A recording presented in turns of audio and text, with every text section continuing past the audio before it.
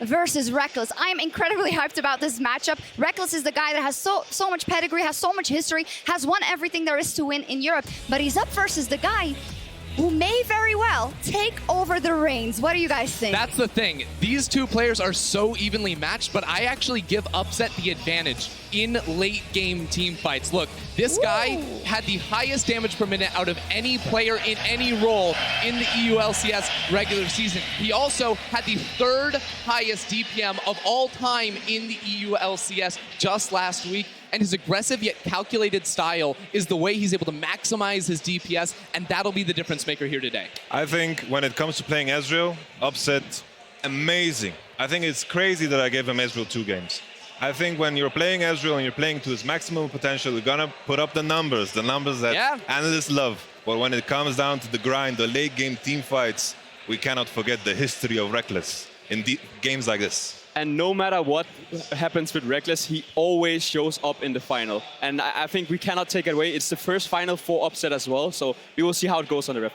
Yeah, there will be a lot to do for Schalke. They will have to fight incredibly hard, and a lot is going to have to come from Upset as well. So let me see your keys to victory. The underdogs, honestly, Schalke. How do they lift the trophy today? Right, I've got my vote on Schalke, and I say that they need to protect Nukeduck early on. Because if you remember the last 2 times these teams faced off, Nukeduck got destroyed by the roams of Broxah and Hylissang. They need to stop that from happening, and then enable Upset in team fights. So you need to draft a Kai'Sa or an Ezreal for him, and then build compositions that can go heavy 5v5 late in the game. Now we're looking at Fnatic, same thing. How do they keep their title? I think it's going to be key in the mid lane, and I think counter-picking for Caps is going to be crucial. We see what he can do when he gets on, for example, LeBlanc in a counter matchup. He can really take over a game. And I think Youngboy touched on it in the interview. You need to control their aggression in the early game. And I think we have seen a Fnatic that has struggled actually to figure out when to take good fights, especially in the early game. They like to be over-eager, and I think a lot of it comes down to Bwipo and Hylissang sometimes taking too many fights when they don't have to, and I think that's going to be crucial. Well, it is an incredibly momentous occasion here. We have a new finalist, again, in the EU LCS versus the powerhouse of Fnatic. As we are 1 minute away, let's look at the predictions. I'm voting for Schalke. I think they're going to have to fight damn hard, but there is a chance. And you know why I'm voting for you. Hey, you know, they're going 5 games, but I said it, it's Upset who will be the difference maker late on in these games. Whoa. I have to go with Fnatic today because I think it's going to be mid lane focused, and if there's something Fnatic has shown in this summer split is that they are exceptional at playing around mid lane. I think, you know, we can reference the story of David versus Goliath, but that story is fiction. Right now, Schalke is walking on stage, they only have a slingshot. I think Fnatic is going to destroy them. Yamato says Fnatic is going to destroy Schalke. It is all up to Schalke 04 and Fnatic. Ladies and gentlemen, it is time for the moment we've all been waiting for as we count down towards the EU LCS Summer Final, live from Palacio Vista Alegre.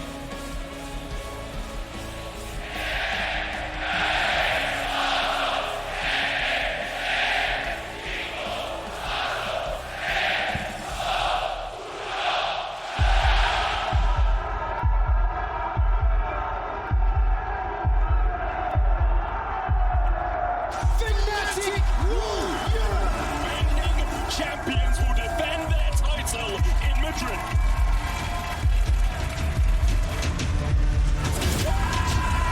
Killed Summer, and that is exactly what you want. I've clapped Nukeduck so many times, it's more like applause.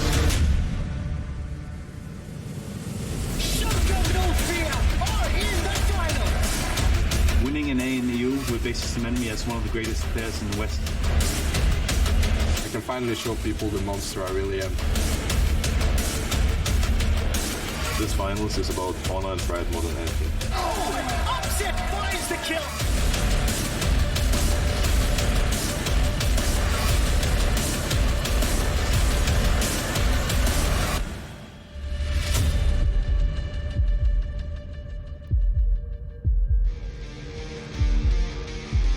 Bienvenidos a las finales de la LCS Europea.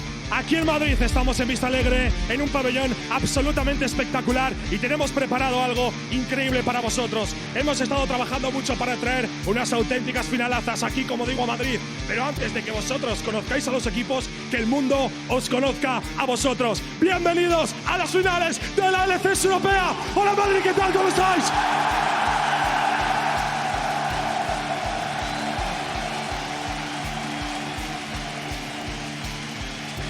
Ya tenemos al primer finalista preparado y es el equipo alemán. Primera final para el Schalke 04. Adelante.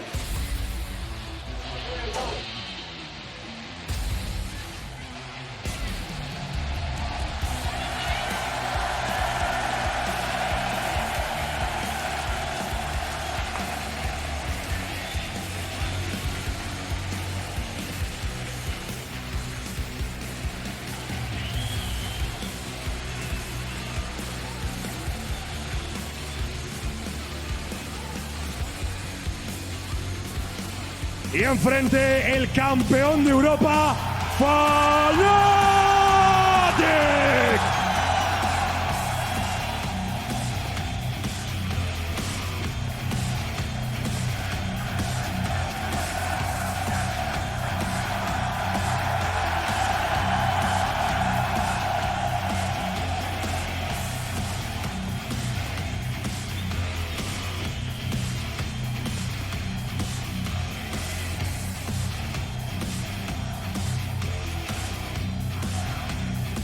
Pero nos falta lo más importante y es el trofeo de campeón que lo va a entregar uno de los actuales campeones y Ombak.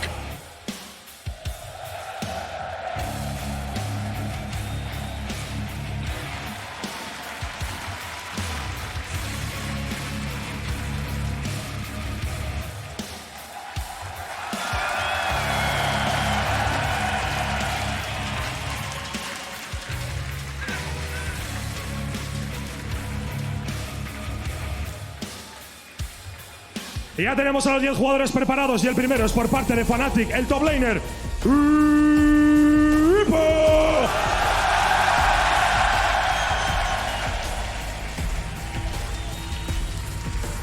Enfrente por parte del Schalke 04, Chachi.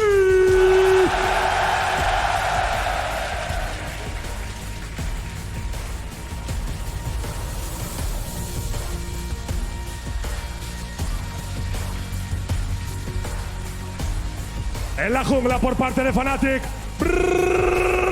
Raxa. Y enfrente el alemán, Amazing.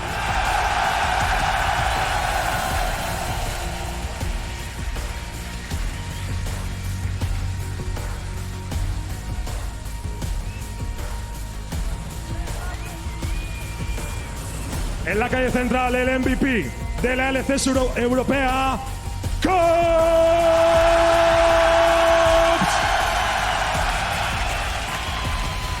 Y enfrente, segunda final para él, Fnatic.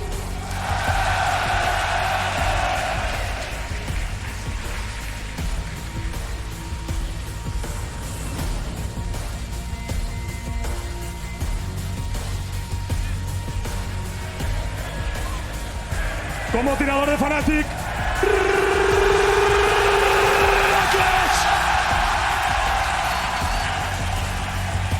y enfrente, Upset.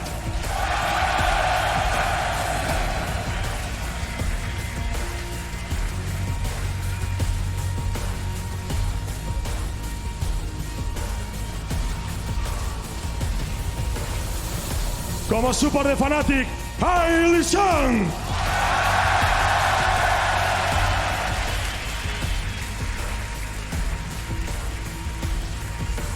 Y enfrente, primera final para el Bandor.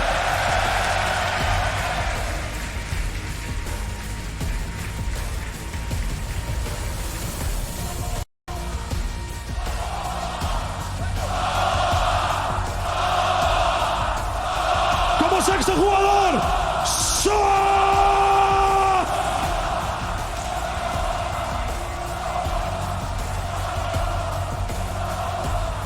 entrenador de Fnatic, Dylan Falco.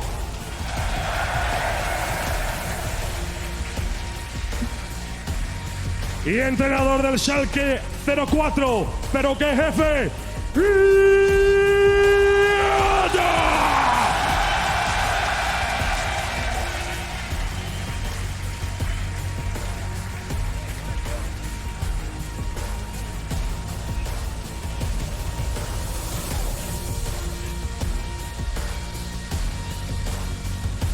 Todo preparado, Madrid, para que comience la gran final.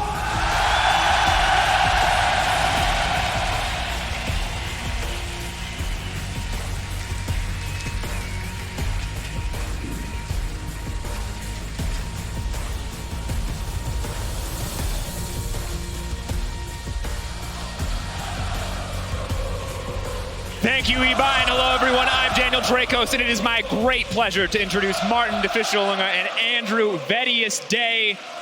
Gentlemen, Madrid is alive right now. You can feel it in the arena.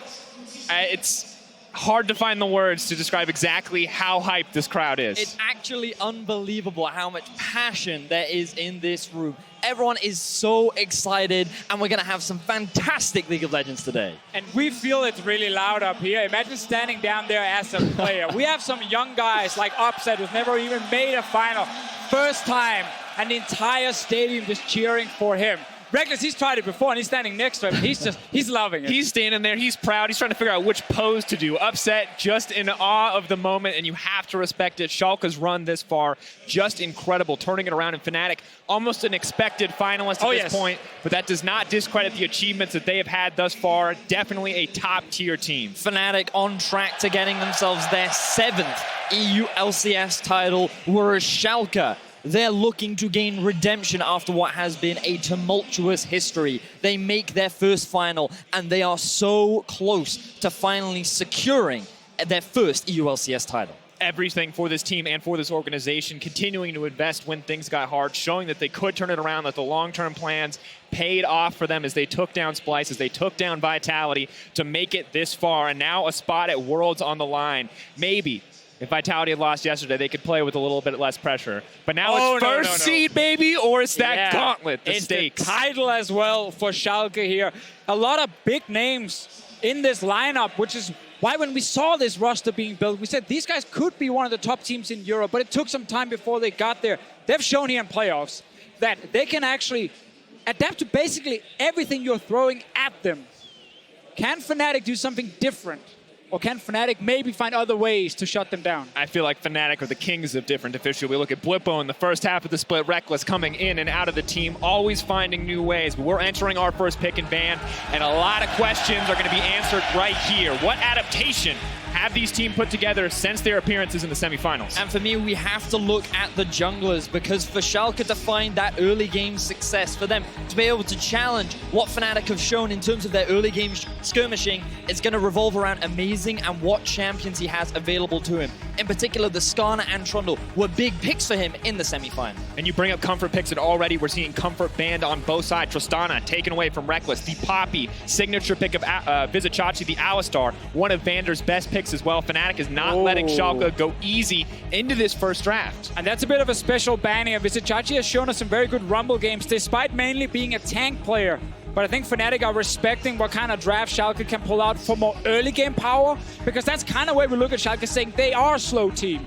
They might fall behind against Fnatic. And with the Rumble ban, I think Fnatic say, yeah, you know what? If you are trying to match us in the early game, we're going to make it hard for you. There's only a couple seconds left. With the Urgot ban, this means that Akali is left up and available for Caps. And Skarner as well.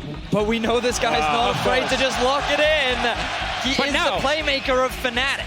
You have to go Skarner then on the side of Schalke and take that trade when you're giving away Akali, the best mid laner right now, to the MVP of the EU LCS. No surprise with Skarner. Braum as well is the other comfort pick for Vander now that Alistar is banned. And of course, Skarner, the pick we didn't expect to see from Amazing until he unleashed it in the semifinals. But Fnatic are confident, immediately locking in their next two picks. Shen most likely headed to the bot lane alongside with that Kai'Sa. And this Kai'Sa is so good here, because Fnatic needs to make sure Upset does not get it. That is his late game win condition against them. It's not a Sivir, it is a Kai'Sa instead. I think Reg is going to have a lot more impact in this game. But Schalke drafting towards a pretty strong 2v2 down in the bottom lane. Often we have seen Shen come in as an answer to things like the Braum to make that laning phase a little bit easier. But the fact that you have an early playmaker in the form of Skarner and good setup with the Varus means that Schalke do have a strong lane that they can look to play around. Very, very true. Meanwhile, if you want to try and shut down the Akali, you got to deal with the Shen ult as well, which is going to make it extremely difficult for Schalke But they knew that Akali would get first pick. They were ready to take the trade. And this is when we go back into the Nuke Duck champion Ocean. This man has played so many unique champions throughout the split. You have to think that he has something prepared for Caps' Akali. Yeah, we saw Splice do the same, and they picked a Veigar for Niski in the mid lane. It didn't really work for them. It didn't actually shut down the Akali enough. Let's see if Nuke Duck has found something different. Now the LeBlanc ban here, I think that's smart on the side of Fnatic. Will be one of the most contested mid laners in this series. What else? Another mid lane ban coming in? Yeah, it's the Zillion. Taken away, not a pick we've seen too much here, but NA obviously loving it. Shoes off there on the stage. Upset getting comfortable, looking to feel confident there. Vizicachi going to get that Cho'Gath. So far, a very standard Schalke draft. Varus really the only pick that feels a little different. But look at the amount of pick potential they have. You know, Braum Varus has a dual lane already, bringing a ton of utility. Skarner ulti into a Cho'Gath ulti. You're not surviving that. One single member is gonna get singled out in every fight. And right now, that's probably the Akali. And they're saving that counter pick for Nuke Duck. They want to give him the best matchup possible. Fnatic now locking themselves in the Trundle. They just need a little bit of top lane presence. They could go for the Maokai. They're lacking a little bit of engage right now inside of Fnatic. Ornn is always a great choice against things like Varus because you can use it to really disrupt him from just standing there and auto-attacking. It is also the pick that Whippo has played a lot. Jumbo last week said that's the champ for him. Gangplank instead. Carry top laner coming in from Fnatic. Mixing it up, a big sign of confidence coming in from Whippo to take the Gangplank up into Vizicachi in the top lane. Interesting to see if he can survive on this pick. It has been a weakness in the past. I mean, the last time we saw Cho'Gath versus Gangplank, we saw a lot of solo kills going in favor of the Cho'Gath. That was off the back of our fight. We'll see if Chachi can have the same performance. And now we get the Lissandra from Nuke Duck. The lockdown onto the Akali. The potential perma-gank in the middle lane. Oh, it was all a trap. They wanted to give the Akali to Caps. They have drafted now a composition again that can just nuke down a target. We already mentioned before the Skarner and Cho'Gath. Now you're gonna add a Lissandra ulti on top of that. You're gonna need an early QSS if you're Caps, because otherwise you're dying 10 times. You're paying that tax. You're gonna have to put that 1,300 gold down. The amount of AoE CC present on this Schalke lineup is incredible. A lot of magic damage as well, and we have to see how this is going to unfold because I see the potential for absolute individual outplays on the side of Fnatic. They've got that Gangplank, they've got the Akali in the mid lane, they've got Kai'Sa in the hands of Reckless, but Schalke sticking to a tried and true playing together style team comp. And this is what we wanted to see in a Game 1 of the European LCS final. Fnatic drafting some strong comforts in the Kai'Sa, a scaling, playmaking AD carry for Reckless, and Akali, the assassin mid laner for our MVP Caps, going up against the strong preparation from Schalke. We see the Lissandra, we see the Varus. Amazing is on a comfort pick. This is going to be a fantastic game. And this is also going to be a game where Schalke can show us if they can play a bit more aggressive, a bit faster against Fnatic, because the scaling, that's really, if you look at all the Fnatic champions, the Gangplank, the Kai'Sa, like it's all great in the late game. Schalke is a lot more about early engage, forcing plays, especially before QSS comes in. Can Schalke play active in the early game? We're going to have to find out. We heard from Youngbuck earlier. We want to play it slow. We want to slow it down. Taking a step away from the aggression we've kind of paired with Fnatic in the past. Well, they are going to need to survive this early game, but it is going to be no easy task. All the engage options coming in from the Schalke lineup. Level 6, we are just about guaranteed a bloodbath. And I'm just ready to see it, gentlemen. I'm so excited to watch this match unfold. We're jumping into Game 1 of the EU LCS Finals. Caps versus Nuke Duck, Reckless versus Upset. The crowd is so excited. And I immediately have to jump into this mid-lane matchup. Just soaking in the crowd. Yeah, I was going to say, you kind of have to be a little less immediate because you're going to need Madrid. Give them a chance to get a word in. Well, let's look at this. No cleanse on Caps. He's still sticking with the Ignite. He wants that kill pressure later on into the game.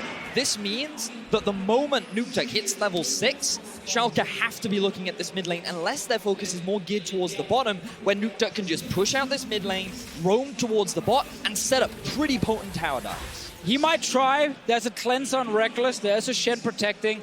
To me, it's scream and kill Caps as many times as possible. The Gangplank is also able to get out of some of that CC, so it's actually a smart pick against things like Skarner as well. So Fnatic feel like they have a lot of tools once they go a bit later in the game.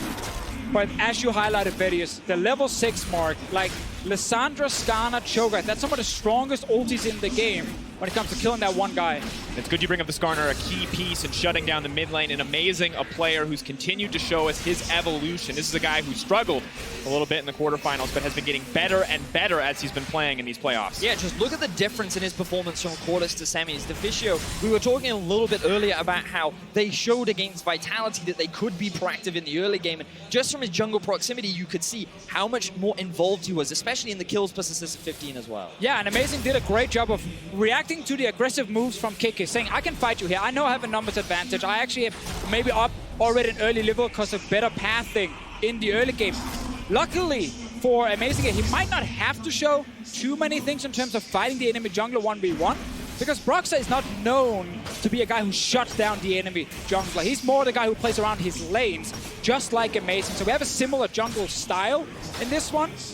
With the Skarner pick, however, Amazing's level 6 is a lot more impactful when it comes to going for that one lane. Also want to take this opportunity to look at the Fnatic comp, because when we look at Schalke, it's pretty standard. You know, the pick potential, they have decent engage with the Lissandra, they have Braum set up with follow-up as well. But for Fnatic, they kind of have a little bit of everything. There's no hard engage aside from maybe Trundle walking in with a Shenot. Maybe you can use the Akali too. They do have decent late game, but they also have a solid mid game. It feels to me that this comp is just a little all over the shop this year. A lot of it is based on winning the side lanes once we get out of laning phase. Akali goes to one side, GP sitting in the other one, and when you then try and catch Caps in the side lane, he gets a Shenot and a GP ult coming down, and it gets really difficult unless you're sending multiple members and can just burst him fast enough, and I think that's what Schalke are hoping for here. We will most likely see Nukeduck and Vizicsacsi try and go together to kill Caps, but that's later. Brox is around mid lane for the first gank. Now the Claw is going to come out, but can he use the pillar to interrupt? Not quite. Good timing from Nukeduck. Keeps him alive for now.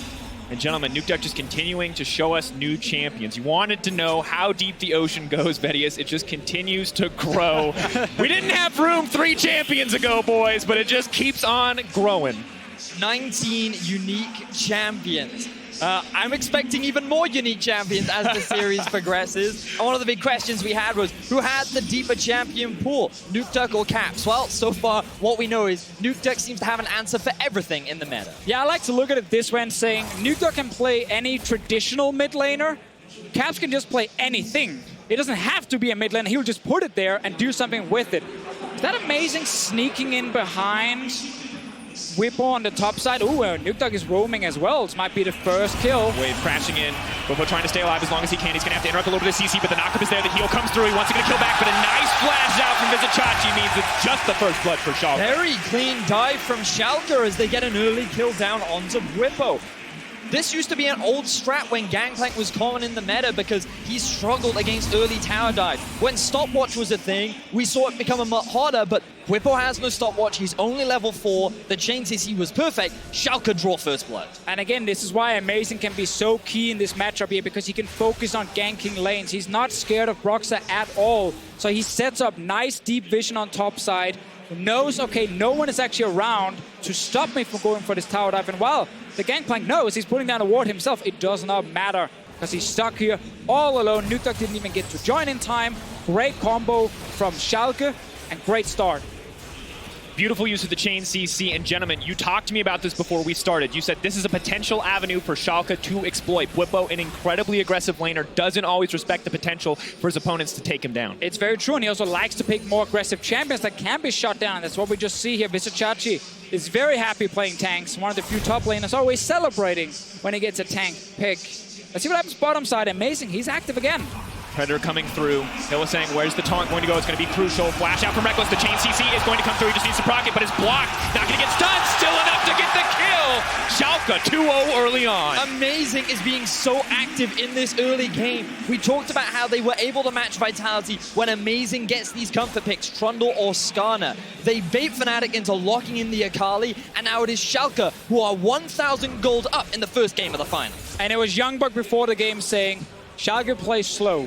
We need to just make sure that we can actually control the early game. We don't have to force too many things, and then clearly try and scale for late game with this draft. But Schalke, They're not here to play slow. They're playing very fast. And Fnatic's bot lane was just so pushed up that this became easy for Amazing to just walk in. They had to burn a couple of summoner spells, but they secured a kill onto Reckless. And Schalke now sitting in a very healthy early game lead. Kills, double summoners as well. Reckless had to try and flash the Q from Vander, but couldn't do it. And gentlemen, we are now at that point that we talked about when we saw this Lissandra locked in. It is the level 6, but Broxa not concerned about the Lissandra. He's got his eyes on the Cho'Gath, going to use the ultimate there, trying to buy a bit of time. Subjugate, is it going to be enough? Is it Chachi now running for his life? He's so low. Looks like he's going to get cut down. Bwipo, will the kill get donated? One more parlay ought to do it. Bang, one shot, one kill. This is one thing I love about Broxa. He will always take the easy kills for himself. Oh, no flash top lane? That's where he's heading. It doesn't have to be fancy, but it's effective.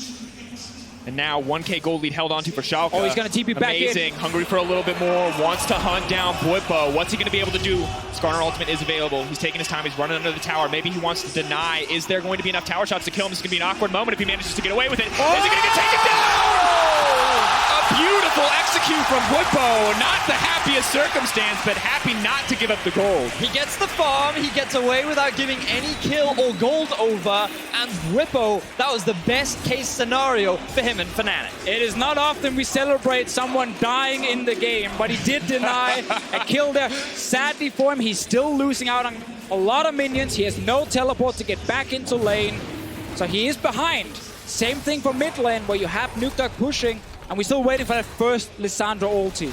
So we can see here that you talked about the lack of flash to Fischio. It means that with the Trundle Pillar, there are very few options for Vizicachi to escape. The ulti comes down from Broxa as well, seeing that he did hit that level 6. But then Broxa goes back to base. He doesn't help Bwipo push out the lane. Amazing then comes up, and they don't have any summoner spells. No flashes are left available. And then Bwipo stays just out of range so that he's still within tower range, but Chachi can't get it.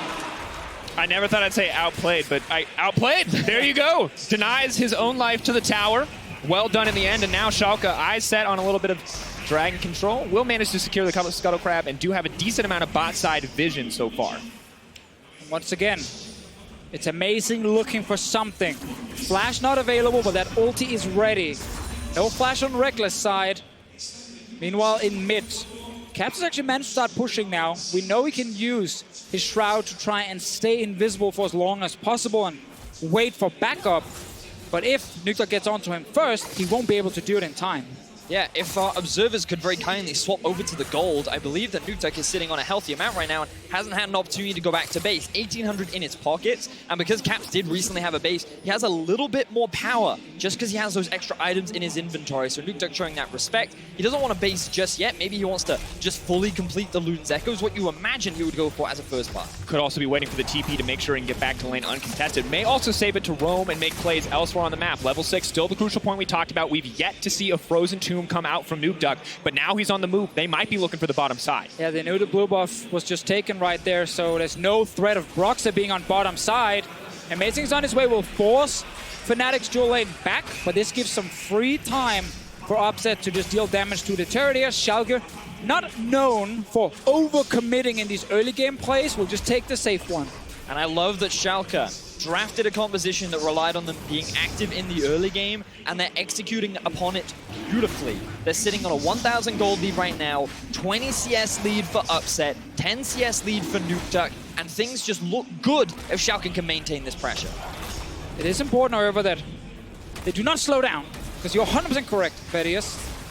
They need to maintain the pressure they have now. Do not let Akali just freely scale in the mid lane. She's one of the scariest late game assassins to deal with, and it is Caps playing it. They're looking bot lane again.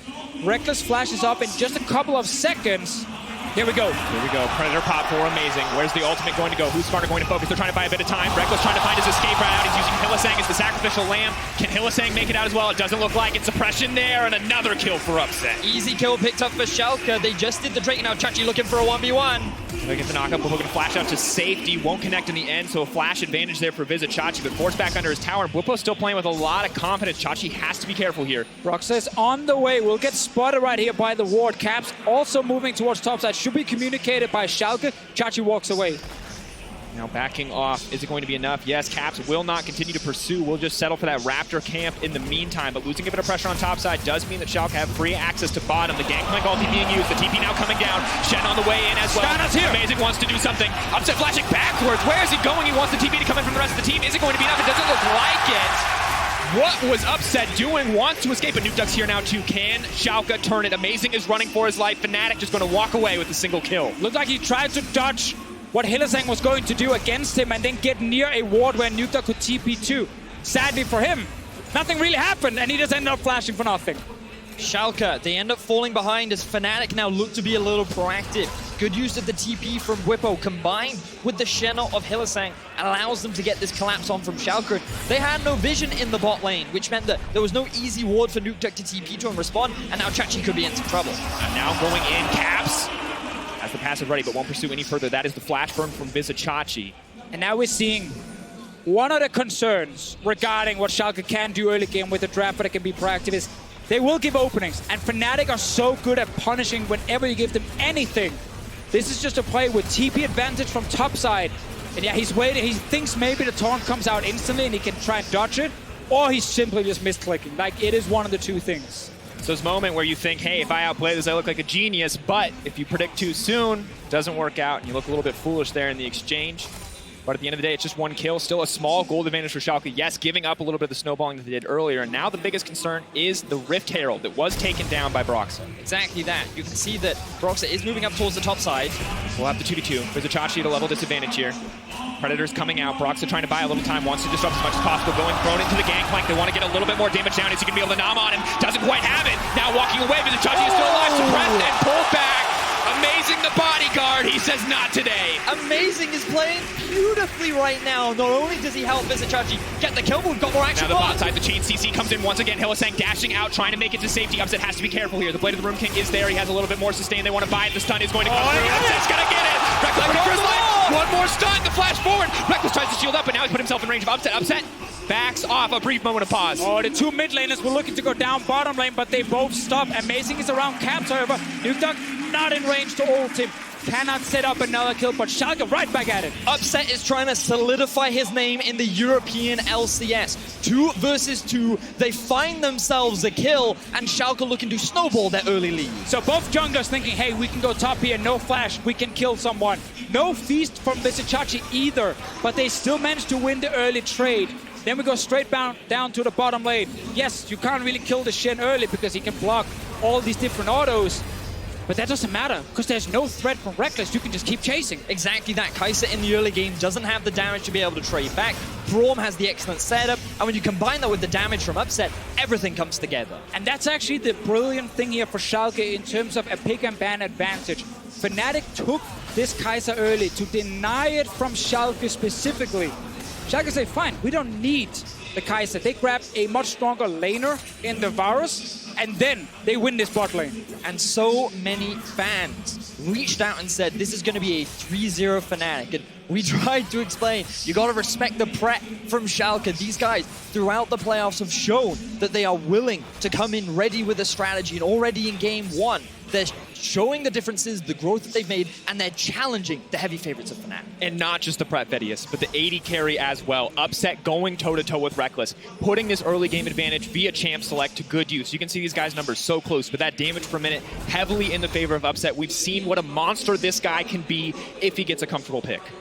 Right now, the Varus is looking good for him. Also one of the champions in the late game where you can deal a ton of damage. It's just hard to position properly. Luckily for him, with Vander next to him, he's gonna feel pretty comfortable. And Caps is not getting ahead. That's another key thing. He's just sitting there, he's just farming. Obviously, Nukeduck has not been involved either, but he's not needed to because they're winning bot and top. Taunt does come in. Brox is on the way, but the Predator has come out. Vander trying to make it out to safety. Gangplank ultimate use. Hylissang takes a big chunk of life there. Not the cooldown that Fnatic wanted to give up for nothing. Vizicachi still with a TP available if they want to try to force something. And look at all the deep vision that Schalke have towards the bot side of the map. They're looking to continue to play where they are stronger right now, but they may look for a dive onto Caps. Flash is available onto Nukeduck. Oh, Caps goes in! Ward saving his life. Nukeduck going to try to make it out to safety. He has the ultimate available if he wants to use it, but he needs to use it on himself. He goes in! Nukeduck doesn't do it! He doesn't have the reaction speed to press it. And that's why this guy is the MVP of summer. Caps solo kills Nuke Duck. Fnatic finally find an advantage. Absolutely beautiful play, but now the fallout may be even worse for Schalke. Amazing trying to move into the backside. Caps could be in trouble. Most of the cooldowns have been burned, but it's brought to all on his lonesome. Flash over the wall is going to be used in the end. They take down Hylissang. Schalke fire back. We get the Rift help mid lane as well, getting some damage on the turret, and Whippo is still sitting top lane. He actually will get the mid lane turret down.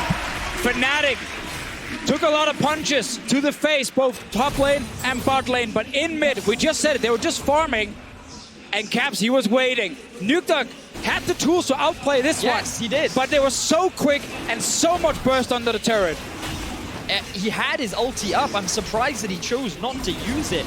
Caps getting himself a solo kill. This is one of the big win conditions for Fnatic. They want this Akali to be strong in a side lane later on into the game. Let's look back at how this one is set up. Caps just goes in, gets a huge amount of burst, and Nuke Duck, he just chooses not to use the ult. But he's dancing around the shadows right there. And yeah, once he jumps Nuke Duck and kills him instantly, that's it. And gentlemen, that replay brought to you by Acer Predator, and a perfect fit after Caps goes so fearlessly to dive into Lissandra with ult up. But the rest of this play doesn't work out quite as expected. Yeah, now you can't commit to a fight when all the Akali cooldowns are unavailable. You also don't have Reckless there, so it's pretty much just support and jungler versus 4 members of Schalke. Fnatic, they overstep and they give more free kills over to the Schalke side. Solo kills 14. That is the regular season, because those are his summer split MVP stats. So understand, any numbers he's stacking up here in the playoffs, just going to continue to grow that even further. And just an absolute monster. Schalke, you can give away kills somewhere, but you do not want to give them to Caps. That is definitely the big win condition for Fnatic. Can the Akali disrupt the Schalke composition? Because you will jump into this fight, try and get to the AD carry, deal a bunch of damage, and then you will go invisible. You cannot get targeted, and you will just wait for your cooldowns, and then you try and kill.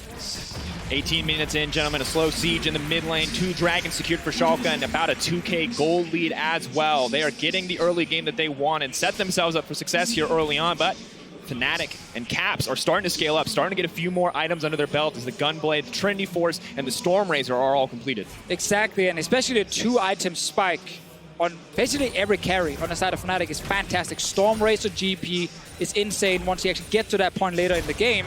You know, Rage Blade is what we're looking at for Reckless as well. Like, there's a lot of key items that can soon get completed. And then fighting, if you're Schalke, gets a lot harder.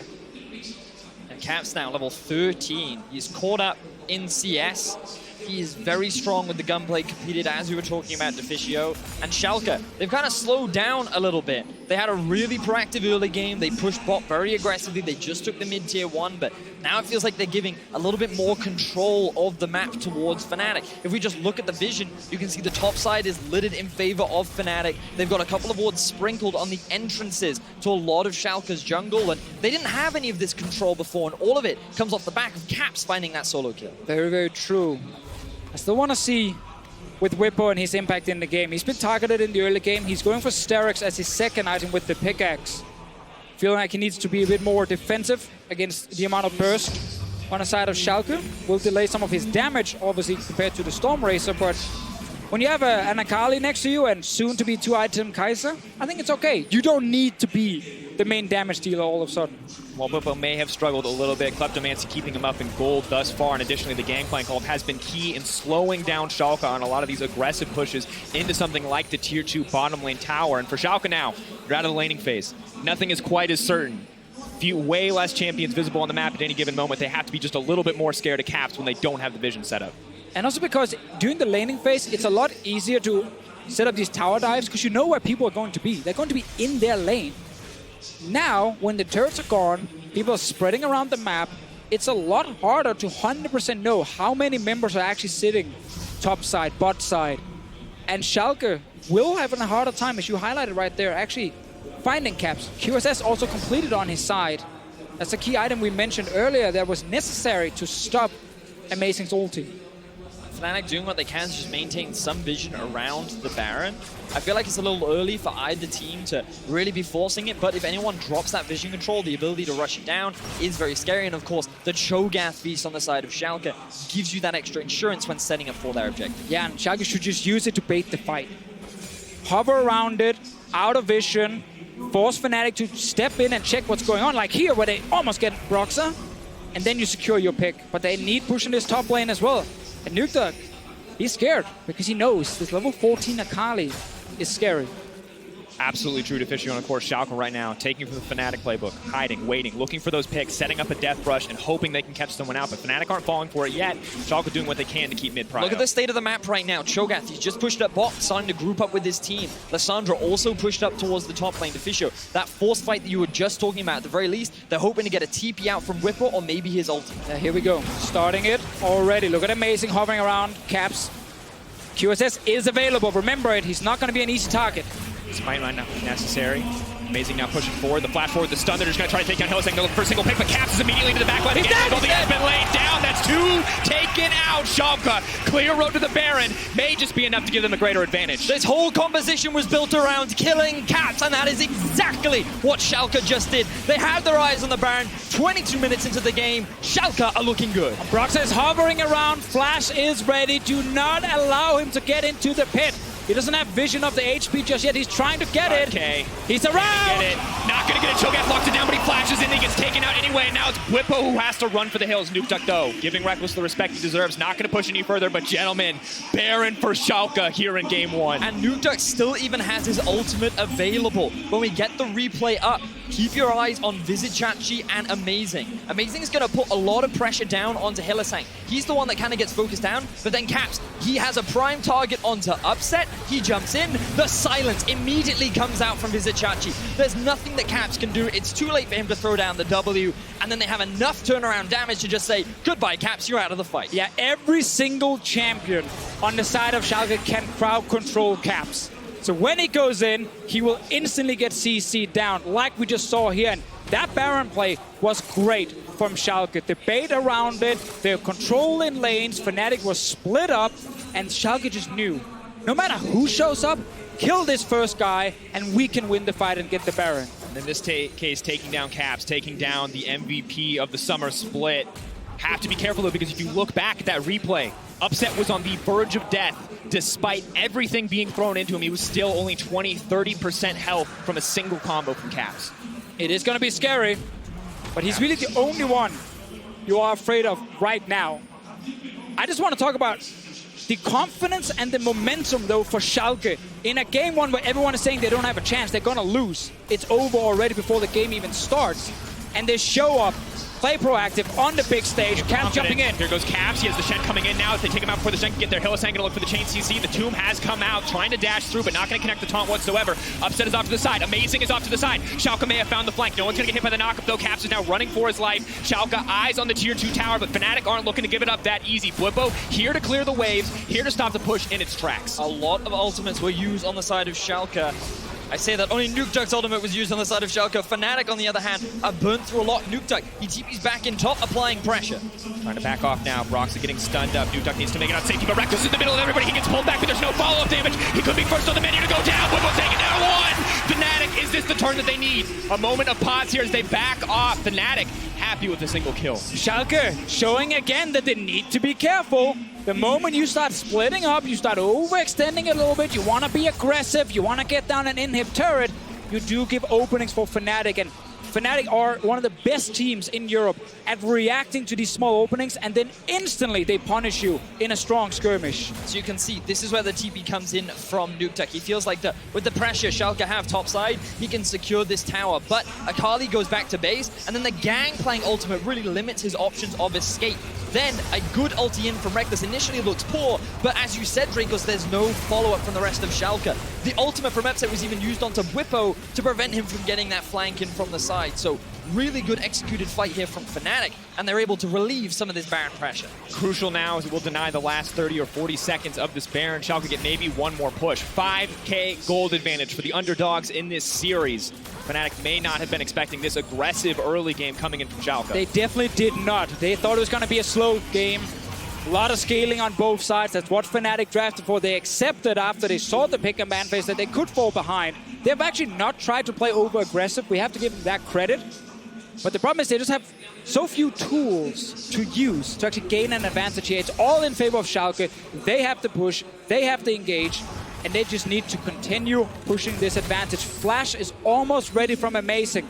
That means he's going to flash forward, and he's going to try and grab someone. 5 members bot side. Gargoyle Stone Blade immediately used. Vizichachi now running for his life, but he's getting slowly and steadily chipped down. The dashboard from Caps is looking potentially for the execute here. Wants to go in. Flippo trying to start it up. That's going to be Vizichachi taken out. Schalke now at a man disadvantage, but Upset ulti comes in anyway. Caps, no ultimate cooldown to get him into the back of the fight, but he wants to get a little bit more. Flippo off to the side with the flank. One barrel could turn everything. Caps gets the shutdown. Schalke now trying to turn, firing into the middle of everybody. Upset remains untouched. And the double for Nukeduck. Nukeduck turned that fight around with a huge jump in with the EW combo. Schalke, things were looking dire there. They split up again to face you. You talked about the risk of this because of the outplay potential from Fnatic. They tried to go for it. They can't pull it off. And now Schalke are sieging onto the tier 2. All right, GP ulti to try and kill the wave. Caps needs to be careful. We'll just have to give up this turret here. But yeah, this game, it's tense all of a sudden. Despite the goal lead from Schalke, the fights are very even. Caps are looking for something else. What's the call going to be here? Vander's going to be all on his lonesome. Has to be careful here. Secured the backs for his teammates, but he could now be in trouble. Minion's going to offer him a safe path out. Caps going to let him take it, but not too happy about it here. Gold lead stays about the same for Schalke, and Fnatic just continue to get scarier and scarier as items get finished. So Vizichachi is just sitting in the bot lane here. There's not enough pressure on the rest of the map for Schalke to really be able to secure anything else. So they just try to collapse and go for a 4 versus 5. Now remember, Akali has no abilities or executes left available. So a lot of the damage is left unavailable. And keep your eyes on Reckless in this fight. He gets a little too close to Amazing. And at this point you think, oh, he's okay, he gets knocked up, but then the damage comes in from Nukeduck, immediately dives onto the backline, and there's the burst combined with Upset to take out the carries, and Caps can't do anything. Yeah, small opening in the map, so you all line up, and then there's a Braum ulti, and there's Lissandra coming in. Let's see what happens around mid lane. We're gonna get more fights here. There's the Varus ulti, one piece of CC down. Caps is trying to play with the food, baiting, hoping to catch a cooldown. Whippo now too far on the front line. Caps once again leaping in and out. He's used both charges of the ultimate, however, that's gonna be a crucial cooldown. The knockup is there. Vizichachi looking for a little bit of disruption, holding onto the silence, is gonna use it onto Whippo. Buying a bit of time is Amazing. Got him! Find his way into the backline. That's one kill taken down. Reckless next with the QSS. Just barely buying him safety, but the knockup from Vizichachi will be enough. Upset on a rampage. Schalke cleaning house in game 1. Schalke, with all 5 members, find themselves 3 quick kills onto Fnatic. The Nexus is in their eyes in game 1. Those death timers are still very long. Schalke could look to end the game right now. This Fnatic draft simply cannot get to the carries of Schalke. They're just trying to run away, and they hope Caps can then kill someone, but he's not allowed to get close to Upset and Nukeduck, and Schalke slowly but surely will get the first kill, second kill, third kill, and they're going for more. Caps trying to find his way to the backline. He's desperate to get something, but goodbye to Broxa. Just the victory lap now coming through as they buy time. Caps isn't even the center of attention here. Schalke in game 1, they say, we don't care about your MVP. We're here to play. The perfect start for Schalke. They give away the strongest mid lane champion to the best player in Europe. And they say, we have a strategy prepared. Cho'Gath, Skarner, Lissandra, locked down to try and keep him under control. But they didn't even focus him, because they didn't have to. They won top side, and they won bot side instead. It was such a good draft from Schalke. Their preparation was perfect. And in game 1, they're able to shut down the individual playmaking potential that Fnatic has demonstrated throughout the summer split. And a big focus going into this series would be the 280 carries facing each other. Right now, a lot of people look at Upset and say he's better than Reckless. He can do more than Reckless can in this series. And in the first game, he gets the Varus and he just destroys the bot lane. Absolutely looked fantastic from Upset when the Kai'Sa got picked up with Reckless. Not historically a Reckless champion. We started to wonder, how good is he going to be at it?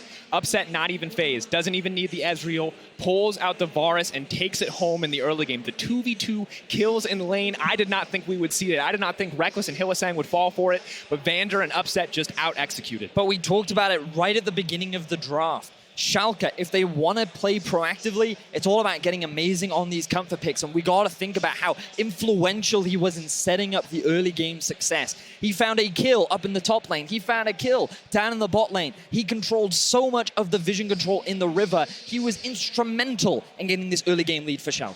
Fnatic spent a ban on Rumble, a pick that Chachi has shown a few times, but not really been a big deal for Schalke. Instead of things like a Skarner.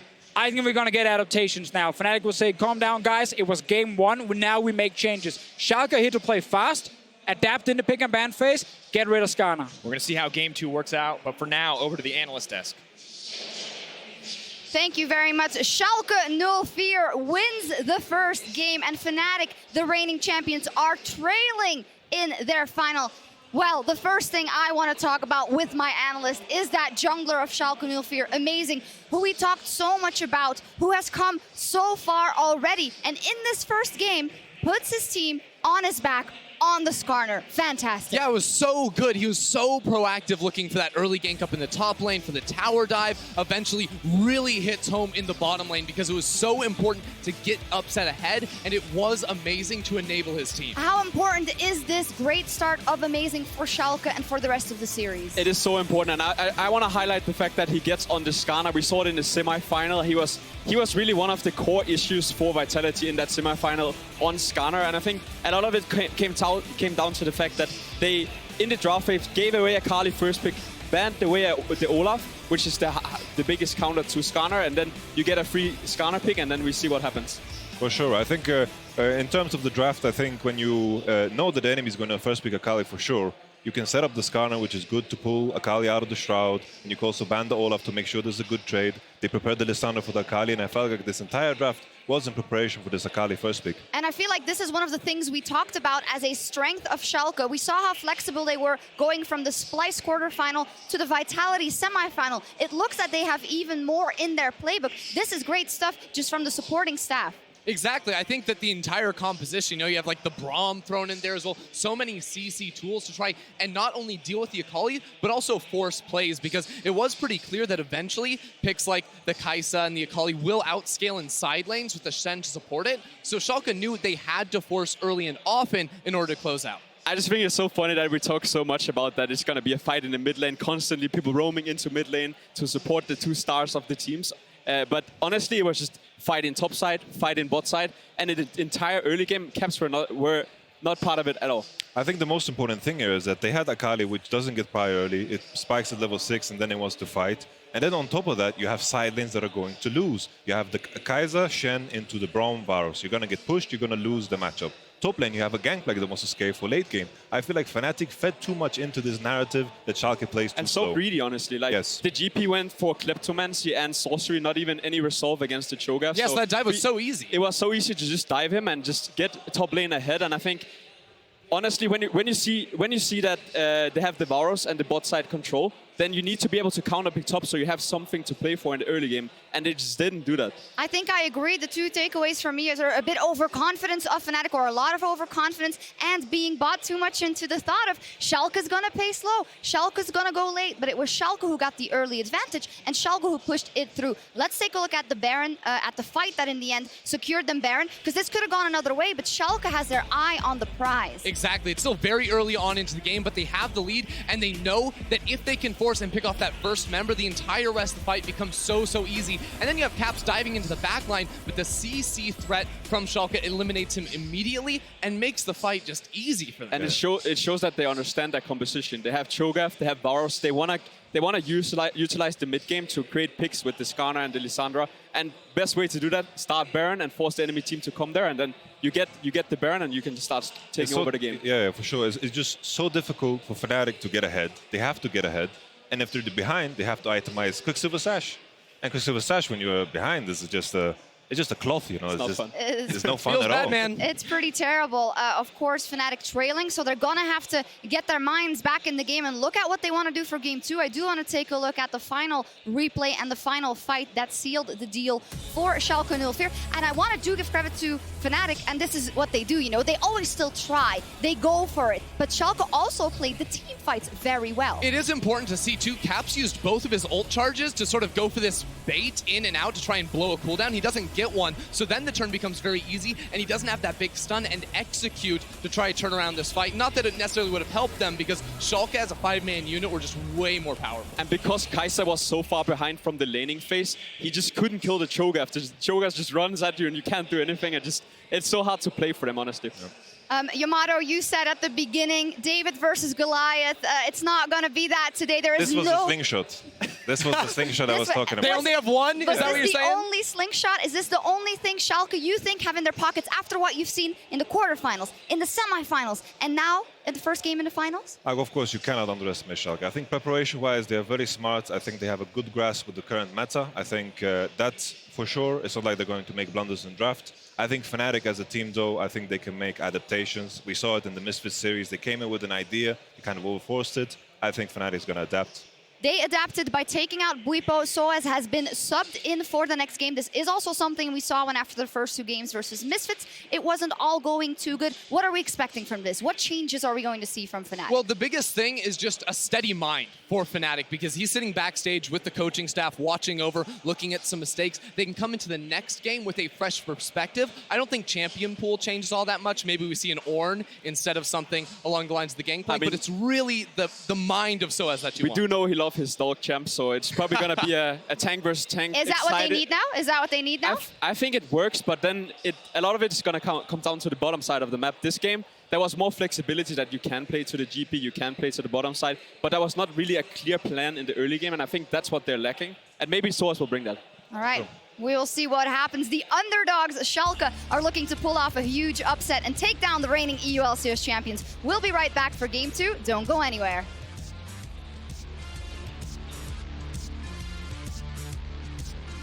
We're jumping into Game 1 of the EU LCS Finals. Caps versus Luca, Reckless versus Upset. The crowd is so excited. Flash out from Reckless. The chain CC is going to come through. He just needs to proc it, but it's blocked. Not going to get stunned. Still enough to get the kill. Oh, Cuts goes in. Ward saving his life. Nuduck going to try to make it out to safety. He has the ultimate available if he wants to use it, but he needs to use it on himself. He goes in. Nuduck doesn't do it. He doesn't have the reaction speed to press it. To find his way into the backline. That's one kill taken down. Reckless next with the QSS. Just barely behind him safety, but the knockup from Vizachachi will be enough. Upset on a rampage. Schalke in Game 1. They say, we don't care about your MVP. We're here to play.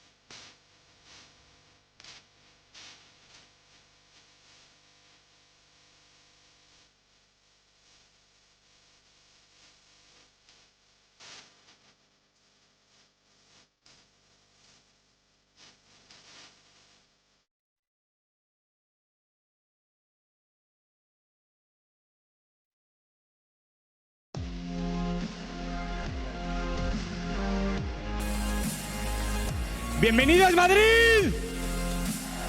Welcome back to the EU LCS Summer Split Finals. I am joined by Ara, the defending champion of the Superliga Orange. Champ, is that SLO, is that right? That was great. Ara, talk to me. We're in Madrid. It's a EU LCS Finals. You won. Going back to EU Masters, like, what's it mean? I mean, this is incredible. Like, we created the club, we played with Mad Lions to be the team of Madrid, to be the team of this city, and seeing this stadium like this is just, I cannot express with feelings, with words. I'm sorry, guys, but you're amazing, guys. Seriously, you're amazing. Now do it again in Spanish. Muchas gracias a todo el mundo. Hemos creado el club de Mad Lions para ser el equipo de Madrid y ver un estadio en Madrid lleno como está aquí, gritando como estáis gritando vosotros. No me caben las palabras de la emoción para dar las gracias a todos vosotros, que sois enormes. Gracias. Let's turn our attentions back to the final, Ara. Game 1, Schalke showed up. They shut down Fnatic. Amazing playing the Schalke, but the whole team seemed to play well. Talk to me through game 1. I mean, I felt a bit like Akali is kind of a bait. Akali is a really strong champion, but there's the CC champions lock her down, like Braum and Skarner. Braum is kind of really good into Akali. So actually, they filled the bait where they just ban Olaf, get a Skarner that Skarner doesn't get any other counter, like hard counters like Olaf. So they get a high CC team with Lissandra, Cho'Gath, Skarner, and Braum into an assassin like Akali. So Akali can't really go in. So I think Schalke draft was phenomenal. They had outdraft Fnatic on the first game. Yeah, absolutely. They executed on that draft phenomenally well. I just have one last question for you. Earlier today, Ocelot sat on this stage and said he's predicting a Schalke 3-0. What is your prediction and who's going to win this final? I mean, I'm sorry, but I have a little brothers, I have a really good friends of Fnatic, and I'm going to predict a 3-1 for Fnatic. Well, there we go. Fnatic 3-1. Ada, congratulations on the Mad Lions win. Thank you for joining. We're going to head back to the casters for game 2. Thank you very much. Quick shot, of course. Aura saying Schalke absolutely outdrafted Fnatic in game 1. Gentlemen, would you agree? Yes. It'd be very weird to say no at this point after everything that also happened in the game. To be fair, you could have some argument where you're like, no, if this champion did a little bit better, maybe it could have worked out. But now as we enter game 2, then the question is, what needs to change? Well, first of all, I need to see Skarner and Varus get removed. Either you pick them yourself with your Fnatic, but you need to make sure Schalke not getting them because they were key picks. Varus for winning the bot lane, and Skarner letting Amazing control the early game, gank every single lane. But we have to mention, the analyst has already said it, Soaz is in the top lane. This is the correct move of your Fnatic. He is currently the better choice for your team. And they're going to take Skarner off the board. Schalke, being on blue side, will have that first pick. They did select blue side, and they're going to continue with some of their previous bans. Tristana, Olaf were what were taken off before. Urgot was what they banned third and last, and they're just going to keep with this. Could they potentially look at the first pick Akali themselves, perhaps challenge Fnatic? Oh, never mind. Fnatic says, no, sir. We do not want to run it back. But the Braum will get locked in again from Schalke, so despite swapping sides, their priorities remain the same. Last game, then Hylissang played Shen. I just want to mention that he's the best Pyke in the world. And it is still an option for him to play. Ezreal Pyke in the bot lane, Reckless sits back and does very little, and then Hylissang tries to roam to the mid lane. It's been one of the most successful strategies for Fnatic. Once again, they're valuing the Shen pick on their side. And they're going to lock in the Kaiser, it looks like, once again. And here we get Varus. Yeah, it looks like the Schalke can just draft the same thing, get themselves a strong 2v2, and they think that by removing the Skarner, we're actually fine. They think that, hey, that was a large part of why you're even able to get this pressure down bot side. With that early game jungler removed, what else does Amazing have? And a big show of confidence from Fnatic to take a bot lane that they did struggle with, saying our bot lane was the problem. It was the Skarner, and with Varus now locked in, it looks like Upset and Vander are once again set up to be comfortable on the bottom side of the map. You can see Maurice hand on his head. What is the jungle option now for Schalke? Yeah, Trundle is still available for him. We saw his Poppy as well being played early on playoffs. Sejuani is not banned, but it's something he's actually not valued lately. And I think if Fnatic lock in Trundle now, Schalke have something prepared. I feel like that they're kind of expecting Broxah to pick it to take it away from Amazing, because again, the 2 picks that Amazing showed really good prowess on in terms of early game impact was the Skarner and the Trundle, and we know it is a big comfort pick for Broxah. Sion was going to be the one I was just about to mention here, because again, with the Braum locked in, a lot of teams don't want to play Ornn against it. He can block that big ulti. So Sion instead, who can literally just run through it and smack into the Braum instead, and that's how you can start a fight. Also gives you a very strong laning phase for Soar, so we know it's Shen support, we know it's going to be Sion top lane. Fnatic locking it in now because it was banned out previously. Now taking away some of the jungle options from Amazing. Don't want to give him the Gragas with that Predator, the potential to impact the map early. Maybe trying to force him onto that Sejuani or Trundle. Yeah, that's going to be, a big question.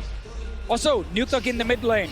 We'll most likely have to blind pick here. Caps can save his pick towards the end. He can get the counter pick on the side of Fnatic. And because you have pushed bot lane with Varus Braum, will we get a champ from Nukeduck that can roam? That can go bot lane and assist in destroying this Kai'Sa that's going to get pushed on the turret? It is just an issue that you have to blind pick it against a man who plays everything.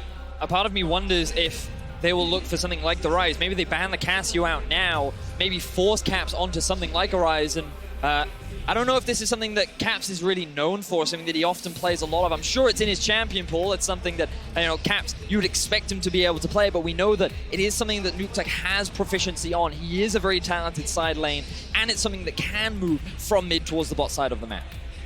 Okay. Well, gonna get banned away here. Another mid lane pick taken off the board.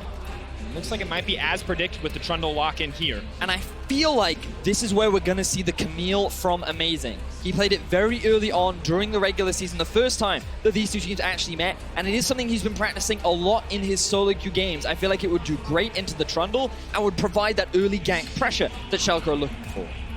Are they just going to go with something more comfortable, more safe, something tried and true for the team, or are they just baiting us here with the Sejuani? Will they swap it at the last second? It remains to be seen. Is going to get locked in there. So they take it against the Trundle and say, we don't actually care about this. It's still going to be valuable. Now, Sejuani is super good with melee champions, so things like a Yasuo suddenly rise up in value when you take Sejuani. Now, Caps on his side. The last time he saw this Yasuo pick, we saw a Wukong come in. But he does not have Sejuani on his side. And Sejuani is huge with these melees in the mid lane. What is it going to be? The pike cover. Come on, Fnatic. What has Caps got? What is the counter pick into this matchup? Is it the Wukong one more time into the mid lane? No, the Cassio, the confidence coming in from Caps. Using the Miasma, going to look to deny the mobility of this Yasuo. So this time a little bit more scaling on both sides. Schalke, they do have a strong 2 versus 2 in the bot, but Sejuani not known for her early game jungle impact. She will have strong engage later on into the game, and Schalke have good setup for the Yasuo, but he is more of a 2-item spike champion, and you can say very similarly for the side of Fnatic, the Cassio and the Kai'Sa looking for those 2 items. Yeah, this Cassio is going to be huge though. It's going to provide the magic damage they need. Again, we know the bot lane will be an issue for Fnatic. Luckily on top side, they actually have a very strong 3v3. Sion is great in the early game. Trundle can outduel the Sejuani, and Caps will never lack damage on this Cassiopeia. So Fnatic have a lot more tools towards the top side of the map, and they were kind of missing that last game with the Gangplank that didn't really do anything the first 20 minutes. We did see a couple ultis come out to try and mitigate some of the pressure, but outside of that, you're right, Deficio. And now we see Soaz in play. We get to see the differences that he brings to the Fnatic lineup, and we'll see if Fnatic can bounce back after falling into, some would say, an unexpected deficit in Game 1. Absolutely. The activity from Amazing. Not considered one of the stronger players on this team for a long time, but turned that all around in the semifinals and is continuing to do so here in the finals in Madrid. Can he do it again on the Sejuani? This was the comfort pick, but it was not the aggressive pick. We're going to have to find out. No more inequality in draft here. Both teams coming in with a strong early strategy, much less risk-taking on the side of Fnatic. Ready on my side. And now for more on the draft, let's head over to Quick Shot and Schalke's coach. Thank you very much, gentlemen. I'm joined by Giotto, coach for Schalke. 1-0 up in the draft. Blind pick Yasuo into Caps' Cassiopeia. What needs to go right for your team to pull this comp off? I mean, I think we just have to execute a similar plan like we did on the last game. Yasuo Cassio mid lane is really, really explosive. So obviously getting an early advantage both for us or for them will be really, really important for that matchup. But I'm really confident on our 2v2 ability, and I think these guys can pull it off once again. Yeah, definitely seems to be the case. Best of luck. Back to you guys at the desk. Thank you very much, Quick Shot. Here we are, Game 2, an explosive mid lane to set the expectation. 7-0 on Sejuani is the score for Amazing. Can this comfort pick combined with the Yasuo in the mid lane be enough for Schalke to take it to match point? Well, Caps is going to make it hard because he's running Cleanse, as we so often see against Sejuani. It's a little bit hard to gank him. Obviously, Nukdog in the early game in terms of raw damage output ideally wants to get a Phantom Dancer. But he might not even actually get to that point before we get the first couple of fights. Because I think the combination of Sejuani Yasuo is so good. Now, as we look across this, it's important to note on the substitution change. Both teams starting pretty defensively gives us a chance to talk about Soaz and Bwipo and the differences that these teams, or that these players bring to the team, the difference in styles that we see when they play. And the real stat you need to look at is that damage percentage difference. Bwipo is a huge contributor in terms of the damage output, and Soaz, he's much more of that utility supportive kind of top laner. But of course, the death percentage that you see at the bottom. My apologies. He's not. Sadly, that's not damage, Vedius. I was like, but I'm pretty sure that's normally what we see. But more kills for sure, and a more active Fnatic. But when Soaz plays, it feels like this team has calmed down, that they can play a more patient game. Exactly that. Thank you, Dracos. Yes, in terms of early game action, we often see a lot more from the side of Bwipo. He is an engager. He likes to be aggressive, whereas Soaz is a little bit more reserved. He tends to be the vocal, the senior experienced member of the team that kind of keeps people restrained and slows them down. We saw a large part of that in their semifinals. He is the longest standing member in the EU LCS for a reason. The man has tried everything from playing in the Season 1 World Championship to now playing here in the Season 8 Summer Split Final in Madrid. And early on, sure, Cho'Gath can push. Should not matter in terms of the 1v1. It's more about the two junglers and where they decide to focus. Amazing was everywhere in the first game. Now he can play around both top and mid, which is going to be the key thing, because that's where Fnatic are strong in this early game. And we just heard from Schalke's coach, the 1v1 matchup in mid, it's very explosive. If you get an advantage, you can take over the game. And we bring up this lower third for Amazing because he did have a very impressive game one. His kills plus assists at 15 was incredibly high considering how he has been during the regular season, but that jungle proximity, it may look relatively low. You compare that to someone like Broxah, who only had a 25% jungle proximity in game one. His presence was little to none. And one of the big ways in which Fnatic have found success in the past is by playing through Cat, enabling their start mid laner. And coming into this game, there is a potential opportunity to do that as Fnatic are looking to bounce back in this series. Now we see Hylissang looks like he will get stunned up, but just a trade on the bottom side. The arrow going to come through as well. Mid lane, explosive as predicted. Caps was very comfortable for those first two levels, but now that Yasuo has hit that level 4 mark, he's starting to trade back, he's starting to fire back, and it's just a matter of time, it feels like, before those junglers show up. Yeah, right now Nukdog gets the first back on his side. He will return while Caps is trying to push out the wave. Meanwhile, Amazing and Broxah have just been focused on farming. Broxah did secure the risk on bottom side to try and protect Reckless and Hylissang. But currently, nothing happening in the game. And Nukdog and Upset at slight deficits in terms of the early game. You kind of expect that for Yasuo, melee into the range champion, but also in the bot lane, it was kind of a different story in terms of the early laning phases. And one of the big reasons for that was that we can see Hylissang being much more willing to play aggressive, play forward, utilize the strengths of Sen to minimize the dueling prowess that Braum can bring with his passive. Sadly for Hylissang, he doesn't have an AD carry that can help him right here in the early game, so he just took a bunch of free damage on his side, and he's suddenly a target if he tries to do it again. With the Ignite here, you can actually take him down surprisingly fast on the side of Schalke, but should not be an issue as long as Hylissang stays back. And of course, Schalke taking the push back as the wave bounces, as they will push into the tower. But gentlemen, we talk about a slower game, a steadier game. Yes, there is an explosive mid lane. Yes, we're waiting to see where those jungles impact. But if we go late, who has the advantage here between these two compositions? I think looking at the side of Fnatic, Kai'Sa, Cassiopeia is two of the strongest in terms of the consistent damage output you have. Oh, Nukdog is actually playing very aggressive. And I hold that thought. Here comes Amazing. A little bit of interruption there. Knock up, but not going to be anything exchanged in the end. Good positioning from Amazing to help out his mid laner there. That could have been first blood for Fnatic. Back to the point here, despite the consistent DPS on the side of Fnatic, I think there's so many engaged tools on the side of Schalke and so many ways to set up Nukdog to reach the backline of Fnatic that it honestly, so much of it comes down to the execution of the fight. Can Nukdog find Reckless or Caps in a late game team fight? Schalke can win it. I also think that in terms of the late game, one of Schalke's biggest strengths is that no one can match Yasuo in a side lane. if you're sending Cassio off, that is very risky thing to do, especially given how well he scales once he starts building all those big crit items. So Schalke do have that potential win condition as we see it engage top. You flash to the side. Vizicachi not going to let that happen. No lane kills today. Both these guys playing masterfully around each other's champions. No greater advantage quite yet. A small CS lead for Vizicachi. Now Broxa heading up top is going to try to duel out with Amazing. Going to get a brief bit of damage here, but that's about it for the burst to Sejuani. Both sides just going to back off. Yeah, Amazing gets a free combo there. Obviously seeing Broxa walk up towards the lane. Chachi had no mana whatsoever to continue trading. I like to start from Soaz here, forcing an early flash. And you know what happens when the enemy Cho'Gath has no flash? I want to say Brox often goes top. Yes, he likes to go top then. He looks for that easy kill. So let's keep an eye on Brox the next couple of minutes.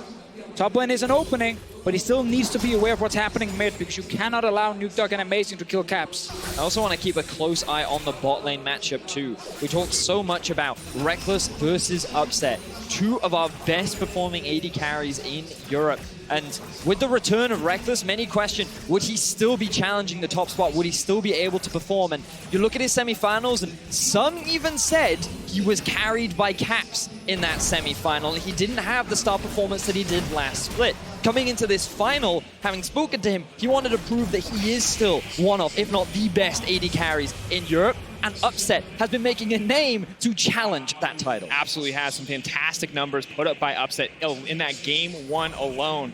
But now, gentlemen, we have to check in because level 6s are coming through. Where's Amazing going to throw that first ulti? It looks like it's going to be on the bottom side of the map. Hylissang, nice dash out to safety. Wide shot there from Amazing. A little too confident there to throw it out. Yeah, I prefer that setup. If you have, or I prefer to see Vander actually be in the lane to jump forward and connect the first bit of CC, and then you can follow up with Amazing's ulti. In almost every case, Hylissang should be fast enough to dash out of it. So it's now a cooldown on the side of Schalke. Let's see if anything can happen on the side of Fnatic. It is tough for them with this composition to fully force too many things early, but they have Shen ulti very, very soon. Reckless, of course, notorious Tristana player, no stranger to waiting for a few items under his belt before he goes any further into the game. But Kai'Sa, not necessarily a pick we associate with him. Third game of the Kai'Sa in EU LCS. Of course, only 2 losses under his belt so far. So you talked about him having an opportunity to prove himself, Betty. This is definitely one of those opportunities. And one of those games was from MSI. Let's not forget back to when he played it into double lift. He went up against the notorious Kog'Maw and didn't have the best of performances, and then we didn't really see it from him outside of that. He's now brought it back in this final, and late game hyper carries are kind of Reckless's thing. He scored 2 pentakills in the last final that he was in up against G2, and Fnatic would love him to have that kind of performance once again. But so far in this early game, he's struggling, as you would expect from the Kai'Sa, but he is still maintaining in terms of farm, which is kind of the best case scenario that you would want for your AD carry.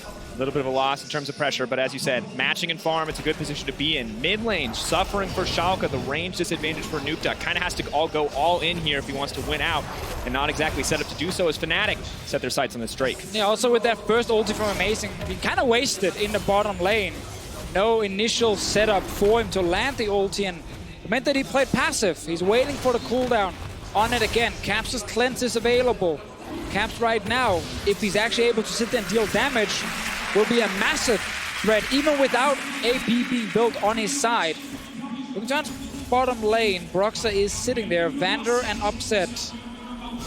Don't actually see him yet. See an opportunity to go for an engage, but they realize now that they've been baited in. The flash out from Upset. Hylissang tries to extend the taunt range with the flash himself, but Upset quick on the trigger finger there, not going to let that slide. That was a really good bait there from Hylissang, kind of overstepping to draw Upset and Vander into a bit of a skirmish, and then Broxa was able to just come in from the river and set up a gank to force the flash out from Upset. So Fnatic now have this summoner spell. Well, I say that. Hylissang ended up burning 2 of his summoner spells to even make that play happen. Now we see Soaz roaming down towards bot, though, to try and make more happen. No TP from Vizicachi. He cannot join a fight. Amazing is down bot lane already. Trying to set up either a lane gank or he's trying to counter gank this potential play from the Sion. He sees Broxa. They're not sure where Sion is yet. Creeps are deleted before they get a chance to spot out Soaz. No. Oh, nice dodge. There's the pillar. Vander going to do what he can to stop this from happening. Upset does take a lot of initial damage. Vander now locked up, but he blasts it out. CC! Follows CC. They're under tower. Taken down the turn and burned from Schalke to punish. Beautiful counter from Schalke. Vander, so much patience from using the ultimate. He didn't just throw it out immediately. He waited for the ulti to come out from Amazing, but now Caps, he is on his way bot. Rocks are pushing in, the pillar's there, Upset has no mana, Amazing trying to buy as much time as possible. The Shen is now returning, the stun has come out, they want to turn and bring this back. Caps running in, looking for a few kills to get it up, uses the ultimate, stuns him up, looking to clean up house here. One kill, not going to get another one as Reckless takes it back. Schalke now running, Nukeduck needs to get out, he needs to make it to safety, Flash to keep him safe, and Fnatic fire back. Yeah, what a turnaround here from Fnatic after losing the first kill. They know with the Shen ulti and Caps roaming down, they can go for more. They find multiple kills on their side, they will get a bot lane turret, and yeah, Chachi's getting topside, but they don't care about the Cho'Gath. It's all about getting kills on your carries. Fnatic tried to force play in the bot lane, and they're able to pull it off. It did take a couple of extra resources, but they were able to make it happen. First Tower Blood goes down in Fnatic's favor. They now hold the gold lead. And they also got the flash from Nukeduck because he tried to walk in and help, realize he couldn't and had to flash out. What a quick turn here. After Schalke completely read the first situation. They know Sion is coming. They have so much CC on the turret. But they couldn't do anything the second time. Let's take a look at it one more time, gentlemen. This replay brought to you by Acer Predator. So, they're utilizing the fact that Visit Chachi doesn't have teleport, so as can use his ulti to force a play here, and they have a decent amount of early game damage. So, Vander's in a great position to defend Upset. He takes a lot of damage. And note here, ulti comes in from Amazing to lock two members up, and then the Vander ultimate. The combined CC locks Fnatic underneath the tower to allow them to get the first kill, and then they overstay. Upset has no mana and no flash. Caps gets priority on roaming down towards the bot side, and then the moment Hylissang respawns, the Shen ultimate comes in to turn this into a 3 versus 5. And of course, as the rest of this fight plays out, you can just see the kills going in for both of the carries, and now eyes on the prize here. Another beautiful sidestep from Hylissang to deny it for now. Buys a bit of time with the Spirit's Refuge. Reckless, don't think he's going to go on this one. Picked off by the side of Schalke. This is a classic Hylissang move. He does not care where the enemy is. He does not think about it. And every so often, he just walks through an entirely lit up area and ends up getting punished by the opposition. Schalke pick up a free kill. Gentleman, Nukeduck looks like he may have his eyes on the prize. Knockup isn't going to connect. Silence does. Immediately, they're going to get a little bit more, but the tornado goes in. Now they want to fire back on the Caps, but Nukeduck's in trouble because Reckless is cleaning up. He wants to fire through the rest of this team. The tankier member is going to start to get cut down. The stun coming in. Upset is here, but is it going to be enough? It might be too little too late. Visit Chachi is still alive. Upset ready with the turn. They're firing in. So as first on the menu, Zombie Sion gonna come through. Another fight for Schalke. Such a good final so far. So many fights. We see now the focus around mid lane. We asked for this in the pick and ban phase. Nukeduck gets the knock up and dodges the ulti from Caps. But when the fight starts, everyone is already running to mid lane, so we get a massive team fight. Absolutely fantastic stuff from both teams. It all starts off with Nukeduck and Chachi getting the setup on the Caps. Nukeduck turns around to avoid getting stunned. He then uses his ultimate at the last second. But then Reckless joins the fight as Chachi kills Cassio. This is when things start to get crazy. Yeah, because now you have all the bruisers in here, and they just can't die. It's only the squishy members, like an AD carry, that can actually drop. But Reckless is safe, and same thing for Upset. So we have this really long trade. But in the end, Soaz will go down as well. We are dead even in gold. 14 minutes in. The mid laners have not managed to snowball out of control, but we do have 2 kills on this Kai'Sa. Much better compared to last game. Things looking much better for Fnatic overall. Schalke, though, going to try to turn that around by grabbing themselves a Rift Herald. Fight before is so close. We know that all the fights, if both teams are there, are going to look a lot like that. Going to come down a lot to the setup going through. Schalke will secure this one uncontested. Schalke are challenging Fnatic in this final. Expectations were that Fnatic would be the clean favorites. Hey, maybe they drop a game. Maybe they would struggle a little bit, but they would still be the clear favorites. What we're seeing so far in this series is that Schalke is answering everything that Fnatic throws at them. Schalke is willing to skirmish, willing to fight. And with the goal dead even 50 minutes into the game, we still have no idea which way this game will go. And that's actually one of the best things about this Schalke story is how this lineup, during Spring Split when they didn't make playoffs, a lot of people said a lot of these names are washed up. Nukeduck, no, he's overrated, always getting hyped for nothing. Chachi is no longer that great top laner we saw in Unicorns love. Let's follow that story after in case the fighting they do not. But here in the summer split, after Amazing joined and the coaching staff had more time with them, a lot of these players are playing much better individually. Beautiful pillar for Broxton starts to fight off. They can't get the flash out because he's locked up into miasma. Now they're going to try to fire back. Nuke Duck in the middle of everybody. Caps now trying to get out with the Shen ultimate, but it's going to be enough damage. The knockup, the chain CC. Schalke take the 2. Amazing sits in the Raptor camp. He waits for the right moment and then he dashes over the wall, lands a little knockback onto Caps, and then Nuke Duck can hold. You cannot call these Schalke players washed up anymore, Deficio. You said it just right. They look like it last split. They're bouncing back this split, and they are challenging. That little skirmish was all a big bait by Vizicachi. He looked like he was out of position. He looked like he was going to get collapsed upon, but the rest of Schalke, they were lying in wait, ready for the turnaround, and they found a big fight against Fnatic. The Rip Herald, though, is denied. No greater advantage for Schalke. Still only a 1K gold advantage in their name as we look back at this beautiful pillar to start it off. So Vizicachi could just go the long way around, but then he gets collapsed upon. He is the tank, he soaks up a lot of damage, and then keep your eyes on Amazing. He gets this small knockup onto the Casio, immediate follow-up by Nuke Duck. No flash available. The Shen ult tries to come through, but it's not enough. Nuke Duck, perfect execution, enables the kill onto for Schalke.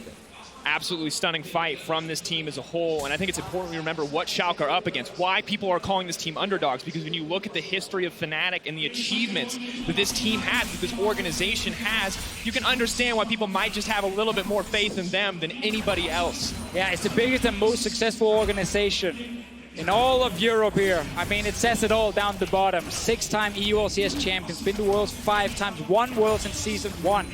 Like, this organization, they've done everything in regards to European League of Legends. And if you talk to these players, they're constantly talking about winning the EU LCS again, going to Worlds, and then see if they can win the entire thing. But step 1 is beating Schalke. And right now, Schalke are not making it easy for them. Back into the game, we see that Nuke Duck has moved into that split push position and is working towards the Infinity Edge. He secures another tower over in favor of Schalke as Caps looks to do the same, but look at how Schalke can just group up mid and apply this pressure. Chachi does have teleport available, and Soaz, he's forced to group with this team because he doesn't. Man advantage for Fnatic in the mid lane, but not able to use it to too much effect. Vizicachi roaming top lane, could have used TP to deny that tower take, but doesn't want to give it up. Knows that the fight to come could be more important. Instead, Schalke will settle for getting a little more pressure on the bot lane and this Ocean Drake. Yeah, this little trade is in favor of Schalke because the Drake is alive on bot side, and there's of course no Rift Held top lane. Caps is going all in on Chachi.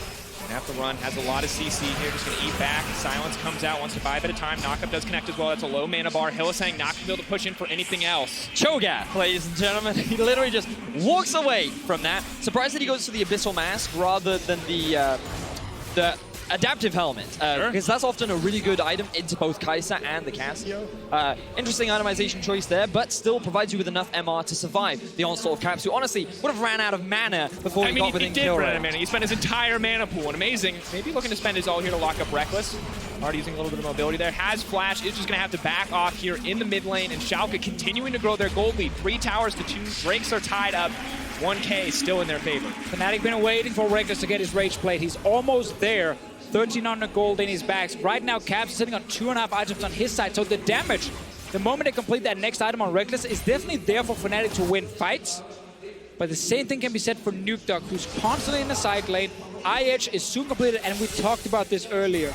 These fights so much relies on execution from Schalke's side. Yes. Can they set up the perfect ulti from Nuke Duck? Because the thing is, with Nuke Duck, if he just goes off of the first knockup that lands, the Fnatic carry is just going to flash away. And then it's really difficult for a Yasuo to stick onto these targets once they've created a gap, unless he has those minion waves to kind of utilize and maximize his mobility. So he has to be really patient and pick the right moments if they even choose to team fight. The better option is just split push. And we have to remember as well the value of the Wind Wall and the value of the Braum Unbreakable. If Kai'Sa is allowed into this backline and those abilities are not available, Reckless will kill everyone. No doubt about that. Yeah, and that's why, again, with the execution part, you're going to get one fight where everything gets blocked by that Wind Wall. All the Kai'Sa Qs gets blocked. But then the following fight, Reckless, by getting in melee range, will actually dodge around that Wind Wall very effectively, and then he can suddenly kill someone in the backline. And if Nuke Duck can't find his targets, it becomes upsets damage against 2 carries on the side of Fnatic, and that's unfair. But we gotta remember also with Chachi, Feast is available, so you can try and play what we call the front to back, where you kill the tank first, because you have that true damage from Chachi. Going to get a little bit easier as they move forward. Items now being completed. 2-item point now for the Kai'Sa. 2-item point for the Casio, along with the needlessly large rod. And of course, the ever-crucial Infinity Edge plus Phantom Dancer for Nuke Duck. Ooh, Caps did get spotted out by Amazing, but I feel like Schalke, they need to base. Let Upset spend his goal before they fight. They might not get a chance. Looks like now moving in. Reckless not going to connect there. So it's trying to find the follow-up ulti. They're holding on to the Summoner spells. That's huge. Waiting for a little bit more. They're not going to burn anything yet. They're playing patiently. The tank is taken out first. So is going to do a lot of damage on the backside of the fight, but Caps has already burned the miasma. Schalke going to be happy with one pick. Chachi still has his ultimate, and Schalke have full control over the Baron. They need to push out mid, set up the vision, and then pressure this to force Fnatic into another bad fight. Second fight in a row where Reckless cannot find a way into the fight itself. Last one, he was topside. This one here, he was simply in the mid lane, never finding an opening. Visit Chachi's ult, Amazing's ult, Nuke Duck's ult, all available. Caps has his as well, Reckless has his as well. Both teams not fighting at full strength, but could look to find an opening here. Look at the side lanes. Nuke Duck is pushing up top. There is pressure down bot as well. Schalke, they don't feel threatened by the Baron at all, and they're going in! It is going to connect on the Reckless. They want the immediate follow-up. Caps trying to turn it back, though. Fires out with the ultimate. Amazing now could get taken down the Mias, but they're firing back. So as in the middle of everybody. The knock-up, the shutdown. Not today, Amazing. Fnatic back off. Nuke Duck now turning his attention to try to come to the mid lane. He pulls back. That looks like the perfect engage, but they couldn't kill the AD carry. There was not enough damage. Nuke Duck was top lane. Fnatic, they stay around mid. And Caps played perfectly. That ultimate landed onto 3 members, and crucially, it landed onto Upset. He could output no damage in that fight, which meant that Fnatic, with the TP coming in from Soaz, could turn the fight in their favor. They find the kill onto Amazing, but because of the pressure on the side lanes, they cannot force anything else. A Schalke winning game. Wait, this is the Baron. Hold on to it, Baron. Prox is here. Amazing is dead, by the way. No TP on Soaz. Cho'Gath is alive and well. The Feast crucial in this exchange, but they're backing off. Right. All Schalke tried to do was check if Fnatic had completely reset and recalled. If that had happened, with the Feast, you can secure it, you're not afraid of a steal. Didn't happen. But man, we're getting such a close game 2 after Schalke dominate in game 1. It's just setting up for such an epic BU5 between the teams. We're showing Nuke Duck top lane here because he's missing from this fight. So despite hitting Reckless and Caps sidestepping, there's just not enough damage to actually kill them. Upset got stunned from the Cassiopeia ulti. It was so beautiful from Caps. That 3-man ulti saved them in that fight, combined with the Hylissang Spirit's Refuge, mitigated so much of the damage from the side of Schalke. Again, it looked good from the offset, but really good outplay from Fnatic. Next time we might see Caps just grab the ulti and then use his cleanse. But he was like, nope, not gonna hit by that. And then Rex like, oh, come on, I can't get out of it. Awkward moment where both the people who might want to protect you do step out of the way. Reckless does get hit, still has a decent amount of damage contribution to the fight there overall, and Nuke Duck not being present did hurt the team. However, Caps continuing to finish items, now at the 3-item point himself as the Spellbinder comes out. He's almost at 400 AP right now, looking for some penetration soon. Void Staff could be a huge buy for him. Really important to note that neither top laner has teleport right now, and with Vizichachi getting pushed in bot, he should have the priority to move up with Schalke first, and then they'll have the numbers advantage. They don't want to force anything right now because Cap still has all of his summoner spells, and with no heal on Upset, Cap are a little hesitant to make it happen. Another Varus ult goes wide, very slow missile speed there, and Cap's going to immediately try to pick off Amazing. This could be the pick that starts up Baron, but they get multiple number knockup. Nuke Duck goes in, he sees an opportunity. Can they take down Hylissang? It's not going to happen. Upset uncontested for now. The Braum blocks what he can, but Cap is firing back. Sion is on the way, the Cho'Gath, the tanks battling it out. Neither team can get a greater advantage quite yet, but Fnatic has their sights on Baron. The Kai'Sa, the Casio may be enough to cut it down. They're starting it right now. No ulti for the Varus or the Yasuo. That's so fast. They're killing it. No chance to take it down. Fnatic are going to get Baron. Schalke now put themselves in the pinch, but Fnatic are just going to walk away with their prize. Oh, Fnatic, they had the control. They were waiting in the brush. They needed someone to face check. And the moment they saw Amazing, they collapse on him, they kill him. And we see right there for Schalke, when they don't get that proper setup they need, when they can't actually utilize a Yasuo ulti to then kill someone in the back, someone will die very quickly. Really good play there from Fnatic. They secure themselves the Baron and take control of the game. The gold lead isn't even that big, but now with the pressure they can generate with this Baron, the fact that Reckless is at 3 items, Caps is at 3.5, things are looking good for this Fnatic squad. Maybe looking to find a pick on Soaz. 3 members strong in the side lane. Knockup doesn't land, means the follow-up isn't there either. Fnatic now free to push in the rest of the lanes. They see multiple members bot, but let's take a look at this replay. I want you to look at Nuke Dog the moment the fight starts. He actually has the chance to land a sick knock-up on multiple members, but it just goes wide after here. The engage happens from Fnatic. It is loaded, goes to the right, so he doesn't actually get to CC anything and try and maybe save Amazing. So he drops very quickly, and they cannot kill Hylissang on the way out. Too much damage from the carries on the side of Fnatic. And the big issue there was the fact that Schalke face checked. They thought that they were tanky enough, but they didn't have their primary tanks with them. And Amazing just got melted almost immediately. He has very little magic resist built up for himself, and now Schalke have to find a way to defend the siege from Fnatic. Going to be a difficult task. Miasma goes down to make sure no mobility can come out. They took off to the side. Maybe can look for a flank, but the vision is there for Fnatic. The knockup, the ulti does go in. Trundle now locked up. They want to see if they can find anything else. The silence is there, but they're holding their breath on the side of Schalke. Not going to go for anything else. And this Shen pick is stopping Upset from just nuking down a target because he can't connect the auto attacks fast enough. They just get block, block, block, block, block. And the moment then Shen W is gone, someone has already walked away on the side of Fnatic. Cap stepping forward, but Zachachi could just get knocked out near the wind wall there to block anything else. Caps manages to connect the ulti, but it's not enough to take anyone out. Fnatic are pressing forward, continuing to push, continuing to try to force Schalke off this tower. And Schalke, they used all their engage tools earlier on when trying to find that pick onto Fnatic, and now with nothing left, Fnatic feel confident to force this tower. Here comes Soaz! Not gonna find it, but the knockup will connect to the Upset. Reckless doesn't hesitate! He's got blood in his eyes, it's the right call. Is Zachachi gonna do what he can to disengage though, now pulling back a rampage for Reckless on the bottom side, and Fnatic could look to end it here. So many good fights from Fnatic. Great shot calling, how to engage. Soaz has been a huge difference in this game. Great science performance on his side.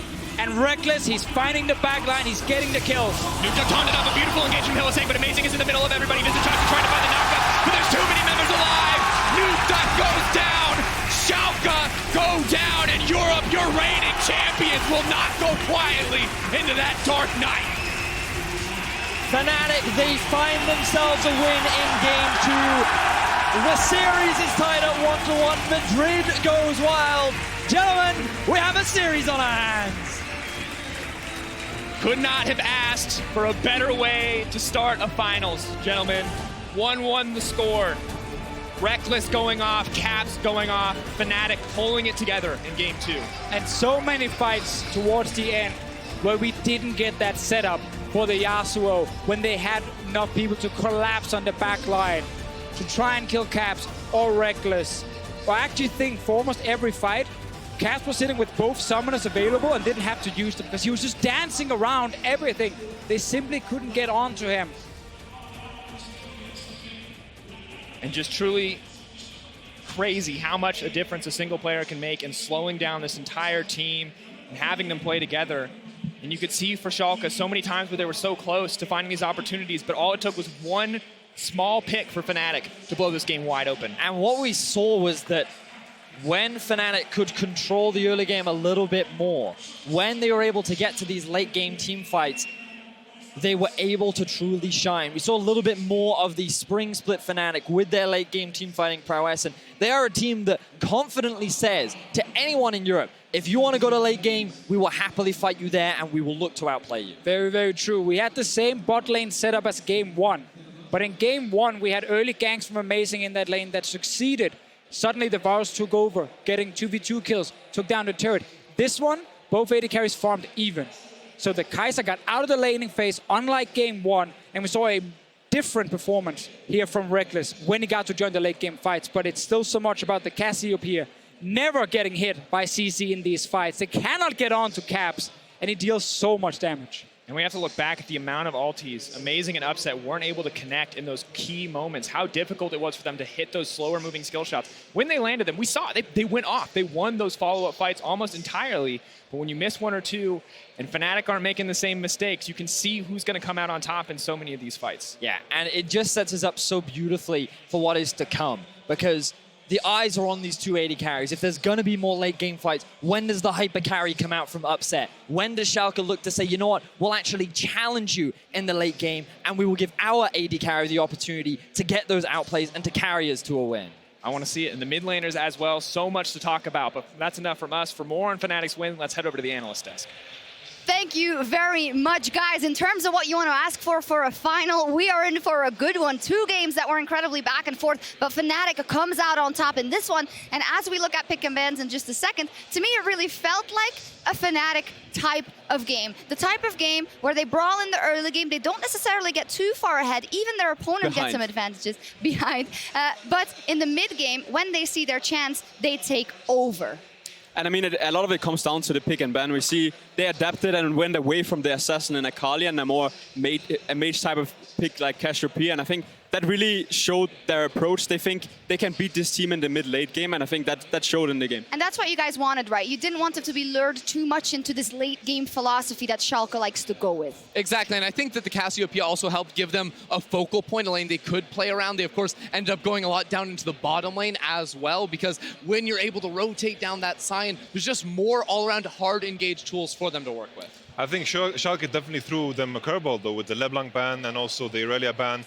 The Cassiopeia pick is not something we see very often into Yasuo. I think this was, Caps, what are you comfortable with? Yeah. Pick me the Cassiopeia, it's good into the other champs. So I think Schalke still, if both teams were leveled 50-50, I think Schalke had the better draft. But I think Fnatic in those clutch moments, in the team fights, dodging those skill shots, that's where it just came through. And that is where, if you have Caps on a champion you know so well, you know he is going to perform. Same for Reckless. I wanted to talk a little bit about Soaz, because often we talk about Reaper, Soaz, who should start. In this game, I think it really showed what Soaz brings to the team. He gave up his top lane, roamed bot lane, and gave advantage to Reckless. And I think that is really the crucial point in this game, because they played the same matchup. But in game 1, we saw that it was actually Schalke who came out ahead with the Varus and Braum. But because Soaz roams from the top lane with his ulti, he sets up Reckless to have a successful early game. Yeah, now it did get initially turned back around on them, but the play was smart because Cho'Gath doesn't have TP, but it's really when Broxah comes around one more time with the rotation from Caps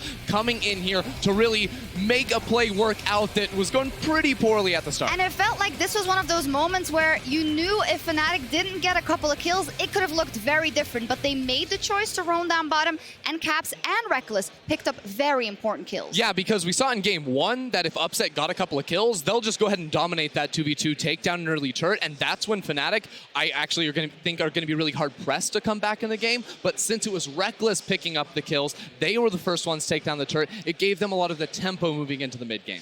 Yeah, here we see on stage, Amazing is now still there. He is choosing to set back Stilling. This is actually something we've seen from Reckless rather in the past. Maybe this is, do you see this as a coach? Is this a player who needs some time for himself and just needs to, I don't know, can you explain it to me? I think it varies from player to player. I personally, I like it more when we're together as a group, because I strongly follow the philosophy of pursuing things as a family. But of course, that varies to players. Sometimes you get the mental reset. Sometimes it's good to be for yourself. It just varies from person to person. Yeah. And look, Amazing had a ridiculous performance in game 1. Game 2, it was all right, but it was nowhere near that same level. I think he's trying to take that mental reset to get back on that. Very well, yes, his signature pick also said Juani, he felt like a fish out of water. It was the early game, though, right? Because in game 1, he really got his team a big advantage. This time around, it wasn't that same level. He played well, but it wasn't the carry performance that bought his team but that first. Is that they were looking at, is that why they lost? I don't think so, but I think okay, that man does think it's why he lost. Okay, yeah, okay, that could make sense. I'm just excited to see what approach the two teams take. I think it's very clear that Schalke is more early mid-game focused with the Varus and in this case the Yasuo, where on the other hand, Fnatic is more scaling with Kai'Sa and Cassiopeia. Do you match the scaling or do you keep playing to the early game? I think they have played very well in the early game, so I kind of want to see them continue this. I think it just comes down to, like, this game, Schalke was very inactive in the early game because Fnatic didn't have 3 losing lanes. I think as long as Fnatic draft evenly throughout the early game, I think they can end up ahead in the late game team fights. Well, let's also wrap up this game. We saw Amazing there on stage. He was the guy that died before Fnatic was able to take down Baron. Maybe that's one of the moments that he's replaying in his head. But most of all, this was also Fnatic identifying that this was their moment to go power spikes on the champions that needed it and just going for it. I think this also shows, sorry Ander, I think this also shows that Trundle, like, you don't pick Sejuani into Trundle because you just melt the tank. And I think with Kai'Sa and Cassiopeia hitting those tanks, the Cho'Gath, the Sejuani, they just melt like butter. Indeed. What I also want to point out is that we talked so much about how in Copenhagen it was all Reckless, when in the split it was a lot of Caps. in this game, it was again reckless, as you guys said at the beginning of the show. A guy with that pedigree, with that history, with that experience will come through for you when you need it. And one thing you can look at the damage still is that the Yasuo actually didn't have any impact in the game, honestly. And a lot of it comes down to the pick and ban phase, where there's so much CC and it's so hard to actually have an impact on a champion like Yasuo. We saw it with Akali as well in the team fights, because it's just so hard to get in and out because you're just gonna get locked down. Exactly. It's so hard to play a melee champion against two ridiculously strong backliners in Cassiopeia and Kai'Sa.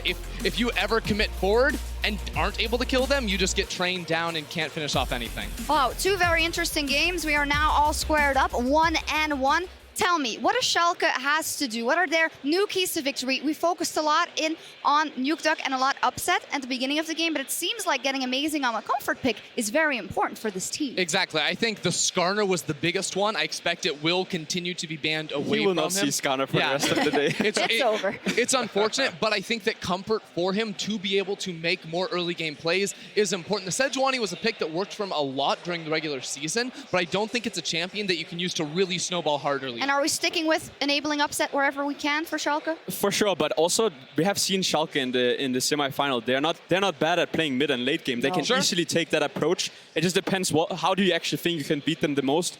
And I'm looking at a lot on the mid lane, because I think that is going to be crucial in the pick and ban. What approach do you take? And I like the fact that the guys here, they came to him. The veterans actually on the team talking about like how do we beat this team? And I think for me it's the mid lane, and I don't like the Yasuo with how much the game has just evolved around team fights. And what we see there, we don't know what they're talking about, but you cannot let that seed of doubt that these are the champions, the reigning champions, Fnatic, that took a game. You cannot let that fester as a coach, Yamato, as a player, when you go into possibly 2 more games and you have the trophy. I think that the first game was the most important one. Everyone doubted Schalke. I doubted Schalke probably the most. They came in, they took a victory, and I think that's the momentum they can use to take more.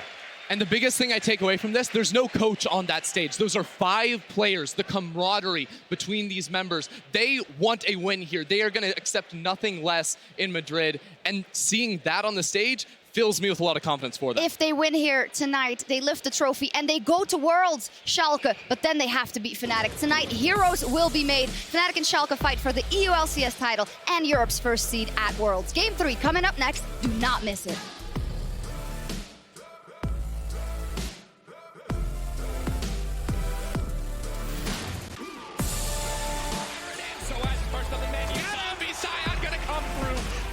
Fight for Schalke. It's been amazing now. Cookie taking down the Mayans, but they're firing back. So in the middle of everybody. The knockup, the shutdown. Not today. Amazing. Soaz not going to find it, but the knockup will connect with the upset. Reckless doesn't hesitate. He's got blood in his eyes. It's the right call. Schalke go down in Europe. Your reigning champions will not go quietly into that dark night.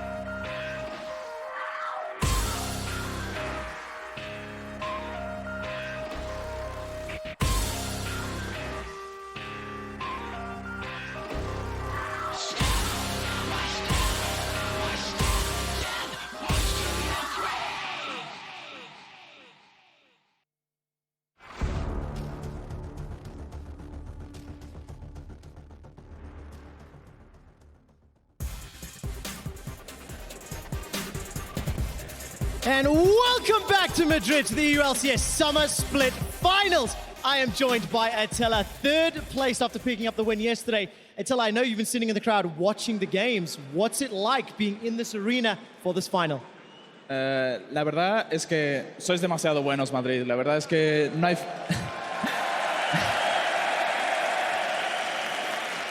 La verdad es que, digan lo que digan, no hay fans tan orgullosos, tan apasionantes como son los españoles. Y la verdad es que, aunque sea portugués, estoy en mi segunda casa y eso no lo quita nadie. I absolutely love this venue. I absolutely love this stadium. Let's turn our attention to the finals.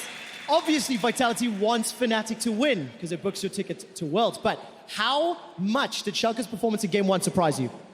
I mean, I always knew Schalke will actually do well because obviously they beat us, right? So if they beat us, they have potential. But basically, it's like I think Schalke had a really strong idea. Game 1, I think like they baited the Akali pick. They picked a really strong comp against Akali, and they just performed really well, and they just got a snowball and finished the game by it. And I'm actually really impressed with amazing performance. Well, definitely showed up. Early game moves as well from Schalke in Game 2, but it wasn't enough. Fnatic bounced back 1-1.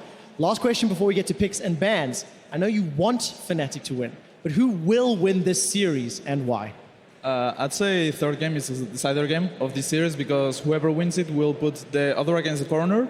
And I'd say Fnatic will take it home. And I hope they do it because I really want to go Worlds. There we go. There you have it. Attila, thank you so much. Congratulations again for yesterday. We're going to head to the casters for picks and bans. Thank you, Quick Shot. Praise for amazing, but not giving up hope on Fnatic. Still believes that they will pull it through, put them against the wall for that match point, and close it out. 3-1 Fnatic from Attila. I don't know. I want to see what the next evolution is in the draft phase because Game 1 and Game 2 were so wildly different in terms of in-game performance. Yeah, Fnatic, they're back on blue side, just like they actually had in Game 1, and that's when we had the Akali trap. It was left open, they grabbed it, and we saw the Lissandra, Skarner, Cho'Gath combination. That's not going to work again for Schalke. Skarner is either going to be first picked or probably banned by Fnatic. They can always remove Lissandra in the second phase. So that's something different. Uh-oh, boys. It's the applause-o-meter. Oh, God, we're destroying NA. Have mercy, Madrid. Not even France stands a chance, boys. We've definitely beat out Fighter. They're not quite there, though. What?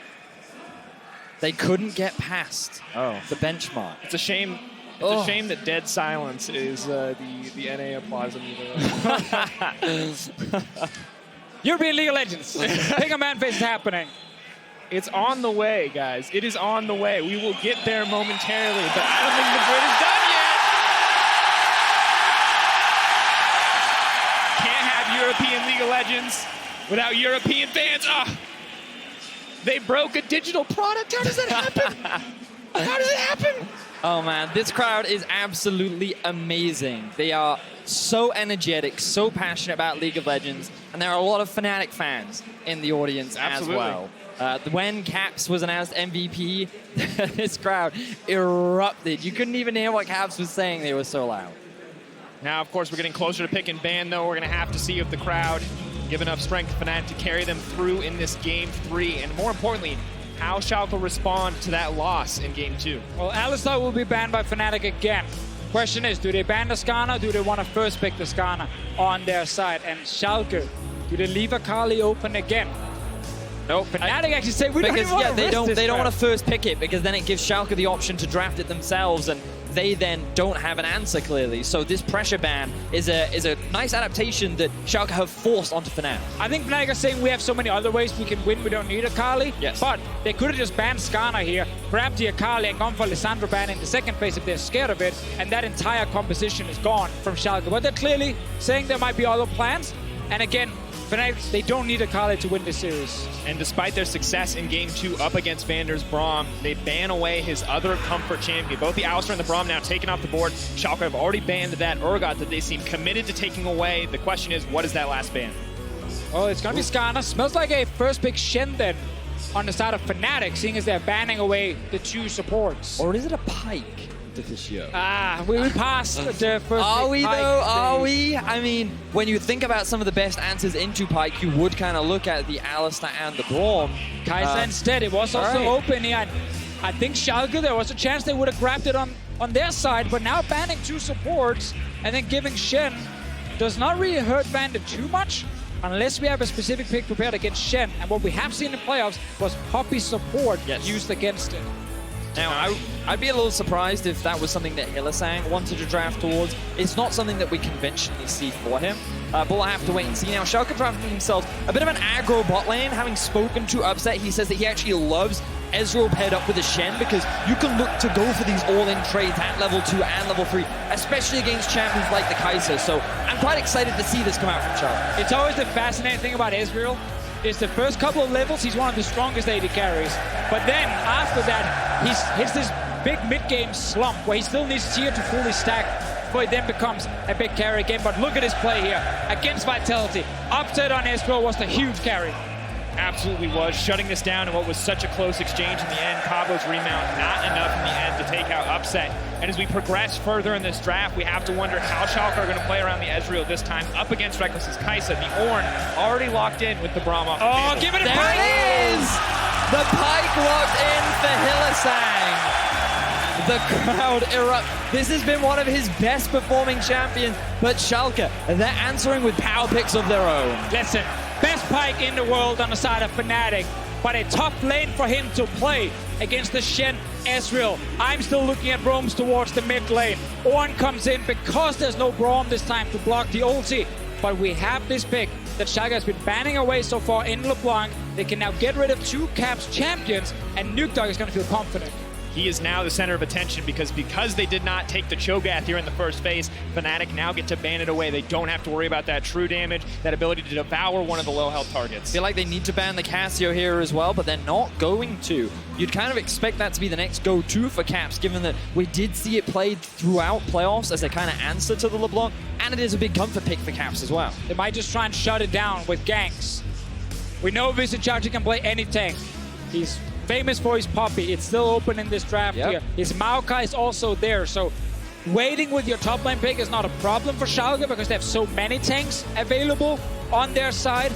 We're still waiting for the jungle pick as well. Looks like this is wanting the immediate lock-in. Not going to see any of the other picks from Amazing just yet. Probably just get Trundle again then from Broxa on his side. I feel like that it makes the most sense. He had a great game 2 on it. He didn't actually die in that game at all. And it does really well into the Sejuani as well. Yes, you don't have the same kind of engage tools, but the amount of stats you can steal from Sejuani in these fights makes it a very powerful pick. Here's the key thing for Schalke though. Trundle Pillar is not good against LeBlanc and Ezreal.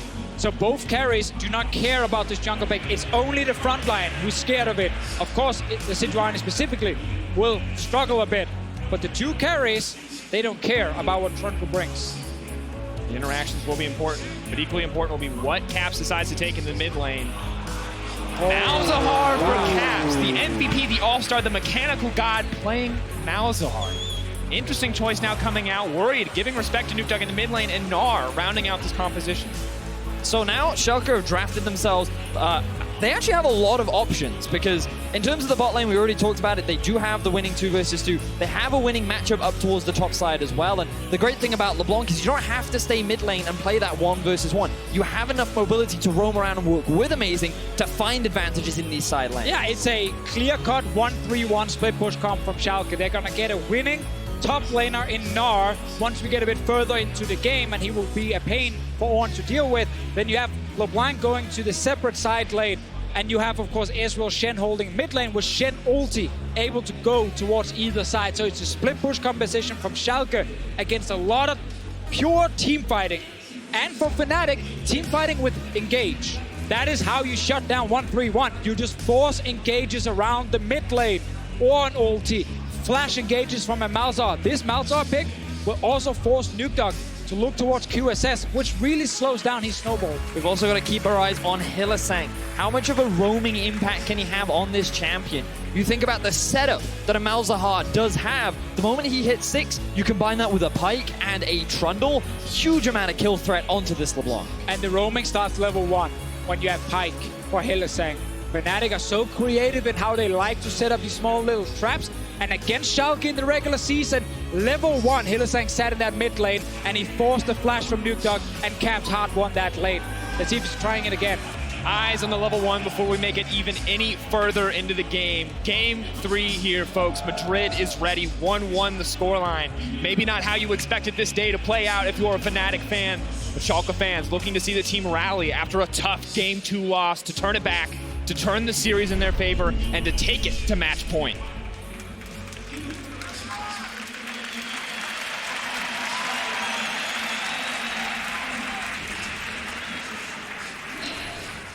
It's going to be exciting to see how this one plays out as the crowd sells down Nukeduck on the LeBlanc. You know, it's interesting, Deficio, because when we came into this series, it was very much around what kind of style will Nukeduck look to play? Will it be very defensive, while Schalke look to play around the side lanes, or will he look to try and be a carry himself? And we kind of seen a mix and match. The dude taking full utilization of his extremely deep champion pool. Very, very true. Good to see both teams having a lot of different styles they want to play. Source back on hard engage, Caps on what's normally considered the mid lane pick for teams who do not actually have the strongest mid laner, who do not have a mid laner who can carry games on his own. You're like, plug him on the Malzahar, he has the suppression, it's always great. In this case here, it is the best mid laner in Europe playing it. And it's actually done it in the past. And when he used to play Malzahar, it was rarely successful because it was back when Fnatic could not play around mid. So he was obviously not going to be doing almost anything in the game. But now, with Pike and Trundle, you can actually play towards mid lane. And the thing is, against LeBlanc, you'd think that, hey, having that shield can mitigate a lot of damage, but it's really easy to proc with LeBlanc just walking up, using the Q. Oh, it's on cooldown. Fortunately, my Q cooldown is extremely low, so I can just keep the pressure up. And you can already see the passive has disappeared from Caps. At early levels, the cooldown is relatively high, so Nukeduck will maintain pressure over this lane up until level 6, where he has to start to show a little more respect. Need a few points in the Malefic Visions from Caps as well to compete with some of the wave control that Nukeduck's going to bring to the table. And more just importantly, the ability to trade on the Caps. For now, though, amazing. Sight set on the Scuttle Crab. Looks like it will be a trade back and forth with Broxah paths to the top lane. Eyes to see where this experience advantage goes. Now, interestingly, Amazing did blue into Gromp into Scuttle, and I thought that he might look for a gank down towards the bot side of the map. Given how overextended Reckless and Hylissang are, but he is just going to do a full bot side clear for the time being, while Broxah gets a bit of vision on the top side route. Yeah, not getting any early action from their Ezreal and Shen lane. They lost the race for level 2 and got pushed onto the turret. Now obviously Hylissang on his side. Early engages as well as a Pike with Ignite can be very scary. Absolutely can be. The hook going to be crucial, though, and of course, almost impossible to get on top of the Pike if you're the one trying to engage. Phantom Undertow, just an incredibly powerful disengage ability combined with the Ghost Water dive. So, Schalke want to dictate the pace in this lane. They're going to have to find some creative avenues to take Hylissang out or to focus on Reckless instead. I mean, it's going to be through fighting right on their side. If you actually manage to get the engage here and you predict where the Pike hook is going to land, he's not going to be able to do a whole lot to defend Reckless, but for now it is just a pure farm lane. Mid lane is where we're looking instead, especially because Nukeduck will have early control. We know that Malzahar is not really doing anything in the first couple of levels. Will he use it to roam? He's currently moving bot side. Vision's there. Scuttle Crab going to speed him up. The taunt goes in, the flash to connect it for Vander. Now pulled back to the middle of the team. Reckless is running for his life. Nukeduck, the TP's been burned.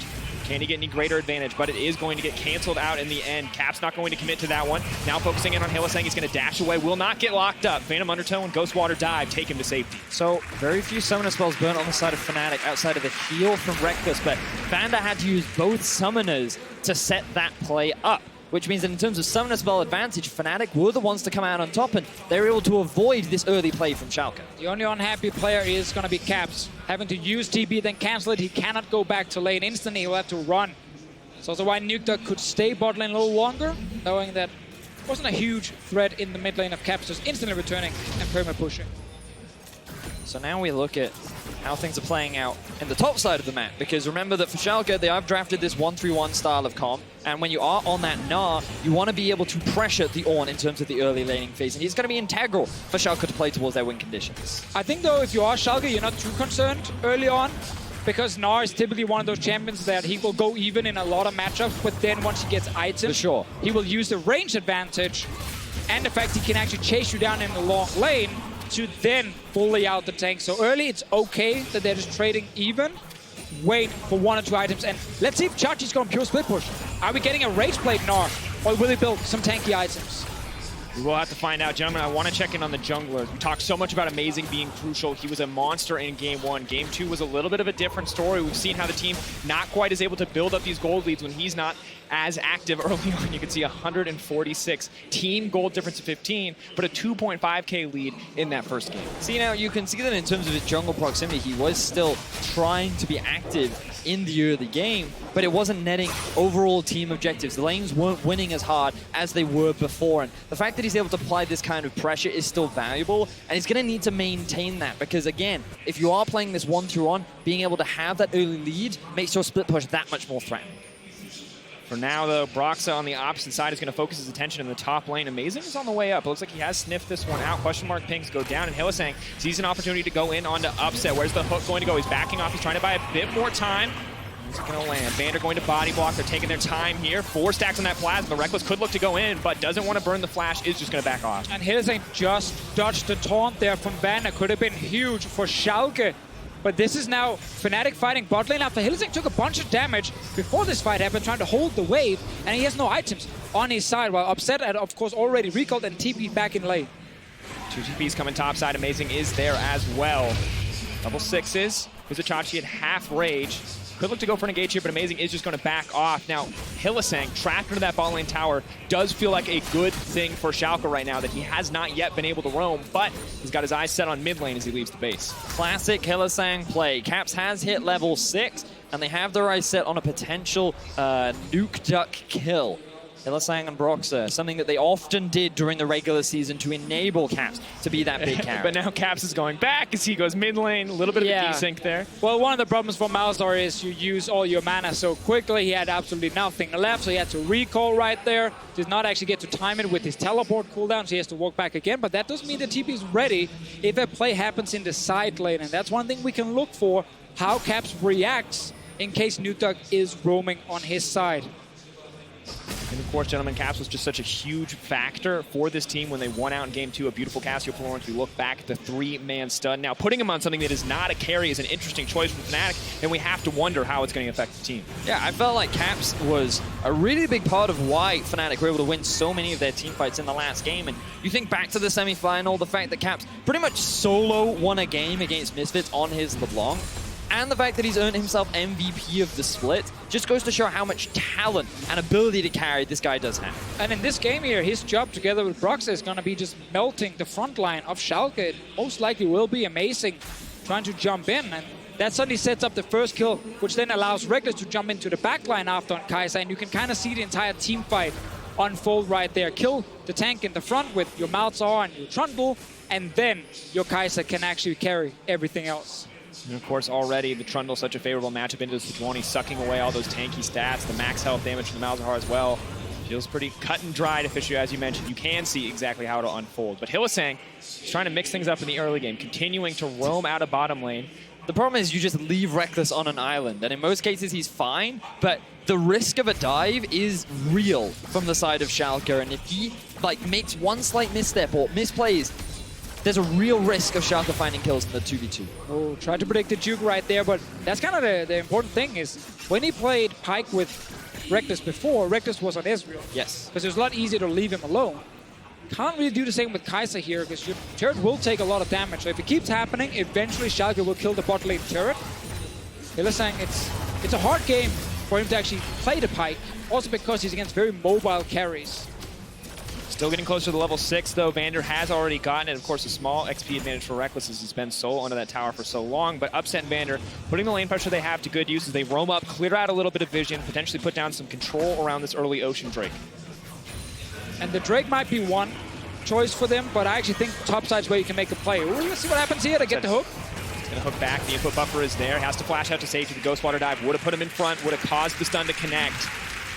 Fnatic playing very aggressive. They know they have the advantage because Malzahar level 6, and the rest of the team just not there to respond on the side of Schalke. Now, the lack of pressure means that Schalke can't contest. Amazing's on the top side of the map, and Soaz using his unsealed spellbook. He didn't have TP, which meant that he just started to group up around the mid lane, offer that assistance in the event that Schalke looked to try to fight. And now with the Drake gone here, I really want to try and see the Shen ult used towards the top side here. Try and see if you can secure a kill for Chachi or Nuke Dog, because you need your split pushers to get ahead in this game here to be this huge threat in the side lanes. And when you have Shen Ezreal, you can leave Ezreal on his own. But now we get a classic Fnatic play. Broxah Hillsang around mid. Stun is there. Nuke Duck will go down immediately. The flash out still pulled back. The Shen ult is there. He's trying to buy a bit more time. Dash to safety. Not going to go down. So a lot of pressure coming in the mid lane once again from Fnatic. We expected it. The play happens. They get the flash out of Nuke Duck. That's now no longer going to be available. And I feel like the silence came out a little late, but also because the follow-up isn't there from Hylissang. Imagine the chain CC into then a silence. That completely limits the options available to Nuke Duck and will secure an easy kill once that ulti is available for Caps. Luckily for them, they forced a defensive ulti from Vander, so that aggressive play with the Shen on top side, we don't get to see. We might just get it with Amazing. He's just going to throw him back right as he turns into Mini-Nard. This is perfect. He's going to get the max health damage from the Hyper as he starts to go in. Wants to chip through this tanky health bar. Soaz flashing back, buying a bit of time. Caps is here. The silence is in. It's hit both targets. Soaz now needs to run for his life. They have to be careful. The stun is there. Burst blood coming through for Schalke. Nuke Dog on the way. Can he do something here? Maybe force a flash? Where's the distortion? The ultimate not available yet. The chain's going to connect on the Void Link. Well, good use from Caps. A big thing to highlight here. Ulti from Caps is on cooldown. So when he TP's in, he offers nothing. May have bit off more than he can chew, but manages to get out with the flash. Now that's two flashes unavailable for Fnatic and the TP gone for Caps, and even still, Schalke secure first blood. They've now propelled to a 2,000 gold lead, and remember we said that these side laners needed to get ahead. Killing Soaz and getting an assist onto Chachi is the best way to get it. We get exactly what we want, just without the Shen, even better for Schalke. This TP almost baits Soaz to stay and fight, but again, it's Malzahar without ult. He's effectively useless right now. He's not going to be able to kill anyone up here in the top lane, and Soaz overstays. He dies. Luckily, they have the Void Links to just block the chain from Nuke Dog, and no one needs to flash. Riftel going down, however, is Broxah on it. Soaz and the rest of his team's around. TP being burned to make sure this one doesn't go down. If it doesn't deleash, Schalke are in a good spot, but it is going to get impatient. It looks like it will reset. So TP forced out there, less than ideal scenario. I think it's okay because you got to use it back to lane. But now, look at the bottom side. Caps has ult. Caps and flash. Seems like he's feeling frisky. Vizichachi is there. Meganar will give him a lot of stats, but Reckless and Hylissang free access to this bottom lane tower. Not at all going as expected. Ezreal ult does come through. Will clear the caster creeps just about. Vander gonna need to commit a little bit more if he wants to stop this. Taunt goes forward. He is stunned up, and the guy coming out. If he gets low enough, Pyke is going to kill him. Not going to happen. And that's the thing. It's okay for Fnatic to not get Riftel by just trading TP because Upset was not looking for a lane swap. He's now still running back to the bottom lane, but Chachi's trading top mid lane as well. Going to go for it. The lockdown. 3 minions hitting there. Nuke Duck is going to make it out safety. Silence over the wall. Not going to reset the Malefic Visions. Hylissang looking for another roam once again, though. This man doesn't even have boots, yet he's all over the map. He has Ignite. He does have Ignite. The ulti is there, death from below. If he connects any ability, he may just be able to kill Nuke Duck, but Nuke Duck not afraid. Just a level 7 Pyke. He knows he can burst him down. Will he commit anything else? Still has the Phantom Undertow. So hard to lock down that Pyke, and Fnatic playing this nicely. But a lot just happened in the last few minutes. Know that Reckless is now sitting on a CS advantage with the BF sword complete because Upset TP towards the top side of the map to try and help out with this Rift Herald. Schalke were not able to secure it, and now Fnatic have 4 members towards the bot side with a very low health turret standing right in front of them. Grouping as predicted in Champion Select. Fnatic fighting as a unit, fighting as a team, not giving Schalke the chance to split up this map. And so much comes down. Ooh, let's see what happens top. So Zachachi is going to go turn mini in a moment here. She went out on the trade, but can't commit fully to the dive yet. But so much of this bot lane advantage comes down to Vanda having to go mid lane with the Shen ult, Upset TPing up to stop a Rift Held, and then actually not being able to get the Rift Held to trade it for a bot lane turret. I think he was too eager to join that. It was only Broxah sitting with the objective, no one else. And Tower First Blood does go to Fnatic, but still a 1k gold advantage for Schalke. That is the advantage on the top side. 36 CS lead from Zachachi. Deficio, you talked about it. Those first items coming through means Gnar becomes that massive bully. And I honestly just want to see him get another damage item now and just fully commit to winning this side lane. He's 2 levels up. He's a huge win condition for Schalke. Problem is, and Ornn, even if behind, can always force team fights, and that is Fnatic's way to stop the split push, engage on Schalke. I also have my eyes on Nuktak. You know, I don't mind it if LeBlanc doesn't really find any kills in the first 10 minutes, but once she has her first item completed, that's the point in the game with which she needs to roam and start finding these picks, because the longer the game goes where she doesn't have a lead, she becomes harder and harder to play, especially against someone like a Kai'Sa with the amount of mobility she has, the stealth, the opportunity for outplay with the ult. The longer Nuktak goes without getting himself kills or putting anyone from Fnatic behind, the harder this game gets for Schalke. Yeah, and that's kind of the thing around the Malzahar pick. It's just there to stop Nuktak from getting these early kills. Like, Void Links to block change. Every time we see Nuktak step forward, Caps fires to Q from around the spot where Nuktak would actually jump to try and silence him, so he can't do it. He's forced to build early mattresses, most likely the QSS, so it delays his snowball, and now here we go. Lockdown comes through, the chain CC is going to go in, down from below, not quite going to be enough to Shen! Stopping it, but Broxah going to grab the kill in the end. Fnatic now barreling down mid lane, sights set on their second tower of the game. And that's what we said from before here. This Fnatic team can play around mid lane, so Caps' Malzahar will be a lot more effective. Taunt goes in, Broxah could now be in trouble, but Shen gonna buy a little bit more time. Now taking him out, Caps could be next on the menu, but Vander is running for his life. They're not gonna have enough to commit more. Vizichachi, though, is on the way in. Amazing, no ultimate means they can't commit any further. Fnatic end up trading 1 for 1, but they get a tower. Reckless pushes a bot lane minion wave all the way into the tier 2. Soaz picks up a lot of farm topside, and while it does cost him his teleport, Fnatic overall can be pretty happy with how that turned out. Yeah, especially because they keep scaling on their side. They have the superior 5-on-5 draft here with the amount of engage and suppression. And we talked about how Nuktak, he needs to be finding kills at this point in the game. This LeBlanc needs to get ahead, and now that he is 0-1-0, falling behind the Malzahar, level 11 to level 12, Nuktak is going to have a much harder time in this game. And you can see how easy these kind of plays are. Just the CC coming through, almost enough with the Pike to kill it, but Broxah has enough damage there with the Tiamat to kill even the stealth up LeBlanc. And it was the suppress into stun into silence, meaning LeBlanc could not move for a whole 3 to 4 seconds. And while it was a good return from the side of Schalke to get that kill, that was pretty much the best they could get in this scenario. Gentlemen, it starts to feel a little bit like game 1 when we look. Except now it's Caps, no longer on the proactive playmaker, on the defensive mid laner, set up to deny Nuktak, doing exactly to Schalke what they did to Fnatic in game 1, stopping these playmakers from having any access to the back line. And it's starting to pay off as they get closer and closer to evening up the gold here. QSS now completed for Nuktak, so next time he just gets ulted by Caps, he can actually use it and try and get out, but it does slow down his damage. Schalke at this point are looking more towards the AD carry, saying you're going to be our carry in team fights.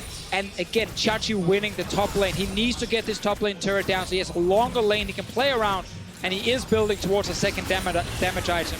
And they commit a little bit more. Hylissang does manage to pull LeBlanc back, has suppressed the Shen, though they're just going to keep chasing through. They want the chain CC to go in, down from below. They have the reset onto Hylissang, but they can cut him down before he gets anything else. That is 1 kill picked up. Upset on the backside, but the reset of the Mythic Mystery he's all but dead. Is he going to go down in the end? The Airy proc's not enough. They barely managed to make it out on the side of Schalke. The Nuktak clone is there. Chachi, this is your moment. Reckless will surely kill you, but you might take one down in the meantime. Megadar not enough. Nuktak running for his life. Soaz on the backside and Amazing in no man's land. He's going to get cut through. One more stack on the plasma. Taken out in the end. The shutdown for Soaz. The flash forward and dead from the Acathian rain. And Fnatic find themselves 4 quick kills as Schalke fall further and further behind in game 3. Reckless now running though, upset, hungry for blood. Flashing forward, the Shen ulti coming in. Is it going to be enough? The dash, the flash, the extension, the shutdown on Reckless. Oh, the T-Swords, Proxa on the way. Upset, he's been the best Ezreal player in the league, but can he outplay this scenario? Buying a bit of time for Vander, but they don't even worried about Upset. They know the Ezreal can't kill them fast enough. They just want to pick off the Shen. Hylissang is here, he's stealthed up. They can't see him coming, but the Ghostwater dive alerts them. They know he's on the wave. Can he outplay this hook? Has to dash over the wall, but he doesn't have the E. He gets taken down in the end. Fnatic take out Upset. And Fnatic are winning some big fights here. We already mentioned how Schalke, they can't really win these fights properly. They are forced to build defensive items on their side. And while they managed to get the early 1-for-1 trade, they couldn't follow up, and we never got the Mega Knife from Chachi. And Schalke are starting to crumble under the pressure. These fights are getting hectic. So much is being used to just get a kill here or there, as Schalke are trying their best to just get some kills onto these carries. 0-2-2 now for Nukeduck, as Caps has been monumental in limiting their impact so far in this game. And of course, we see the tax now being paid for Malzahar. Double QSSs in jungle and mid. They just want to finally engage. They want to stop Caps from being relevant. But while they focus on stopping Caps, Reckless continues to scale up, getting closer to that 2-item threshold. But keep your eyes on Upset, as he's building some serious damage too. Now, we'll see at the start of this fight, Nukeduck gets pulled in, but the attention actually goes down onto Vander, which means that Nukeduck doesn't have to burn the QSS, but Reckless can just dive onto the backline. And this is when the fight kind of gets a little bit split up. Yeah, because they get that first kill, but now, if you notice, Reckless is still very healthy, and it's hard to take him down. Chachi, not even close to getting Meganar, wants to get the kill onto Caps, and he will, but it takes so long, and there's so much damage coming from Reckless to just kill him in time, and the Kaiser's on 3 kills now. Amazing. He was caught in it.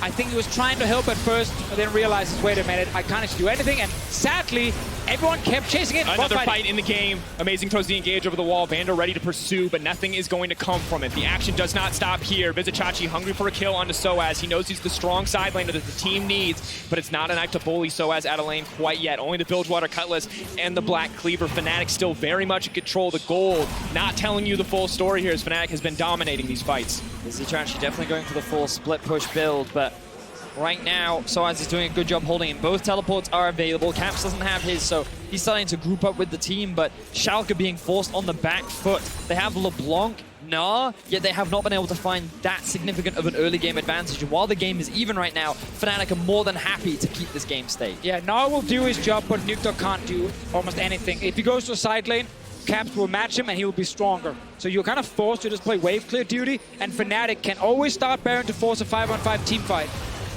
Upset now running, could be in trouble. Pyke is very difficult to get away from. Ghostwater dive forward. Where's the Bone Skewer going to go? Using the ulti to get himself into it. Pulling Upset back. A beautiful play. The best Pyke in the world, you said, Deficio. Excellent execution from Hylissang. He uses the ulti to close the gap. It makes it so much harder to dodge the hook. Upset didn't have flash, and now on his signature Ezreal pick, Schalke are suffering as Fnatic start off the Baron. Trying to all in the Baron here. Nukeduck fairly low on mana. Chachi needs to recall and TP in. But again, he's far away from Meganar.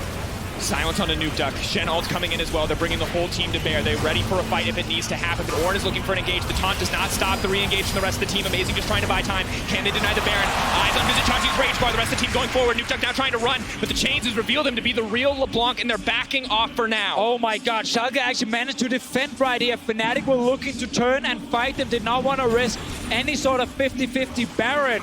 But because Chachi was on top side, he actually kept 2 members distracted. And they only killed the support. So trading 1-for-1 there. Kind of the best case scenario for Schalke, as Hylissang looks for more.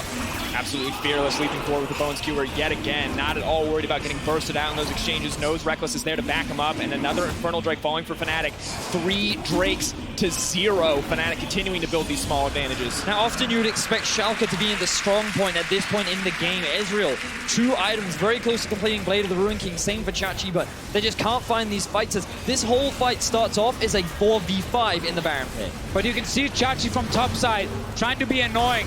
Vander wants to stop the Ornn ulti, but he obviously ends up then overextending in the fight. But at this point, they're still buying time, and they actually get a kill on the way out. It's pretty crazy that Schalke do not lose more here, and Baron is still alive. So Fnatic, while they have the stronger 5-on-5, they still need the big objective if they want to get the big goal lead. Schalke digging deep to stay in this game, finding these opportunities to stop Fnatic from getting anything greater. And we need to look at the flash on Caps against no QSS on the Ezreal. He's always going to be a target. If a 5-on-5 is about to be set up, Caps will flash onto Upset and take him down. And Ezreal's window of strength is starting to close. 2 items not hit nearly as quickly as they'd like. Reckless matching on his way to 3 and then eventually 4. Definitely a difficult game for Schalke if they want to pull this one out. Play to the Rune King, though, has been completed, and maybe Vizicachi can be enough to stop Fnatic. Keeping my eyes on how the vision's being set up right now as Fnatic have full control around the Baron area, and Schalke investing a little bit towards the bot side of the map, but Caps with his TP coming up soon, they've actually moved him to the bot lane and then looking for a pick onto Chachi. He has been locked up. It looks like they're trying to chain it together. Flash out from Vizicachi. Mininar going to give him a little bit more movement speed. Boomerang will buy a bit of time just to hop over the wall to make it out, but burning that flash is crucial. And this is a move that we actually used to see from Vitality back in last split, where you'd bring your Malzahar to the side lane to try and get a pick onto the split pusher. And because you run the teleport, even if Schalke were to start the Baron, Fnatic would have enough resources to get involved with the fight and not make it an easy one for Schalke. And now the next play for Fnatic is that Baron itself, because there is no TP on Chachi's side. If he's sitting bot lane, he won't be able to join easily. He has to run all the way to stop them. And without him, they can just kill Amazing very quickly with the Malza ulti and the Trundle and win this fight here. Trying to secure the Scuttle Crab and a bit more vision. It's been a tough game for Schalke. They secured the Rift Herald early. They didn't get a chance to use it. It timed out, and now we see a little bit more action on the bottom side, but that's not the focus. Yeah, because Fnatic just spent time bot lane trying to kill Chachi with Caps. They didn't get any vision around Baron. They actually gave up that area to Schalke, and it is now forcing Fnatic to catch waves in every lane and play from behind for a little bit, while Schalke gets some free damage and buy a bit of time, waiting for that big TP cooldown on Chachi's side, but it's not there. Fnatic will get their chance now to get the push on their side, and then they can try and force around Baron. And Upset a little bit more comfortable to push out mid, knowing that the flash is down for Caps. He most likely will see the Malzahar coming at this point in the game, and Nukeduck maybe not the best at going 1-to-1 right now. And they're going to get pulled back, but does continue to pressure the top side. Ornn looking to start a fight. Is it going to be enough? It should be enough to secure the tier 2. Schalke not in a great position to contest this one.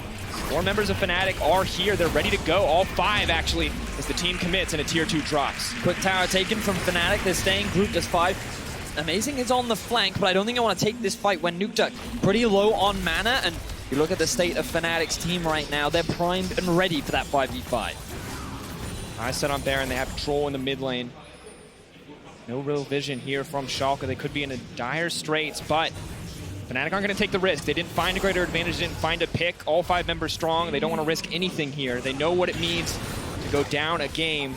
Hylissang going to back off. Schalke really need to find some kind of pick if they want to stand a chance of coming back into this game, because again, the gold looks even and things look promising, but I feel like if we swap to the gold, a lot of that will be sitting on top of Upset, and you can see that he is very close to that of Reckless, but then you compare the mid laners, a LeBlanc sitting at about 9.3k gold is not the state that you want your LeBlanc in. Yeah, this game is not about Nukeduck, sadly for Schalke. When they grabbed that LeBlanc, he banned away 2 mid lane picks from Caps that did not expect the Malzahar to become a huge issue. And that's again why, if the game just continue like this, where we don't get another big team fight, Chachi will eventually get a tier 2 turret on the bottom side, but it's gonna take time, and that's kind of the issue for Schalke. Is it's Fnatic who can be proactive. It's Fnatic who can dictate the pace of the game and force and engage. QSS is now ready on Upset. That is huge. Ooh, it's actually Schalke trying to fight here. He goes in, Upset goes forward. Nukeduck just trying to find Reckless. Does go right back. Very lackluster. Ornn wants to turn this one. They're all grouped up. 3 members hit by the Ornn ultimate. Vizicachi off to the side. The strong Gnar. The gold advantage on the Gnar. Not going to be enough. Goodbye to Vizicachi. Amazing trying to fire back on his oath, but the cleanse is there. The spellbook going to make sure that he can get out of that one. Amazing running. Reckless sees the kill in his sights. Hylissang moving forward, but the dash out from LeBlanc is just enough to save it in the end. Fnatic have their eyes now on the Baron. Upset. Can you take down Caps? Nukeduck is going in as well. Is it going to be enough?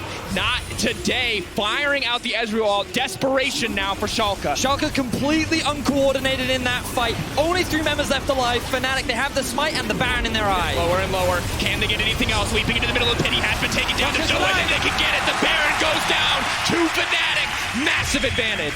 Another team fight won here. Chachi tried to find a flank, but then found himself all alone against 3 Fnatic members, and this guy cannot survive. He's built as a split pusher. It's all damage. First engage misses, then they force the flash from Reckless, and now Schalke actually have no way of properly getting to any carry. So look at the bottom side. Chachi on the flank, well, he didn't want to be there. 4 members of Fnatic move towards him, and they can easily kill him. And look at Amazing flashing in on towards Soaz, thinking that they can get themselves a 1-for-1, but the rest of Schalke recognize we're going to get collapsed upon if we hard commit onto this Ornn. This is not the kind of fight we want. They end up losing their jungler, and now Fnatic, 5 members strong, all Baron buffed up, level 17 capped, are breaking into the base of Schalke. On the cusp of taking it to match point.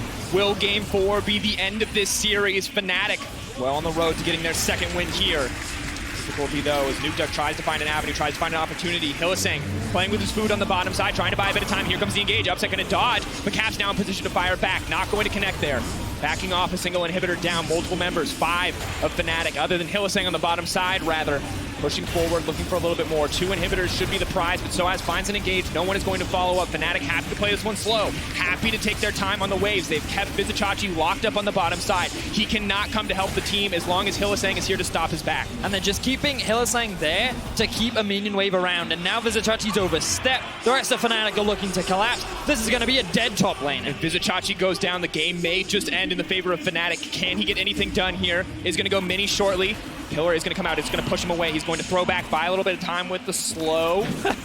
Is he going to do it? The greatest hit could come out. Schalke on the side. They're trying to pick up Caps. Is it going to be enough? Vander goes in as well, but Upset is just now getting in the fight. They've already turned it. Fnatic are still winning despite the favorable engage for Schalke. Reckless on a killing spree. And Vizicachi running for his life. Schalke cannot win these team fights. They don't have enough damage.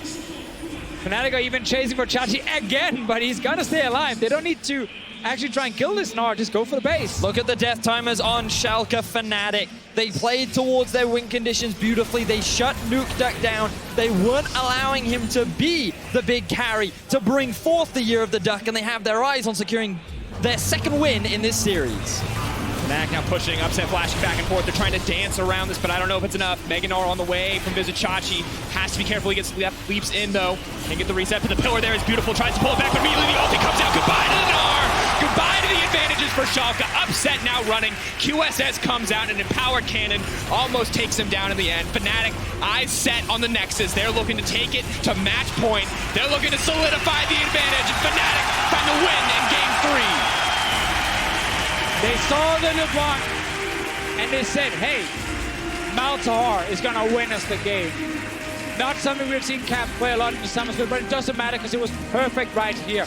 It completely stops Nukeduck from being able to do anything. People will roam to his lane, he has to build QSS, and the LeBlanc became useless. It certainly did. Schalke, they drafted a 1-3-1 composition. They needed to have those strong side laners, and they never got to that point. We criticized Fnatic's drafting Game 1. They've been able to make quick changes that have worked out beautifully as we move into Game 4.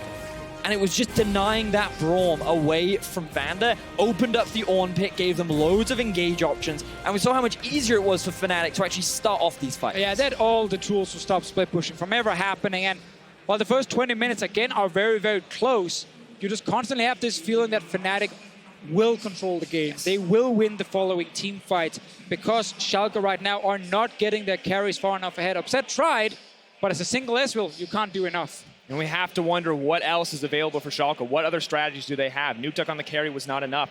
Is there another early game jungler for Amazing? Can they dictate the pace earlier on? Because we saw the Ezreal Shen, a lane that was supposed to dominate, just was not able to do anything for the Schalke lineup. I mean, Veri has mentioned the Camille earlier that he's been playing in solo queue leading up to the final.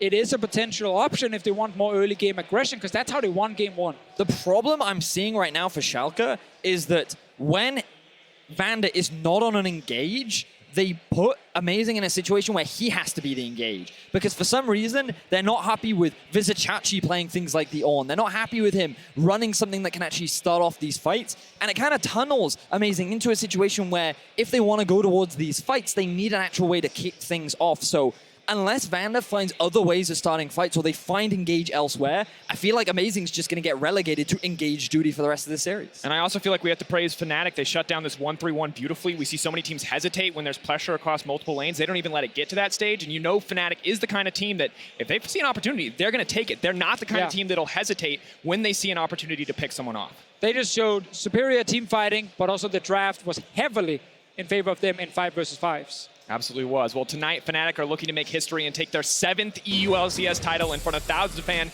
in the Palacio Vista Alegre. We'll be right back right after this for Match Point. Looking to see the team rally after a tough Game 2 loss to turn it back, to turn the series in their favor, and to take it to Match Point. Soaz on the backside and amazing in no man's land. He's going to get cut through. One more stack on the plasma. Taken out in the end. The shutdown for Soaz. The flash forward. And death from the Acapian Ray. Flashing forward. The Shen ulti coming in. Is it going to be enough? The dash, the flash, the extension, the shutdown on Reckless. Oh, using the ulti to get himself into a pulling on step back. A beautiful play. The best pike in the world, you said, Deficio. Look here. Go in the pit. Go in the pit. Come in the pit. Come in the pit. Come in the pit. I can't. Stun. Okay, that is up. Take the finish. We got it. Nice. Fnatic, eyes set on the Nexus. They're looking to take it to Match Point. They're looking to solidify the advantage. And Fnatic find the win in Game 3.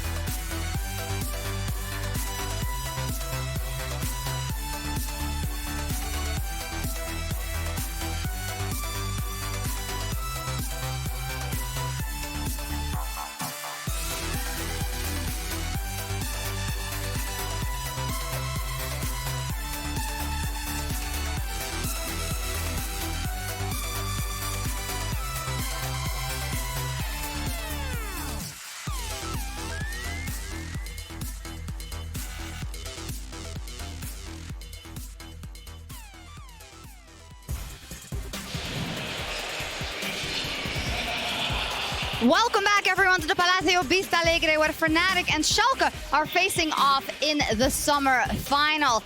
The reigning champions, Fnatic, as an organization, lifted the trophy right here in the Palacio Vista Alegre in 2015. And they are at match point and at the verge of doing it again. So let's talk about the two teams and start with Fnatic, who is on the brink of securing their 7th title in the EU LCS.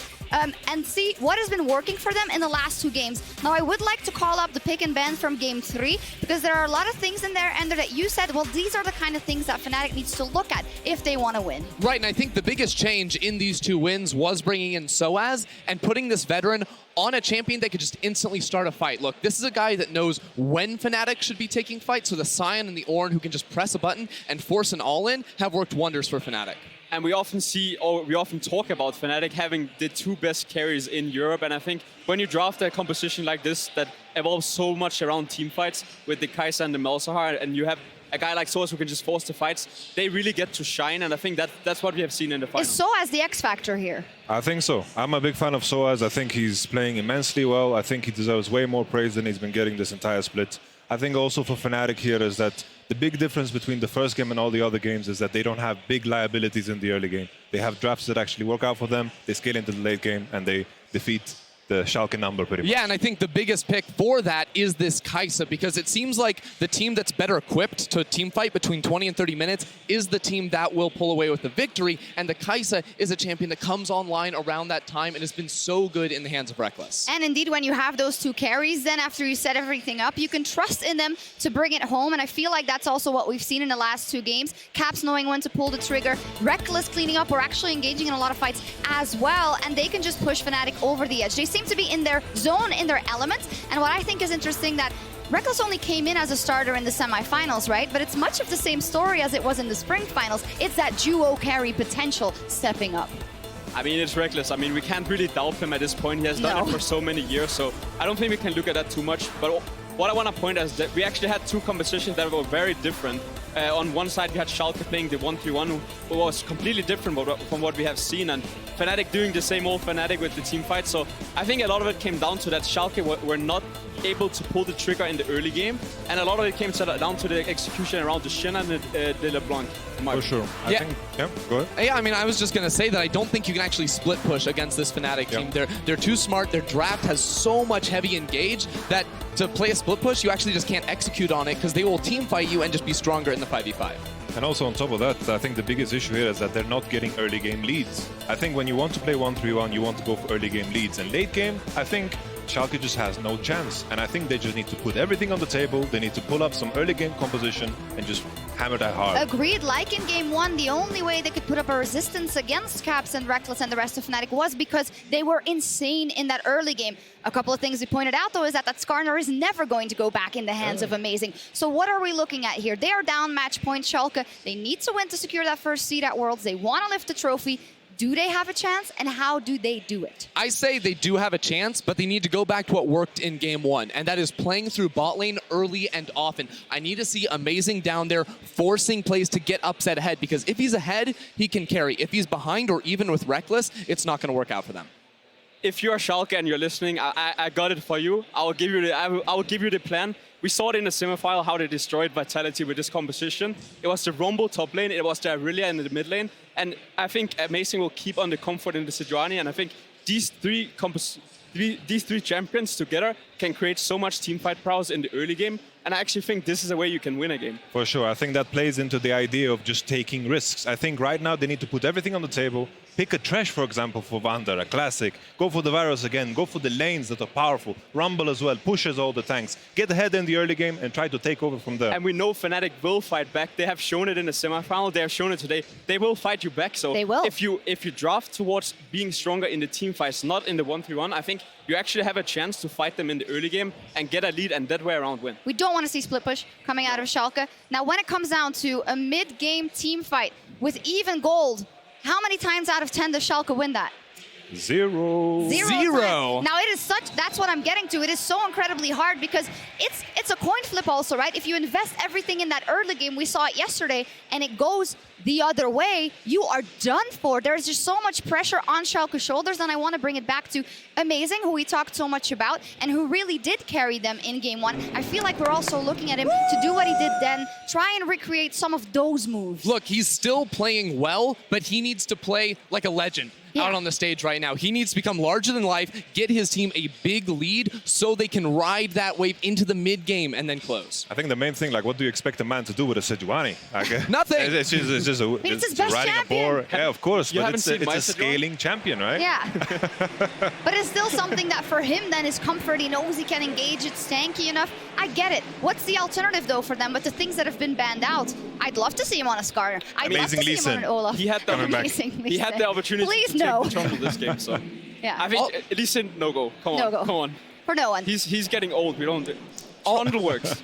Also, yeah, the casters, we're talking about the Camille that he has been playing in solo queue. That was one of his better champions at the start of the split. We still see regions like the LPL pulling out that champion. I wouldn't mind seeing option. that. I'm just going to cut you off because the players are ready. It's up to Fnatic to put it across the finish line and lift the trophy, or for Schalke to get back in and give us a game 5. Let's see if they can do it. Thank you, Shocks. Stakes highlighted there.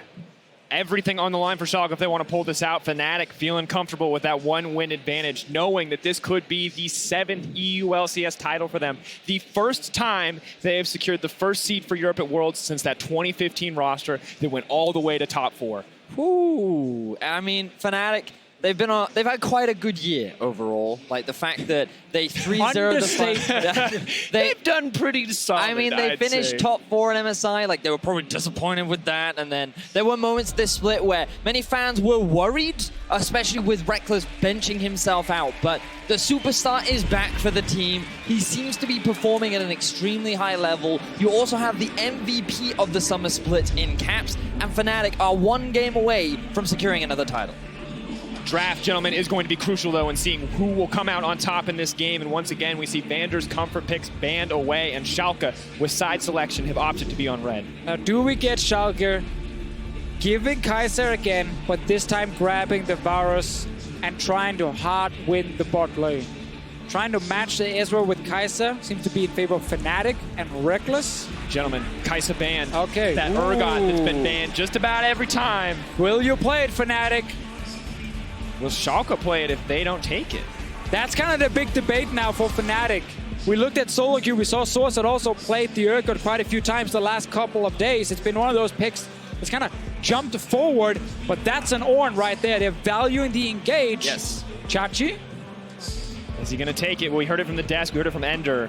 Soaz on these engaged champions, his veteran, his experience always showing through. He knows when the team can fight. It is a great pick for him. But will Vizicachi take the Urgot? I feel like that's what both teams are talking about right now. Can we play the Urgot? Does Chachi play Urgot? Is that kind of in his wheelhouse? The debate right now. I would say old Chachi for sure would grab it and try and win super hard. But okay. This actually shows that the last couple of the games here, Schalke might have wasted a ban on Urgot, seeing as Ornn just got first pick by Fnatic. Yeah.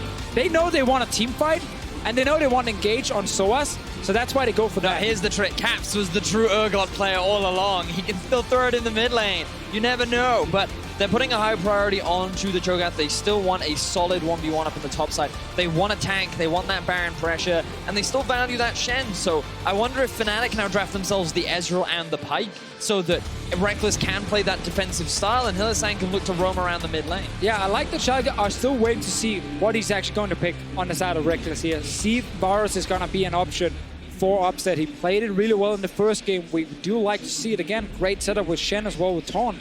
Zyra Khan is available. That's what we're going to see. When any player but Mickey sets foot on stage, it's like we forget that champion exists. But we have to remember Hylissang, a clutch playmaker on anything that can engage. Now, does Vander, well, I mean, of course, he's already playing the Shen. I think this is also a pretty interesting matchup in terms of the 2v2, but it depends on what Schalke look to lock in. I feel like they need a bit of mobility. They're going to go for Ezreal again. Knowing Schalke and Upset, they will go Ezreal against this. They need it against the Rakan. They don't want to play Varus. Fnatic, once again, changing things up in the draft. They're blocking Schalke from playing split push because they have so much engage on their side. It's almost too much for Schalke to handle right now. I feel like Schalke needs to put a little bit more value on something like the Casio, get that strong mid-game teamfight champion that Nukeduck can play extremely well. It is one of his big comfort champions, and I feel like there aren't that many weak matchups you can just ban out the rough ones. But the problem for him is gonna be teamfighting against Rakan Ornn when you are an it's true, you're lowest right. mobility mid laner possible on their side. Like Fnatic, they just know 100% how to win this series, which is through big team fights. Now, the nice thing for red side for Schalke is they will get the luxury of counterpick for Nukeduck if they want it. And additionally, we wanted to see something new from Amazing. Well, so does Fnatic. They've taken off the Sejuani. Not going to see it this game. And the question becomes, do we see the rumored Camille? What is Amazing going to pull out? I wonder if they still want Amazing on Engage. The other option is the Zac. Something that we have seen come out from Xerxes, something that we have seen come out a little bit across the world, and he does act as a kind of next in line jungler, as the kind of tanky Engage, once many of the other junglers are banned away. There's just so many mid laners open as well here because it's jungle focused. Like LeBlanc is left open until Fnatic ban it away, so the Cassiers here you highlighted earlier on your side, Vedius. Ryze also is open in this draft. Is by many considered one of the strongest mid laners to play. I feel like you just, if they want Engage, oh, of course, how can we forget the Gragas? Another staple. Amazing's not best champion, though. He doesn't statistically perform that well. Also, just watching the games, it has been a bit of a struggle, but we have to assume that this is something that Schalke have prepared, that they are ready to execute on this pick. Yeah, I gotta admit, I'm not getting super confident right here based on the draft from Schalke. It's a composition where your Engage is the Gragas, which forces Amazing to play solo Engage again, which is not always a good thing for them. Gragas can also be very difficult to use against Xayah because she could dodge his ulti so easily with her own ulti. Now you need to have a pick prepared against the Ryze that can actually win you the game if you're Schalke, because right now there's so much engaged on Fnatic's side. And historically, Cassio has been the pick into Ryze. He's forced to face forward when he uses a lot of those abilities. And they're going to go with the Zac for themselves, another Engage option. Cassio has no mobility. If he goes for this, it's an insane pick. Yeah, I think that's kind of what they're preparing for. The fact that low mobility mid lane champion that often does well into the Ryze. But there's so much Engage on the side of Fnatic. Their team fighting is monumental. Are we going to see the Nukeduck kind of special? Something that... all right. All in, gentlemen. He's leaving nothing left. They're going team fight too. You know, Aurelia is one of the stronger team fighters. She can also hold her own in a side lane, but whoever gets that advantage will be stronger off on a side. I feel like the early game is going to be really instrumental. Can Fnatic find those 2v2 wins with the Xayah Rakan? Can Nukeduck be set up for success by Amazing? Fnatic, they have to get Nukeduck. I mean, Schalke have to get Nukeduck ahead in this game here. This Aurelia pick is so risky against all these massive tanks, so much engaged, tools to lock him down in team fights. If he gets ahead, however, he can subtly bully out the Ryze. He can take over a side lane, and he can, as you highlighted, Vedius, also team fight. But this Fnatic draft is packing so many ways of just forcing plays on Schalke. Gentlemen, explosive drafts. Can Reckless and Hylissang pull it off? Can they find the engages? Can they stop? Nukeduck is the Aurelia pick, the key to Schalke's success. That's what we have to ask ourselves as we look at back and forth across these compositions and see at match point what Schalke can show us to bring it to a game 5. Now, Schalke overall can be pretty pleased with how this split and how this year has gone. The introduction of Amazing to this lineup has brought Schalke to their very first ever final. They took game 1, and now they're putting a lot of emphasis on Nukeduck to be the big carry. Let's hear what the coach has to say as we head over to Quick Shot. Thank you very much, gentlemen. I'm joined once again by Giotto. Let's talk about those last two picks, Gragas and Aurelia. Amazing has not had the most impressive performances on Gragas on stage. And Year of the Duck, is it true or false? Let's talk about that mid-duo synergy. I mean, if it's true or false, I don't think that this game is the one that is going to answer it. I'm pretty sure that Nuke, both in this series and throughout the whole season, showed that it is the year of Nukeduck. And the Gragas is just a pick that fits perfectly to what we want to achieve in this game. One last question. What is the thing you are most afraid of the Fnatic composition in this game? I think probably I'm a bit on the expectation to see what Hylissang can do on Rakan. It's not a champion that we saw Hylissang playing for a long time. I think that if he can pull out some good ultis, probably will be good. But my trust is on Upset and Vander, and I'm pretty sure that they will get the push and win the lane like they have been doing the whole series. Best of luck, and hopefully give us a game 5. Thank you very much, Kyoto. Back to you guys at the desk. Thank you, Quick Shot. Game 4, Fnatic versus Schalke. Fnatic up. Fnatic at match point. Fnatic on the cusp of 7 EU LCS titles. But what will Schalke say here? Can the bottom lane come through? Can NukeDuck come through for this lineup? Yeah, again, it's so much about NukeDuck for me. I'm not expecting the bot lane from Schalke to actually win here and try and kill Reckless and Hylissang. I'm just looking at the Aurelia. Now keep your eyes on where the junglers are starting, and we already see a bit of a trade. Level 1. Going in for the all-in. Upset now backing off. The exhaust has been burned. Hylissang already using the ignite, though, so just a 1-for-1 trade on summoner spells. They're fighting ferociously for this first push, for this battle to level 2. And this is why I wanted to talk about the junglers, because you'll note that neither of them gave a pull for their respective junglers. Amazing started on top side. Broxah started solo on the Raptors, which Schalke had information on. So Amazing should now have a rough idea of where Broxah is and where he's pathing, and if he can look to punish, because Zac in the jungle often gets very low, and if you have pressure in a lane, you can look to abuse it. Taunt goes in. Vander, though, has he overstayed his welcome? The knockup is going to come through. They're not going to be able to get level 2. The flash out, immediately forced. Yeah, Vander is ignoring summoner spells here. There's heal on Reckless versus teleport on Upset, so you're down a combat summoner. Looking for these engages here is very risky and cost him early flash in the bottom lane. A little bit too eager to try and do something. I'm still looking towards the mid lane, and Amazing now, who's hovering around, but obviously Caps is very safe. See if it does stun connects. Stun going to go in, flawless duet. 1 stack on the Blade Surge, leaping in and out, trying to use the most of that passive, but a lot of damage now traded back. Caps, pulling back. You know there are moments where he would have gone for it, but gives Amazing the respect. First combo there from Caps, maximizing his damage output, punishing the trade that NukeDuck tried to go for. There is still an ignite on the side of NukeDuck, which will give him an advantage in this 1 versus 1, but Caps is so dangerously close to that tower, a slight misstep will result in a kill for Caps. And what we're seeing here is Amazing getting both Rift Scuttlers early, because Zac can't really do anything in the early game. He just wants to farm. Broxah is around to see if anything is happening. Meanwhile, Amazing can go back, grab his full bot side jungle, recall, get his boot so he can use Predator, and then I want to see the first gank. Both scuttles going over to Amazing here in the early game. Broxah taking the defensive bottom side pathing, securing level 3 on the 3 camps. Taking the Krugs as well, so doing okay to match experience, and Amazing doing what he can to put down some early pressure, but not amounting to much. Keep your eyes on the bot lane as well. Upset being pushed back hard underneath his tower. Fortunately, the Kleptomancy does help in terms of giving him a little bit of sustain, as Reckless has ran out of health pots, but that doesn't stop them or slow them down. Even though they don't have the vision, they're not afraid of going for these early 2 versus 2s and just maintaining the advantage against Upset and Vander. If you're a Schalke fan, you're already worried because you heard the coach. He said they're going to win bot lane push just like they do every game. The last game it was a struggle. In this game, it's getting hard too. Difficult. The confidence from Kyoto not showing through for the bot lane right now. Maybe they can shift it now that Upset has the tier and can start to pressure more. I think we'll see attention on the top side, though, as Soaz continues to get aggressive here. TP comes in the bot lane from Upset. Hylissang immediately looking from the engage with the input buffer on the Arcane Shift. We'll take him out to safety. So he's fine for now. Reckless, of course, will try and recall very soon, and that does buy a bit of time for the Schalke bottom lane, and they got the early tier. Now, Broxah's top side. Judges struggled in his lane early. Very good trades from Soaz on the on. He's fully controlling the Schalke top laner. Amazing around bottom side. Did not recall yet. There's no boots, no Predator, but he's going for the gank.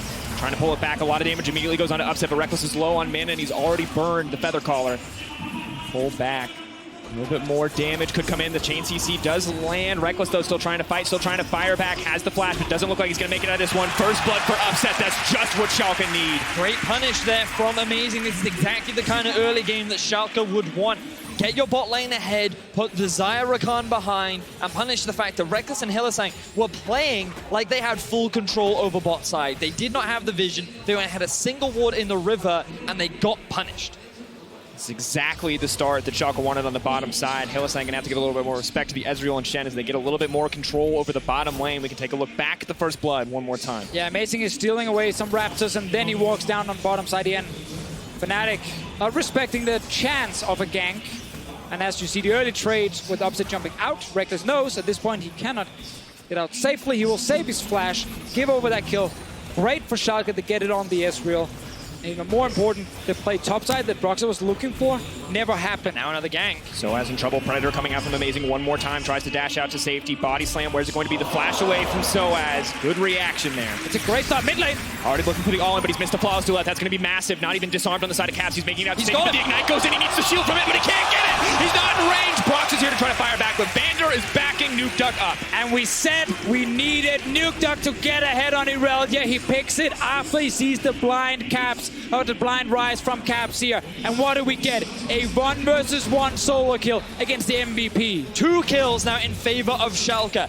Nuke Duck picks himself the Irelia and says, listen team, I know I can carry, I can get this outplay. Let's look back at how Nuke Duck does it. He gets level 6 before Caps does. He's going to get it on this cannon wave, and then he's going to go all in. Ultimate comes out. He does miss the stun, expecting Caps to run away, but he knows he has enough damage with his passive and the Ignite to secure the kill. Caps right there end up misclicking and walking back towards Nuke Duck for another auto attack in his face. Did not early flash out. Greedy play, and again, probably a slight misclick, and Nuke Duck instantly just punish him. Good use of the level 6 spike and the passive stacks to really punish Caps for staying a bit too long, cutting through that overload shield pretty easily, and now putting himself in a favorable position. He gets the Merc Treads. He's very comfortable in this lane, and bot lane doing well as well for Schalke. Let's also look at how summoner spells are doing for both sides, because every single member of Schalke has flash, but Caps doesn't, Soaz doesn't, and that Predator is about to be up for Amazing, who's level 6. Nuke Duck doesn't necessarily need that ultimate because there are no escapes left for Caps, so Amazing needs to make the next gank happen, and it needs to happen soon. Oh, give us that extra kill in the mid lane for Nuke Duck. Why not? It's so open at the moment without that flash on Caps. Nuke Duck and Amazing are looking for it. Amazing actually just used the vision cone here to check if anything was warded. That is a no. So Fnatic, they know he's around, but they don't know 100% where he is. And he's sitting around mid lane, forcing Caps to be very, very defensive. Forcing bot lane as well to play with a little bit more respect. Will they go for the dive? Caps is coming. Caps with no flash. He's ready. He's stacking with the passive. Ionian Fervor will be fully ready to go. 3 stacks currently. Wants to get the follow-up, but is going to knock him back right forward. The chain CC! Beautiful execution from Amazing. That was so good from Amazing. We criticized his Gragas in the draft, but he is changing things. Here comes Proxy to pull him, slap him together, get a kill back. Well played from the jungler. Amazing actually wanted to check right there with the barrel, but then he wasn't ready to jump away in case Broxah showed up. So there's a kill going in favor of Fnatic, but Nuke Duck 2-0. Oh, 14 HP.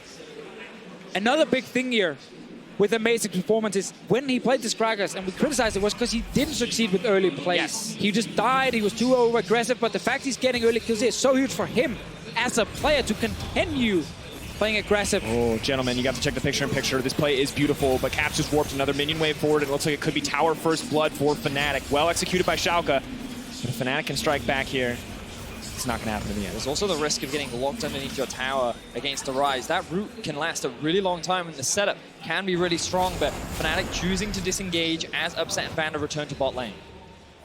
Let's see, on the side of Caps, what's his answer right now? Well, he's built CDR boots. That means he can't actually properly get out of the stun from Nuke Duck. He can't block any additional auto attack damage without Ninja Tappy. He has no real way of actually staying alive if Nuke Duck goes all in, and it's probably going to happen again. Ignite is up. If he lands the combo, and especially the ulti, he's going to kill Caps again.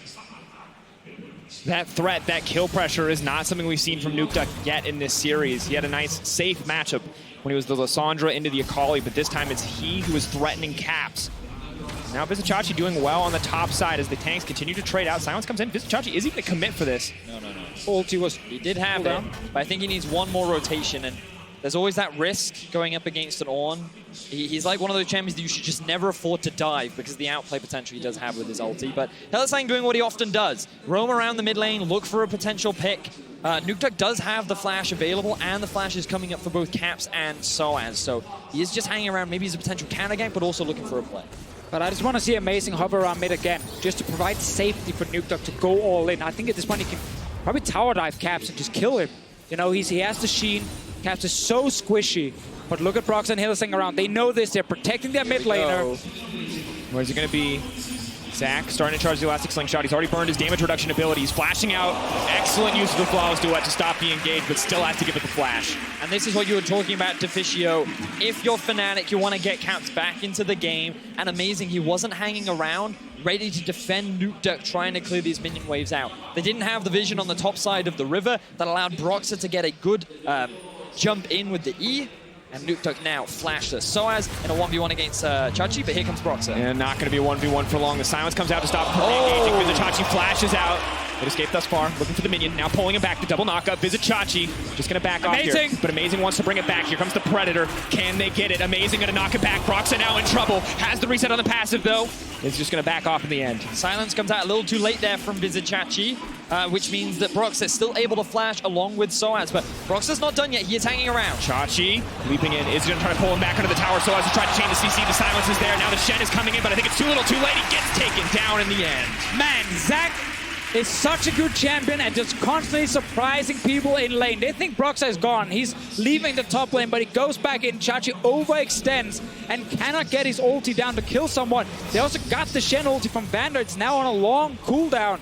Super good for Fnatic, and it's Broxah, the Rock, pulling the team back. Flash forward, extending the engage. The charm has connected. Upset is all but dead at this point. One more auto do it. Can he make it out? The heal comes through. Hylissang grabs the kill. Upset tries to defend the tower without his support. He ends up overstaying, and all the summoner spells get burnt as Fnatic find themselves 2 quick kills. Now the TP comes through to defend the Fnatic bot lane. Nukeduck debating if he even cares. He's ready to go for it. Caps now pulling the team back. He's going to use the flawless duet to lock up a member, but they flash out. The immediate lockup comes through. The damage reduction not enough. No depth to find today.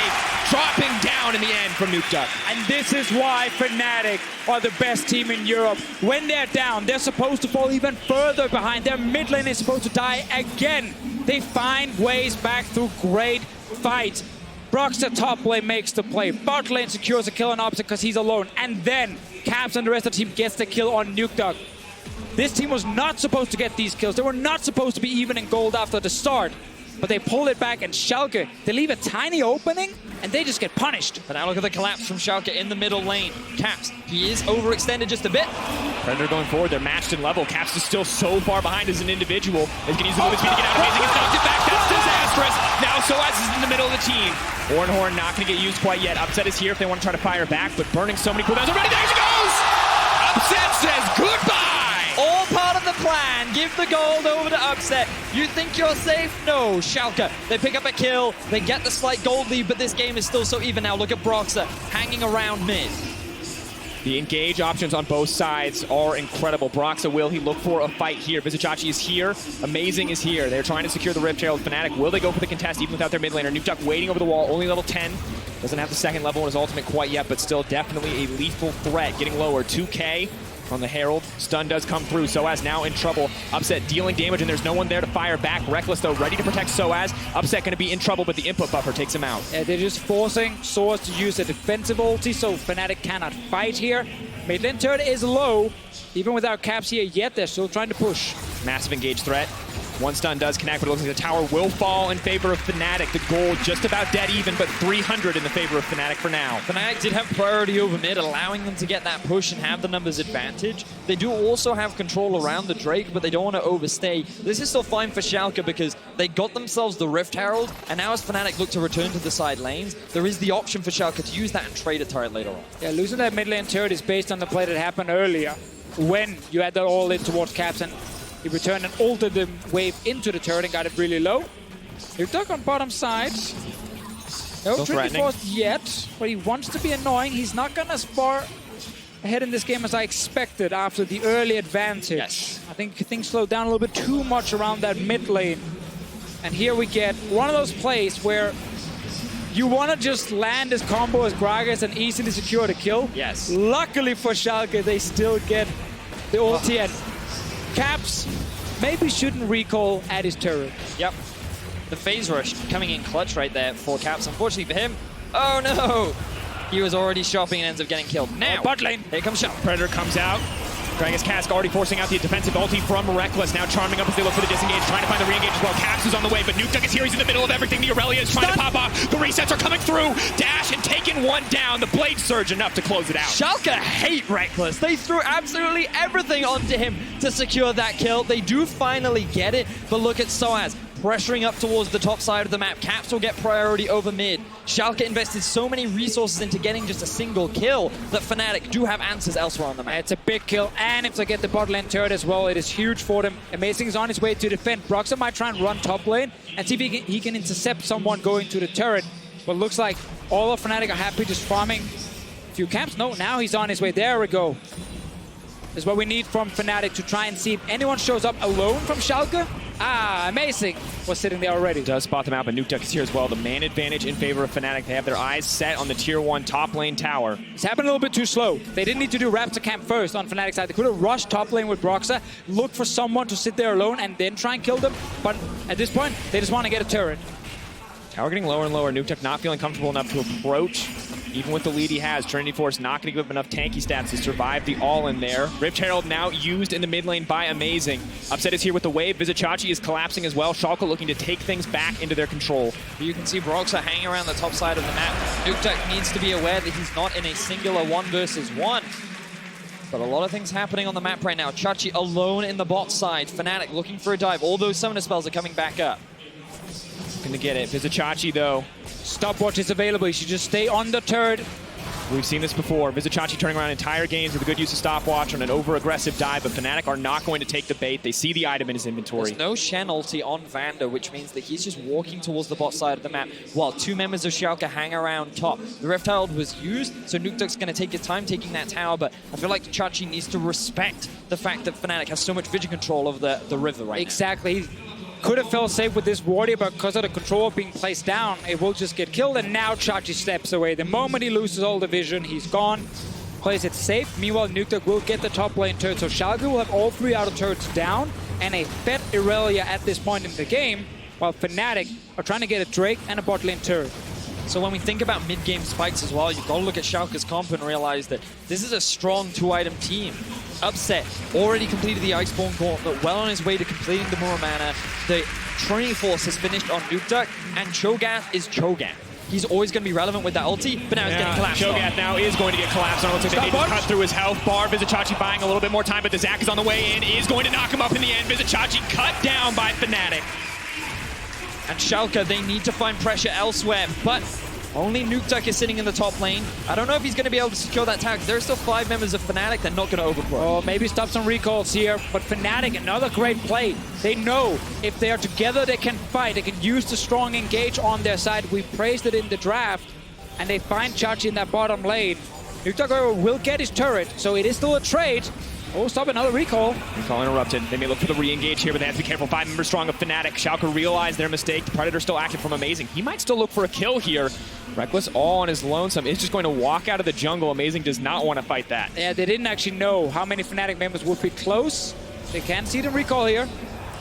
If Chachi had teleport, I feel like Schalke would have considered going for a re-engage, but without his ability to get involved in the fight and no Nukeduck, they didn't want to overcommit. So here we see the dive. Good Realm Warp from Caps to kind of cut off the escape route from Vizicachi. The flash engage from Hylissang means that there are very few options that Chachi has, and overall the combined CC from Fnatic enables a very clean dive with a tower off the back of it as well. Luckily for Schalke, of course, Nukeduck is able to take down that top side tier 2. Keeping the passive stack as best he can on the minions. Now Upset chasing down Soaz. Vizicachi and Amazing are on the way. Looking to give the same treatment to the enemy top laner that their top laner received moments ago. CC comes in more than enough with the damage from Upset to close it out. Teams are just always trading here. Fnatic gets something bot lane. Well, Schalke gets something top. Now they swap it around. It's Schalke getting a kill bot, but it's Fnatic pushing in mid. Nukeduck is sitting here trying to defend, but he's against 3 members. He's going to use the ultimate. The TP does come in. He's now going to try to line up the stun. He manages to hit 2 members. He's going to continue going forward, but the charm comes in as well. Defiant Dance still pulled back into the middle of the team. Shen is there. He's going to block as much damage as possible. The ult is there if they want to re-engage, but Caps is here as well. Upset does not care. He goes face first into Caps, and Caps just barely makes it out. Very close fight here, but Fnatic end up securing a tower in the top lane. They aren't able to secure it in the mid as Schalke, with good use of teleport and the Shen ulti, buy themselves a bit more time. And again, trying to set up a trap here in the jungle, but Ryze is super low. They just get down some vision and then they start backing away. Amazing will find Rakan, however. Khan, Hylissang, body slam goes forward, can still leap out into the Baron pit. Here's Vander. Vander's here over the wall. Hylissang, are they not going to go for this? He's so scared because he has no vision in the jungle. Well, Brox is there to back him up. Feels like they had a window of opportunity, but they just missed it completely. Well, that's where, again, we can see the entire map. Yes. So we're like, oh, come on, it's a free kill. Just get in there. But he didn't know if 2 or 3 members were sitting around blue buff from Fnatic, and then he would suddenly look very dumb for actually chasing down a kill. But it is Schalke being a little bit scared of risking, you know, that potential play. But again, they had no deep vision. Let's think about the state of the game right now, because we know that Fnatic, they do have a very strong 5v5, and they're getting close to that point. But the fact that Reckless was put behind in the early game means that he's yet to complete his second item. He is about to go back to base. We'll see. There it is. The rapid fire now picked up for him, but Upset, 2.5 items. Nuke Duck, you would imagine he's going to go back and pick up the Sterak's. Amazing. Going to be getting tankier. If Schalke want to fight, I feel like now is one of the best times to do it. 100%. You're still a crit AD carry on Reckless side, so you need your IH, and it's not going to be there for a couple of minutes. So Schalke, find your opening. Amazing. Your flash is available. Let's get the engage you need and secure Baron right after. That's how you snowball the game as Schalke.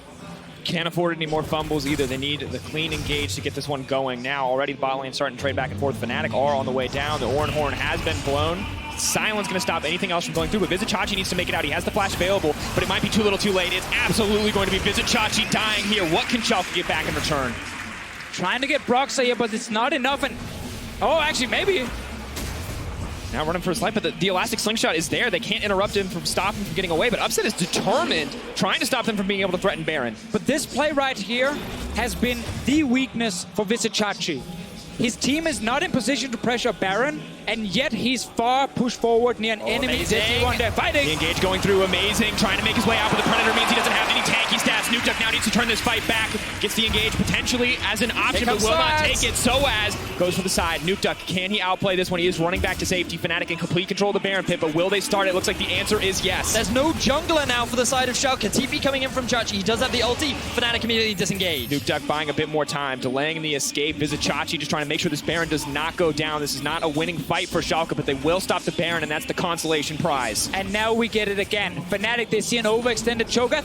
Instantly they kill him. Go for Nuke Duck. Nuke Duck. Defiant Tant's going to buy a bit more time, but he is going to get taken out in the end. The ulti not enough. Another pick for Fnatic. Huge mistake there for Schalke and Nuke Duck. 8-6 is the kill score, but the Baron is the focus for Fnatic. They have 5 members strong. Amazing is back alive, but Fnatic with so much more control. Oh, Swords is on the side with the Ornn ulti in case Schalke step forward. Joins his team now. Can Amazing do it? 7k health. The Oran Horn blown, the engage comes out. Vizicachi trying to buy a bit more time. They have the Cho'Gath, the beautiful combo. It goes in. Vizicachi takes out Hylissang. Can they actually win this fight? Upset untouched, but his mana is low. He's still doing so much damage. Reckless now in trouble, but the double carries are there. Reckless now pulling back. Brings back the feathers. That's the turn that they needed. Oh, going for more. Caps and Reckless now going to step forward. This could be disaster. Upset goes in. He's going to get it. Reckless running for his life. Not today. Take it out. The double for Upset. That was an amazing team fight. Upset comes up clutch. Reckless nearly saves the fight. It ends up with no one winning anything. This game is still on a knife's edge. What a team fight, and man, Schalke need a win. Broxa! Run, Upset, wants to stop it. Upset gone! I cannot believe it. Fnatic are not giving up in any way, shape, or form. Oh my words. All right, let's get the whole thing again. Remember, Nuke Duck is dead. It's 4 Schalke members around. Fnatic, they want to turn and fight with Ornn ulti, but look at the flash silence. Soaz cannot reactivate the Ornn ult, and you have Fnatic stuck near the Baron getting CC'd. And that Gragas ultimate was fantastic, but then keep your eyes on Reckless. Good use of the ulti to lock the 2 frontline members down, and then with the return of Caps, they think they can win. But then they realize they've lost their frontline. Upset is still capable of dealing a huge amount of damage, and then they're able to get this kill onto Reckless. So much was used, so much was amazing, and this was a 4v5 for Schalke. And that replay, of course, brought to you by Acer Predator, but just a beautiful taunt from Vander to close it out. Hype and excitement. The various faces of watching a team fight when your team is on this close to securing another final. We still have to zoom out and look at how Fnatic got in this situation, because they were down but they keep finding picks. Chachi in the side lane, Nukeduck in the mid lane. The amount of engage, and especially Broxa and Hylissang together. Whenever Schalke are slightly overextending or not sitting together as a unit, they get caught and they die. And that's just credit to Fnatic for getting the goal back. Check. But Schalke can still win this. Big teamfight win on their side. They have the tools with this AD carry being extremely fed. Upset, it's all on you. You need to show that you can carry this late game. The engage comes in. Broxa wants to get it started. Soaz is there for the backup. Upset not going to get locked up quite yet. Has to immediately leap out to safety, but Hylissang stops him from coming back. Already a man advantage. Nukeduck on the way in. Is it going to be enough? Amazing just tries to disengage. And it's another Fnatic engage when Schalke are split, so they cannot 5v5 them. Once again, we have 4 members alive from Schalke. Fnatic, are you going back to Baron? Are you waiting for another engage here? Well, Schalke, they keep getting caught out of position. Even though they hold the goal lead, they are just constantly in a situation that allows Fnatic to find these picks, control the vision, and punish Schalke. They're the ones with priority over Baron, but they don't actually start this one off. And gentlemen, the last time we saw the Zac pick was G2 versus Fnatic, our finals.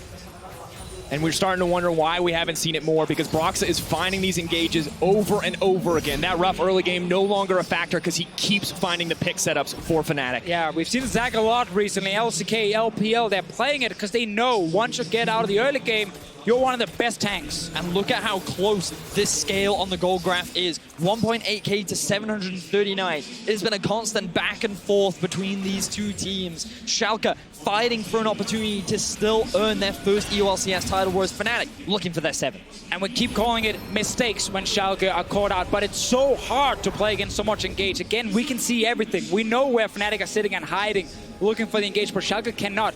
They're constantly scared, because whenever you step past the river, it's true. There's a Zac jumping from miles away, and you simply can't split up as Schalke. And look, the flash is now available for Hylissang. That's another thing you have to respect. The Realm Warp flank. Here's the Ornn ulti once again. Not afraid to go all in on nice Chachi, but he's going to use the knockup to stop any further aggression. Now pulling back, but Cap's not the weak laner he once was. So strong to just start cutting through the health bar of Chachi. Nukeduck is going to struggle to get into these fights as well. With such long-range engage, for him to close the gap is going to be very difficult, and he's going to be forced to focus this front line. How he executes these fights will be pivotal, but look at the side lanes as well. Big wave being pushed in favor of Fnatic towards the bot side of the map, and there's no TP outside of Upset. And it's just Schalke, they're scared of going to the side lanes, knowing that someone can get engaged on. But once they see anyone there, Fnatic can move in and kill all these wards Schalke have placed in the Baron. They get control of the area again, and suddenly you're playing blind as Schalke. You don't know when you can step into the river. You don't know when you can step forward in lane, and it's so difficult for them to play against. Looks like Fnatic, however, are actually delaying killing the wards. They're looking towards Chachi again. A lot of run, Chachi. Broxa could go in. Caps has more than enough damage to close this one out. They're not going to pursue for anything else, however. Chachi not dying on the sideline will be a nice advantage. Fnatic for now will just settle for the Cloud Drake, their second dragon of the game. And the gold still dead even, gentlemen, as we approach the 30-minute mark. Whew. All right, we slowed down a little bit. Normally games would be over by this point in the game, but we got this game 4. We're expecting it to go towards the late game. The 4 item, the 5 items. The Infinity Edge is now finished for Reckless. You can see that the Mercurial Scimitar is now done for Upset. Level 16 for Caps, and his 3rd item along with a needlessly large rod. And Nukeduck, though, he is struggling yet to complete his GA. He's not quite the laning Irelia that he was in this early game. Hard to play out these late game fights. We've already brought it up before, but there's just so much CC that Nukeduck, yes, if he finds that golden opportunity, he can go off. Broxa again. May not be it. Upset now needs to make it out to safety. The knockup does connect onto 2 members. Upset, though, using that flash is going to be massive in the fights to come. Ooh, that's a TP from Chachi as well. I believe there is a slow push in the bot lane, but pushing in favor of Fnatic towards the top side of the map. And the last-minute ward does spot out Broxa, stops Schalke from getting caught off guard, but the Elastic Slingshot cooldown is just so low. Broxa's just going to keep fishing for these engages. All it takes is one misstep from Schalke for this to turn in the favor of Fnatic. We're looking at Amazing to start a fight here for Schalke. If he can find the opening, it's such a big difference in terms of amount of engage you're bringing. Fnatic split. Predator. Wants to knock Soa's back. Good use of the cast. Broxah now going to try to turn it. On the backside, Caps has stopped any follow-up from Vander. Vizicachi now flashing out to safety. It's a scattered fight. No one has committed quite yet. Vizicachi taking a little bit of chip damage here.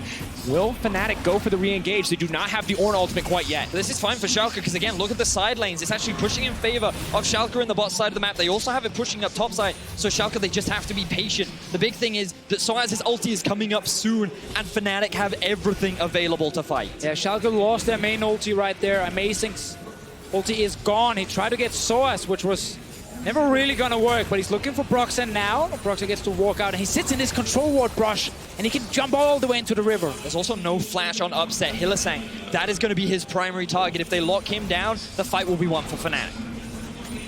Can they find the opportunity? Broxah's looking for it.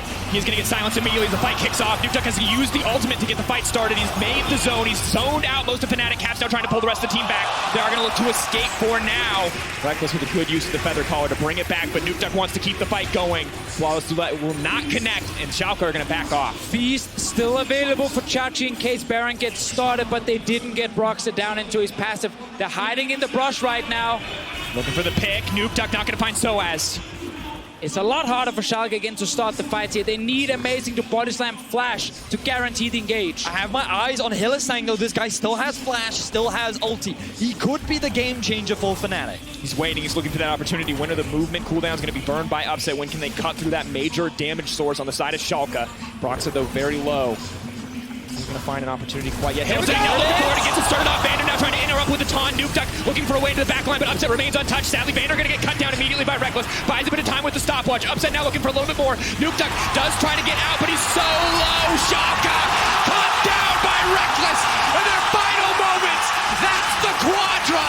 He wants the Penta, but Upset's not going to let it happen. You can't out-teamfight Fnatic in the late game. Many teams have tried. Many teams have failed. Reckless finds himself a quadra kill.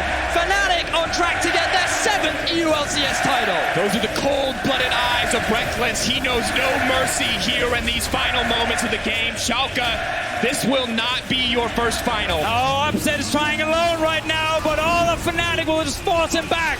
Fnatic will not be stopped, gentlemen. They will not be denied. And for the 7th time, Europe, Fnatic are your champions! Showing in the final moments, Fnatic proving that even when Caps is put down, the rest of the roster will rise up around him and carry home the victory. Their 7th EU LCS title, their first seed at Worlds in Europe since 2015. We all remember that roster, and we're all going to remember this one. Fnatic have looked dominant throughout the year. Devastation for Schalke. They played their hearts out in Game 4. That final team fight is what decided everything.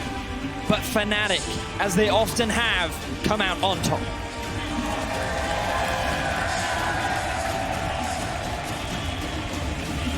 Joy on the faces of these players, of the coaches, of the support staff, knowing that they earned this.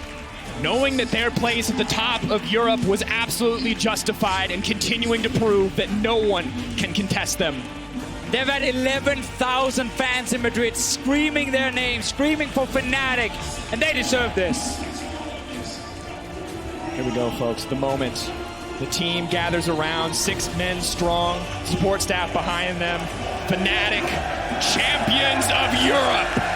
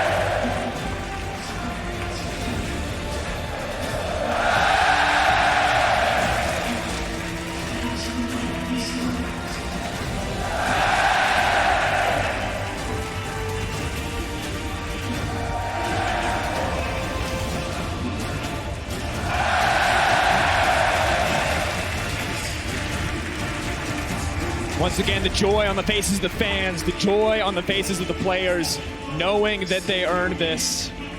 And the crowd lighting up for each and every member of the support staff, for the team, regardless of how many games they played, regardless.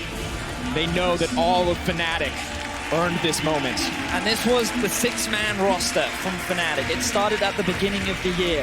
Whippo came in place of Soaz last split. After his arm injury, they made it to MSI. They won Spring Split. And it was this split where they fully utilized it. Whippo, Soaz, Reckless.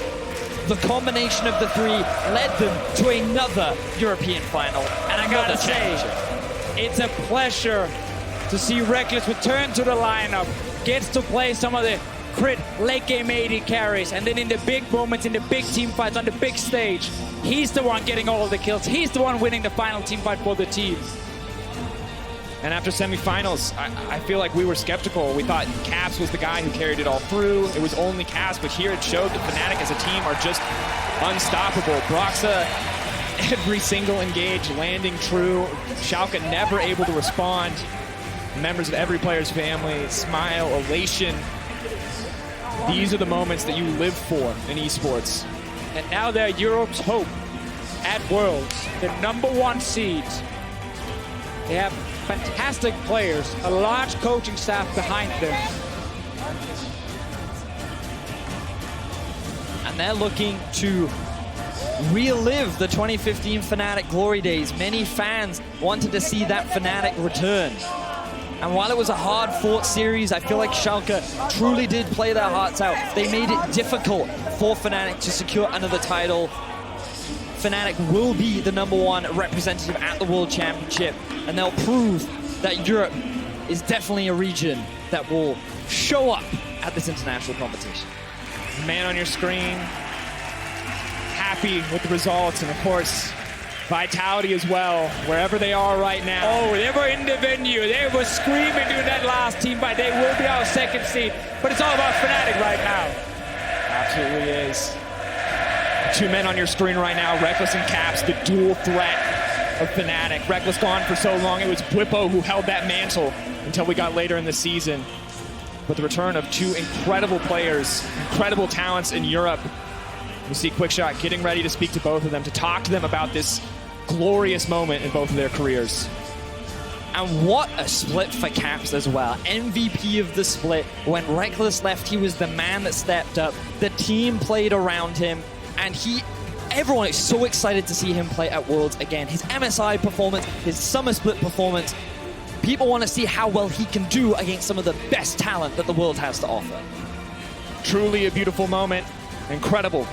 Final moments as the interview gets ready. Gentlemen, it's been a pleasure to watch this final. For the EU LCS Summer Final, Reckless, Caps, and Soaz. They are your choices for Player of the Series. Head over to @Esports on Twitter and vote on the poll. Let us know what you think. Contribute to this glorious moment. For now, let's head down over to Quickshot to talk with the victorious champions. Madrid! Let me introduce to you your Summer Split champions!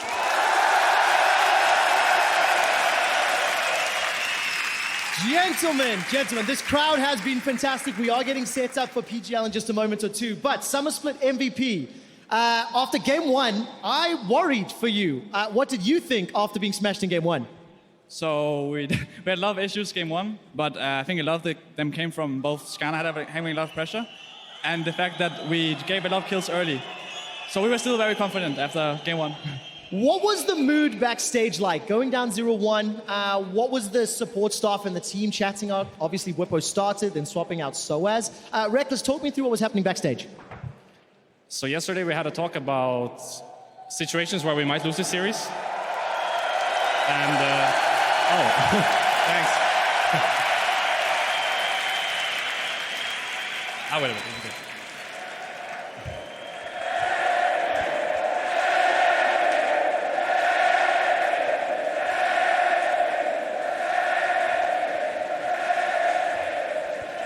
Actually, I take back the question. Can you explain to our viewers at home what this means and who you spoke to ask if it was okay to do that on stage? What does finals mean? Specifically the pose. Also, I'm good friends with Alvar, who's the coach of Mad Lions, and I saw that they were dominating the LVP, so I wanted to do their gesture. That's what I was hoping for, Madrid. Let's just turn back to celebrations. Reckless, it is another title under your belt. You hear the support from the fans here in Madrid. We know the support from the team on stage. What does winning yet another trophy and being world seed #1 for Europe mean? It means that I'm one step closer to being the best European player ever to play the game. So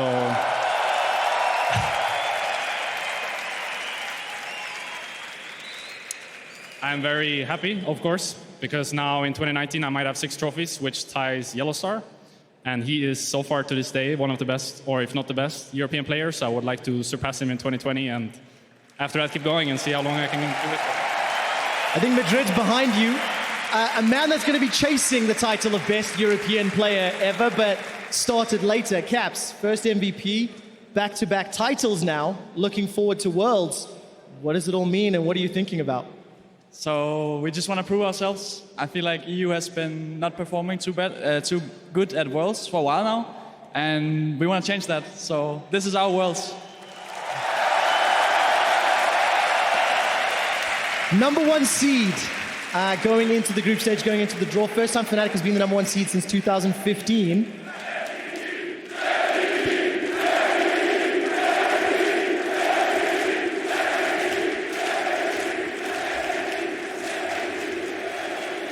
Caps, when you know what you want to accomplish, and you know you have the thousands of fans in the venue, the thousands of fans at home, does that put more pressure on you, or does that fire you up to go further?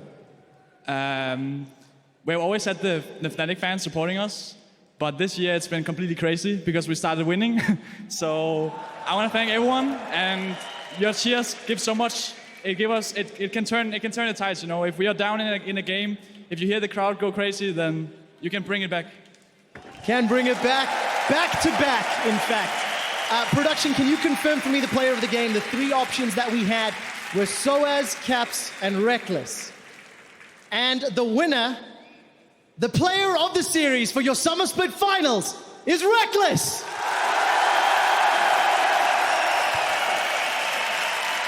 Reckless, I'm going to turn to you before we head over to the post-game lobby. After seeing Whippo play most of the Summer Split, after seeing the meta come back into AD carry favor, and for you to close out the finals with a quadra kill and be awarded player of the series, how do you reflect on the entire Summer Split? So the entire Summer Split was kind of a waste for me because I was mostly on the sideline and I didn't really get to impact the team's success that much. But at the same time, I think it was really valuable for everyone else because they got to grow without me. So now that I'm back, I feel like I have much less pressure to carry and I can rely on someone like Caps to take most of the weight. And also I want to add that if it was up to me who got player of this series, I will give it to Soaz. I feel like he gets a lot of shit, honestly, for being who he is. And he comes in at finals like this and just smashes 3 games straight. I don't know, I feel like he just deserves more credit than he gets. Madrid fans cheering Soaz earlier. He has Reckless's vote. Gentlemen, I'm going to ask you to go get set up for post-game lobby. Thank you so much for the interview. You can hold on to that and take it with you. Right now, we're going to head back up to the caster desk while we get those 2 set up. So, Dracos and crew, take it away. Thank you very much, Quick Shot. Of course, hard to argue with that. A fantastic showing from Soaz just across the series. Oh, yes. I feel like tank players are always the unsung heroes across any esport title that has ever existed, but Soaz definitely making his presence known. I mean, we wanted him from game 1 because it just feels like when he's playing, the team is smarter. The team are taking better fights, and it's obviously a lot of the experience he brings compared to a very young Whippo. Man, this was such a great final, extremely competitive. Soaz had a great performance, but, you know, Reckless, he downplays it a little bit. He, too, played exceptionally throughout this series. Fnatic, they're looking good going into the World Championship, and they're going to be bringing vitality along with them. Absolutely. Well, it was a fantastic weekend, gentlemen. Let's look at some of those massive plays brought to you by Acer Predator.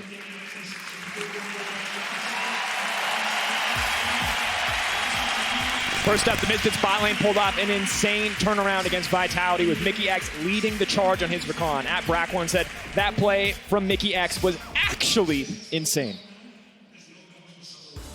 A lot of members from Vitality moving down to bottom side. All right, Mickey's in a lot of trouble, but take a look at that. The combination of Xayah and Rakan means Mickey stays alive. Featherstorms come out. Handsome got the ability to root some people down. Manages to lock in Cabo. Now Handsome flashing for his life. Mickey buys enough time for the rest of Mr. Oh my God! They are still not dead. What? Mickey and Handsome finally go down. It's a double kill for Jozuke, but Alfari's in the fight. He's already taken him out. They've turned it around and Vitality pushing for the tower. Misfits just pulled off a 3v5 while the rest of their team, Maxor and Senkux, are hard shoving in the mid lane. Hey, come mid tower. We're fine. I should be fine. Okay, we get mid tower. I can flash or sign. Sign or flash. We're still fine. We can't do anything. Okay, good job. If the diamonds, we can kill them. We can kill. Hey, do you want us to clap? We kill up. After mid tower, come. See what I mean? I think we can't keep pushing. Shigab, don't die. We're fine. Oh, Mickey, to me, he is one of the best recon players in the world. This guy is so mechanically gifted. He is so impressive whenever he's on a playmaker. Unfortunately, he couldn't maintain that throughout the rest of the series, but he definitely had a highlight moment in that game. You can't beat the band. That's the problem right there for Mickey. Absolutely cannot. And in the end, of course, it was Vitality that came out on top with Attila making his return to Spain. At We Hit the Ground tweeted, Attila will be cheering for you at Worlds.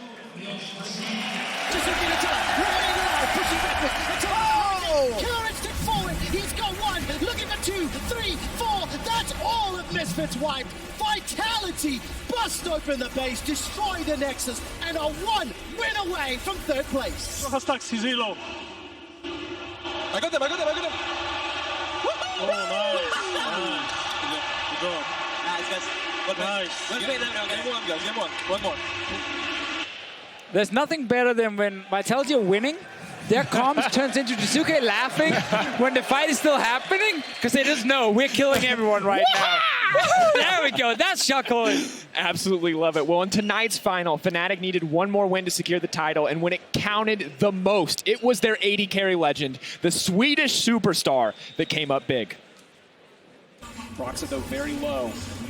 He's going to find an opportunity quite yet. Upset now looking forward to get it started off. Vander now trying to interrupt with a taunt. Nukeduck looking for a way to the back line, but Upset remains untouched. Sadly, Vander going to get cut down immediately by Reckless. Buys a bit of time with the stopwatch. Upset now looking for a little bit more. Nukeduck does try to get out, but he's so low. Schalke caught down by Reckless. In their final moments, that's the Quadra.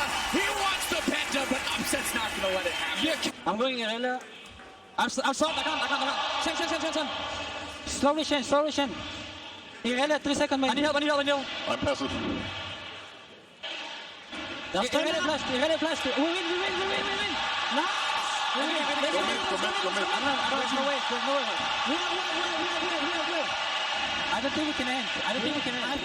And look, we're all just surprised that he didn't get the Penta at this point. That man, masterful team fighting. Xayah, always so deceptive, because when you bring those feathers back, everybody dies. I just like the little flash at the end right there. After his ulti, he flashes and gets the double kill extra right there for himself, and he was untouched.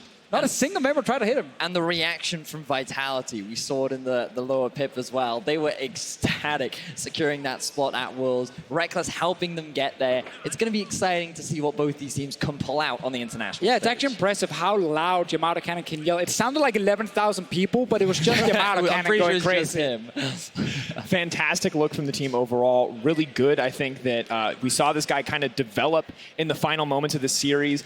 Rough game one for sure. They were getting put behind, but then got better and better as the series went on. Picked up the Kaisa for himself, took the Xayah in the end when it counted most, and really made his impact on this series. Because we saw Fnatic change their style. It was more late game now. It was no longer just the early game aggression around caps 24/7 because they knew they could rely on their AD carry in big team fights. And it was really enjoyable to see. A fantastic final and a great way to end out Europe's year. Gentlemen, it was a pleasure, but let's send it down to Shox, who's with the EU LCS Summer Champions.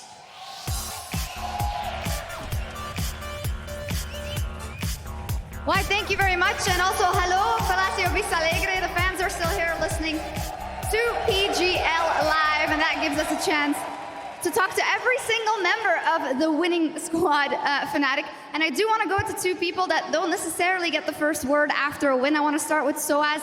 Soaz, you got some credit from Reckless there before as well.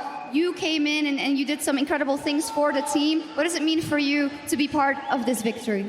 I mean, it obviously means a lot because even though on paper we won Spring Split, I wasn't able to have like an impact during playoffs, and when they played the finals, I wasn't even able to be there with them. So this time around, I was actually participating in the team, so it feels very nice. Yeah. Okay, the fans are cheering for you. They were since the beginning of the day as well. Haley, I would also like to ask the same question to you. In spring, you sat here and you said, or you sat in Copenhagen and you said, I needed to show that I was worthy, that I could do it. And you started the game winning Engage on Rakan. What does it mean to you to win here in Madrid? I mean, for me, it means a lot that I can win EU LCS again.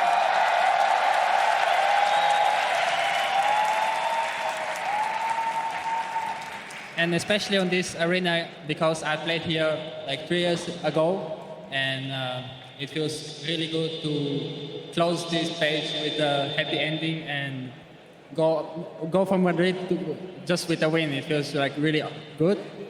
And it means a lot that I can prove again that I'm a really good support. Fantastic. You did mention that you played in Madrid. You played with Vizicachi, who you now played against. Is there anything you want to say to your ex-teammate?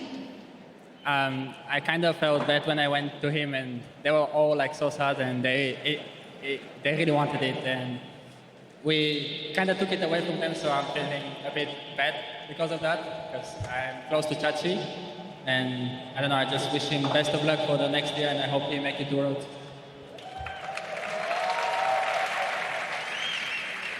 So as the same, do you want to say anything about Amazing? He's a guy that we focused in on a lot and who has done really great things in this final as well. Yeah, I mean, kind of the same. Like, I think Amazing was pretty unlucky with how things turned out. Yeah, ever since he left Fnatic, basically, the things turned out not very well for him, but Schalke picked him up, and they have been looking a lot better with him. So I think that's very great for him overall, and I hope that he's going to make it as a third place from the gauntlet. To Worlds, yes, indeed. Some final thoughts from the other teammates. Broxa, that Zach is really freaking strong. How come you waited so long to play it?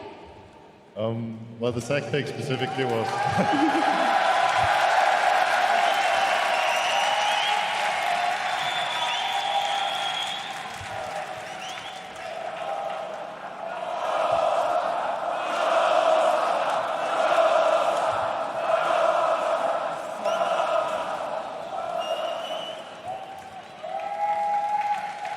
Okay, so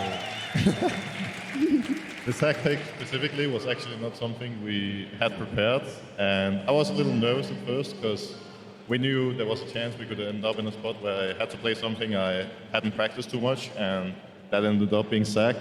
So after the game and even in the game with how things were going, I felt really happy that I actually managed to pull off a champion I have barely practiced, and then it worked so well for the whole team. So I'm feeling really satisfied right now. All right. I do also want to ask you, we played the clip where Caps is saying that he wants to play Vayne 1,000,000 times, and people really remember that you're like there and they're like, are you sure? Are you serious? Were there any such moments today? Luckily, Caps didn't give me a reason to be scared today. I think Caps, he was a bit more down to earth today, no Vayne pick. It was a bit more chill, and actually it was pretty fun because right after the Vayne game, Caps just looked at me and he was laughing so much because he told me that when he asked for the Vayne pick, he looked at me and just my face, like he just couldn't stop laughing because I was like, whoa, what is happening here? But it worked out, and he did prove back then that his Vayne is pretty insane. Yeah, that is true. Just going down the line, Buipo, we haven't spoken to you yet. It was a bit weird for you, I guess. You come in game 1 and then you go backstage to support the team. What was the day like for you? All in all, I'm pretty happy with how the day went.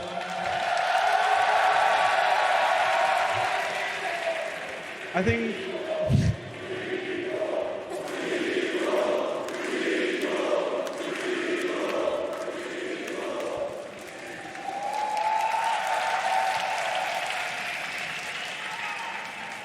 this is fun. winning is always fun, but I think what mattered most for me is that throughout the year there was this history, I guess, of me replacing Soaz and Reckless. But when it came down to it, here in Madrid, they got to prove that they're still the best in Europe to everybody in the world, and I feel like that makes me feel good too, because while I'm playing with these players, and at the start of spring, I couldn't have imagined that I was even going to be considered a player. So I'm really happy. I'm very honored. Well, for that, I'd like to talk to the coaching. I'm sorry, Caps, I'm not skipping you. I'm just waiting a bit. I would like to just ask from the coaching staff, the fact that the 6-man roster is a thing and that it is working and that this is something you guys can utilize now is really unique for Europe. Dylan, can you tell me a bit about how it is to now work with this new configuration and what possibilities you guys have going forward into Worlds? I think especially in a best-of-5 scenario, it gives you a lot of room to not only play different strategies, but also get a mental reset and a different feeling on stage. So both sets, right, after we lost the game, we swapped into a different top laner, and it worked really well. It comes with its difficulties as well. It's hard to balance champion pools, practice times, all of this. But I think the benefits definitely outweigh the negatives, and I'm really happy we've been able to make this work. Overall, do you think it's a big positive that you guys have over other teams going into Worlds? Yeah, absolutely. Joey, congratulations, yet another title. Do you have like any, what is your secret, man? It's insane. It's the 6th. So can you tell me a bit about this year now? You know, you came, you took a risk. You came to Fnatic. I feel like it's definitely paid off. What are your overarching thoughts of how far you've come with this crew so far? I mean, I've been really proud of the guys. For me personally, I really wanted to write history and win 5 titles. And I think, while a lot of players praise me, I should praise them because they're so easy to work with and they've been able to make that possible. And they're probably going to win a lot more even if I'm not there. All right, thank you. So now, guys, Caps, first seed going into Worlds. Last year, I do not have to remind you, play-ins, 0-5, still going through. It's completely different. How different do you feel going into this Worlds now as first seed compared to last year? So we feel a lot more confident going into Worlds this year.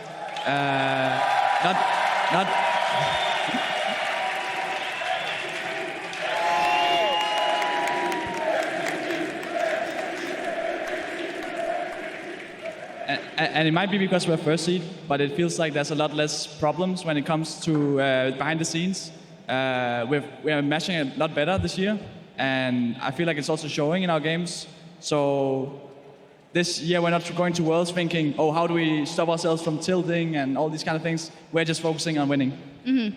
Do you also, I heard that Young Buck tells you guys every day, we will win Worlds, Fnatic will win Worlds. Do you let him get in your head? Is it helping? Well, Fnatic has won Worlds before, so why not again?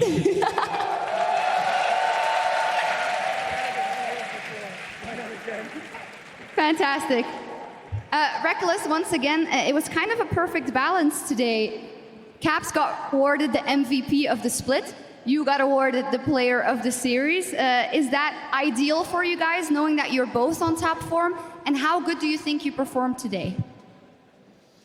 I think Schalke was...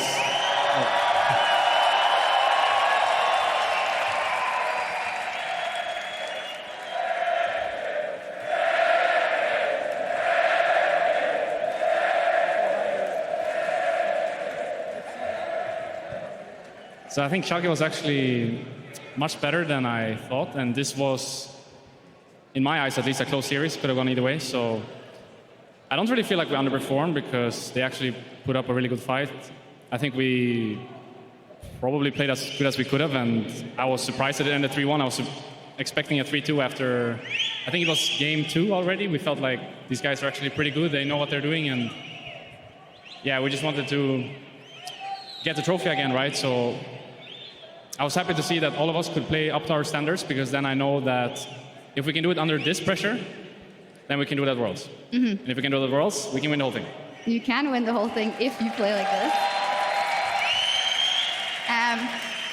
And then I got to ask Reckless, you talked about being the most successful player in EU LCS, but we both know that there is more for you, right? This is the Worlds title, or anything internationally that is so important as Worlds is something you're looking forward to. As a person, with everything you've gone through now, the ups and downs, the benching yourself, the meta, the coming back, to being the MVP, to not playing, what have you picked up this year that is going to help you at the World Championship? I think the summer split was actually really helpful, because I think we were too reliant on me in the spring split, and if I were to have a bad day, we would probably not win. So after seeing the guys being successful without me, I think it was stressful in the moment, but in hindsight, I feel like it was actually a really good thing, because now we're going to Worlds with a lot of different members that can carry and a lot of different strategies that we can use, even a 6-man roster. So all in all, I would say this is probably the best chance I've had since 2015 to make it far at Worlds. And when I look at the rosters from other teams, I feel like the only one that can really stand a chance is Uzi. And I also feel like at some point I'll overcome him. Like, I know that currently maybe he's still better than me, but I will never stop, until I actually win Worlds. So eventually I'll get to his point, and we're probably going to face each other in the finals, and then I'll take him down and show everyone that I can do better. Well, I think you would make European fans really happy if you guys are in the final. So we're rooting for you guys. Was that me? Okay. It sounds like SOAS, but thank you so much, guys. Then let's move on to the Gauntlet. You guys kicked out Schalke, so they become the end boss in the regional qualifier. So just to go over it, I feel we'll also have a graphic. First round will be Splice versus Misfits in a best of 5. The winner of that goes up against G2 Esports, and the winner of that goes up against Schalke. I'd like to open up the floor, whoever wants to say what their expectations are for the regional qualifier. Caps? So I think this Gauntlet is probably the closest I've ever seen a Gauntlet before. I feel like any team can take it, and it's going to depend a lot on how they come back from losing in playoffs. Obviously, Schalke have a huge advantage in the fact that they're already in the final. So I would put my money on Schalke. Money on Schalke for Caps. By the way, you guys did make sure that Vitality qualified for Worlds through your win. They're very happy, so there you go. Is anyone else have a different inkling that it's not going to be Schalke? G2, who you guys just beat in spring but have had such a pedigree in Europe. Misfits or Splice? Anyone? I think Splice will take it. Splice could take it. Why is that? Why is that? After scrimming all of the teams in the past 2 weeks or so, I feel like Splice has the most solid way of playing the game. I think Schalke is up there as well, but after being in the Gauntlet myself, I feel like once you get the momentum going, or like the best of 5s gets going, then the team that starts from the beginning has a higher chance of making it than the one that starts at the end. Mm-hmm. So when we played Unicorns, for example, in 2016, I felt like we had no chance because they were riding the momentum from the day before. So if Splice were to beat Misfits, then they'll probably beat G2, and I think Schalke won't be able to handle the pressure. All right, fine. Does anyone else have an opinion they want to share on the Gauntlet? Broxa, who do you think would be the best representatives of Europe at Worlds? We now have Vitality and Fnatic, 2 very aggressive teams. I think it's really hard to say, because as Cap said, this Gauntlet is really close and all the teams look really strong. So like, it could be pretty much anyone, I feel like. And I kind of think either Splice is going to make the run, like Rick said, or Schalke will just make it in the end. But it's so hard to predict, right? It is very I would be happy with going to Worlds with either of these 4 teams. Okay, fantastic. We're almost going to round off here. I would like to give you guys a chance to talk to the crowd. A lot of them have actually stuck around right here. Maybe I'll start with the guy next to me, and then whoever wants can say a couple of words.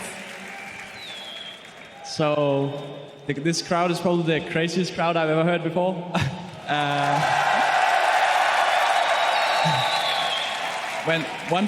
Once we started making plays, we could barely hear anything except for the crowd. So yeah, I've never tried that before, and I played in front of a lot of big crowds, but this was completely crazy. The headset, they couldn't control it.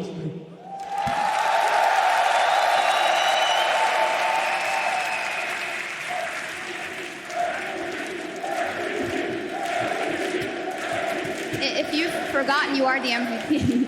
Does anyone else want to share something with the crowd? Yeah, I would like to share because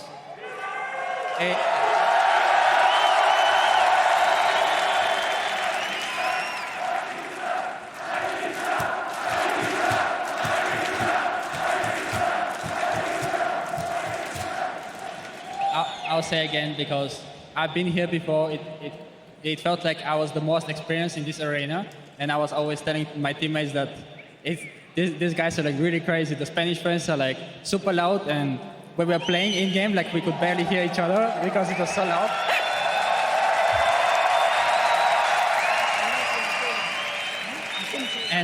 And also the stage was actually you could feel the pressure. You could actually feel that your hands are shaking or something from the crowd being so loud. And yeah, I just want to say thanks for your support, and yeah, really good to. Awesome. Anyone else? I just wanted to say that there's a long history of with the Spanish fans and the old school of Fnatic with Peke and everyone.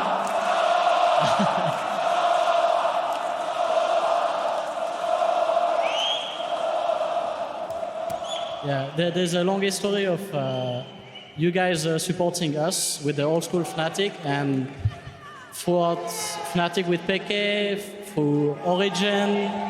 So it's always nice to have your support. That it is.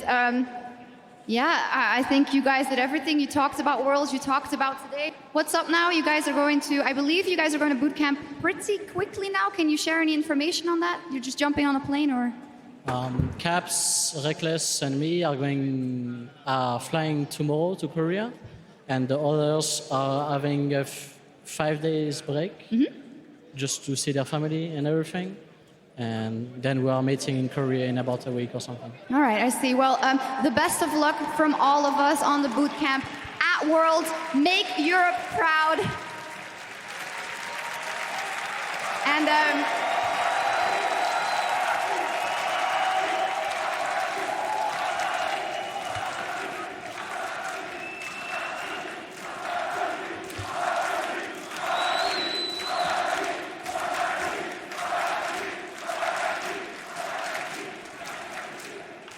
yeah, Spain is yours. That's just the way it is. We are just going to sign off in just a second. I do want to remind everyone that the NALCS finals are coming up later. Cloud9 versus Team Liquid. Do you guys wager a little prediction? Fast, louder than that? Oh, predictions? Yeah. Oh, They're not playing.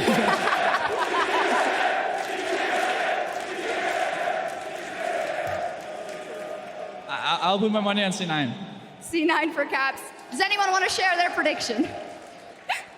I actually hope C9 is going to make it, because C9 does have the Swole Bros, but I want to prove that me and my Swole Bro Caps can take them down. Great.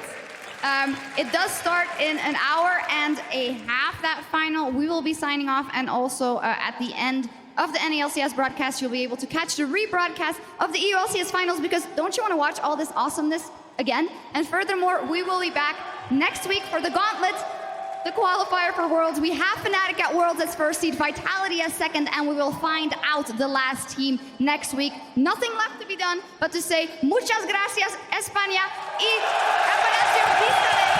Thank you so much for everything, Spain. Thank you so much for everything, viewers at home. We hope you enjoyed the show, and we'll see you next week. Adios. Ew.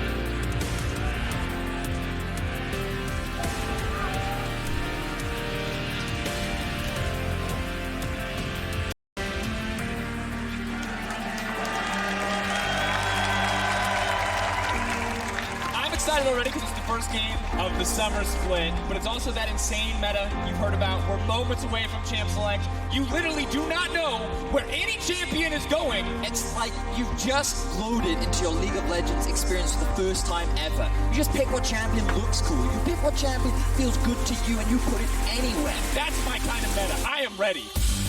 Do the Unicorns have enough to take down Hansama? That is a massive stopwatch! And what a turnaround! Triple kill from Baxlor! Oh, look at the base, look at the base! No. Is this how it's going to end? Pepsi! Game is going to end. It can be giant! Late game king, baby! Profit really low here, so is the Baron. Gillius, can he be the hero? He steals it away! Funneling strat? Funneling strat. Funnel strategy. Funnel strategies where you're pouring all of those resources onto that one member. Down goes Vizichachi and the Penta for Perks! But I also have a message for Riot Games. Please just change the code Funneling Strat so I don't need to play Braum again. Reckless can't help his support and can't help himself! The entire strategy of funnel gold onto Caps and he will take over the game and be the highest level. Ruined. Reckless benched himself.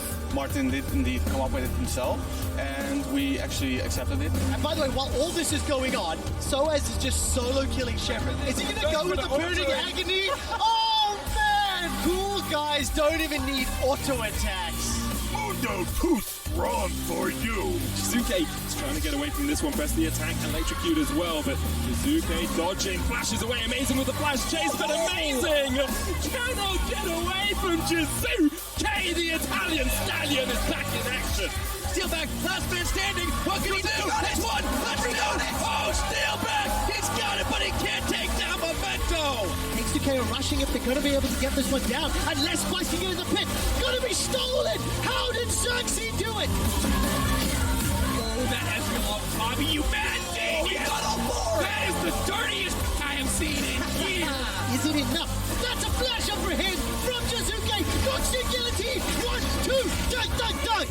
And as we get into picks and bans, you might notice that Splice have themselves a cheering section. Oh my. Oh no! Please, go to the other side. Don't stay here, please. Maybe he actually turns it back and a true shot project now comes in! H2K could be the game-winning play for them if they secure this Elder. Bam and knock away! Amazing, get in there! Chachi! That is what you need if you're gonna win games and if you're gonna make it to playoffs! Playing versus... Wow, look at that damage! Fnatic defeat the undefeatable Misfits! Oh, look at this, Hansama! What are you doing? Goes in, manages to flash for the kill! Hansama, that was beautiful! It took 6 weeks, but our back-to-back MVP and Fnatic's AD carry, Reckless, is making his return. Caps isn't here! Caps is not there, but Reckless is, and he knows how to carry a team to victory. Welcome to the start of the EU LCS Summer Playoffs. Throughout the next 3 weeks, 6 teams will fight to secure the title as we embark on the road to Madrid with Schalke 04 versus Splice. That means a big deciding team fight in the game. Upset is on the side here. He's actually TPing. Teleport away! They're going to go for the base. Teleporting away, they're going for the base. Elder Dragon has been started here by Splice. Do they realize, do they notice that Upset and Nuke are pushing in the wave? The Red Wolf used as well to bring the minions in. Elder Dragon down to 3,000 HP, but it's a 3v5. Splice aren't going to get back. Look at this, the next tower is the shot calling. It's Upset and Nuke the teleports. Can they kill the tower? Believe them. They get it. One teleport's going to come out. But Splice win the late game and they take down. Oh my God, Schalke, what was that? In their first ever playoffs, Schalke are going to semi. Going in the mid. Denying vision, immediately looking to go into the Senkax. The special has come out with the ulti now coming. Look for the uplift. The fear connects. Oh, I think he's still on a tower. No, he's out. Oh, that was so clean from Yanko. That has to go. His life, but they're going to find the knockup. Hansama goes in immediately. Shut down for Hansama. And the moment of pressure, Misfits come through and punch their ticket to Madrid. I don't think they're ready for the semi. I don't think they're ready for this semi. But I think they're ready. Woo! Deficious, yeah. That's a fantastic taunt! Turning it around! Fender locks up Vitality, and Vitality are stunned by Schalke! It's up to 11, it's not over! Look at Club!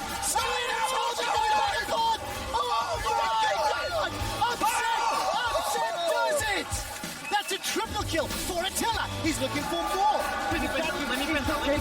Quadra kill. Really straight penta, by the way. Give me the fucking penta. Go, go, go, go. And they're going to look for the pentakill. Trying to chase him down. 1, 2, 3. Tele is down. No way.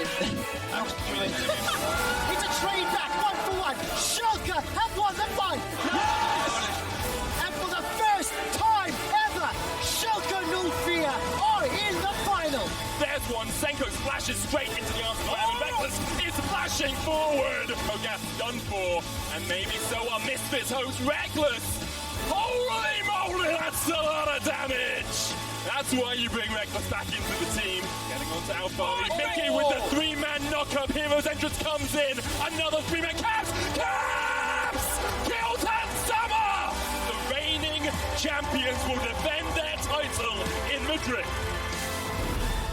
And for Vitality, it is a matter of time. Jizuke looks to blow up Senkax, takes him out underneath the fountain, and Vitality are one step closer to the world. Vitality are your third best team in Europe.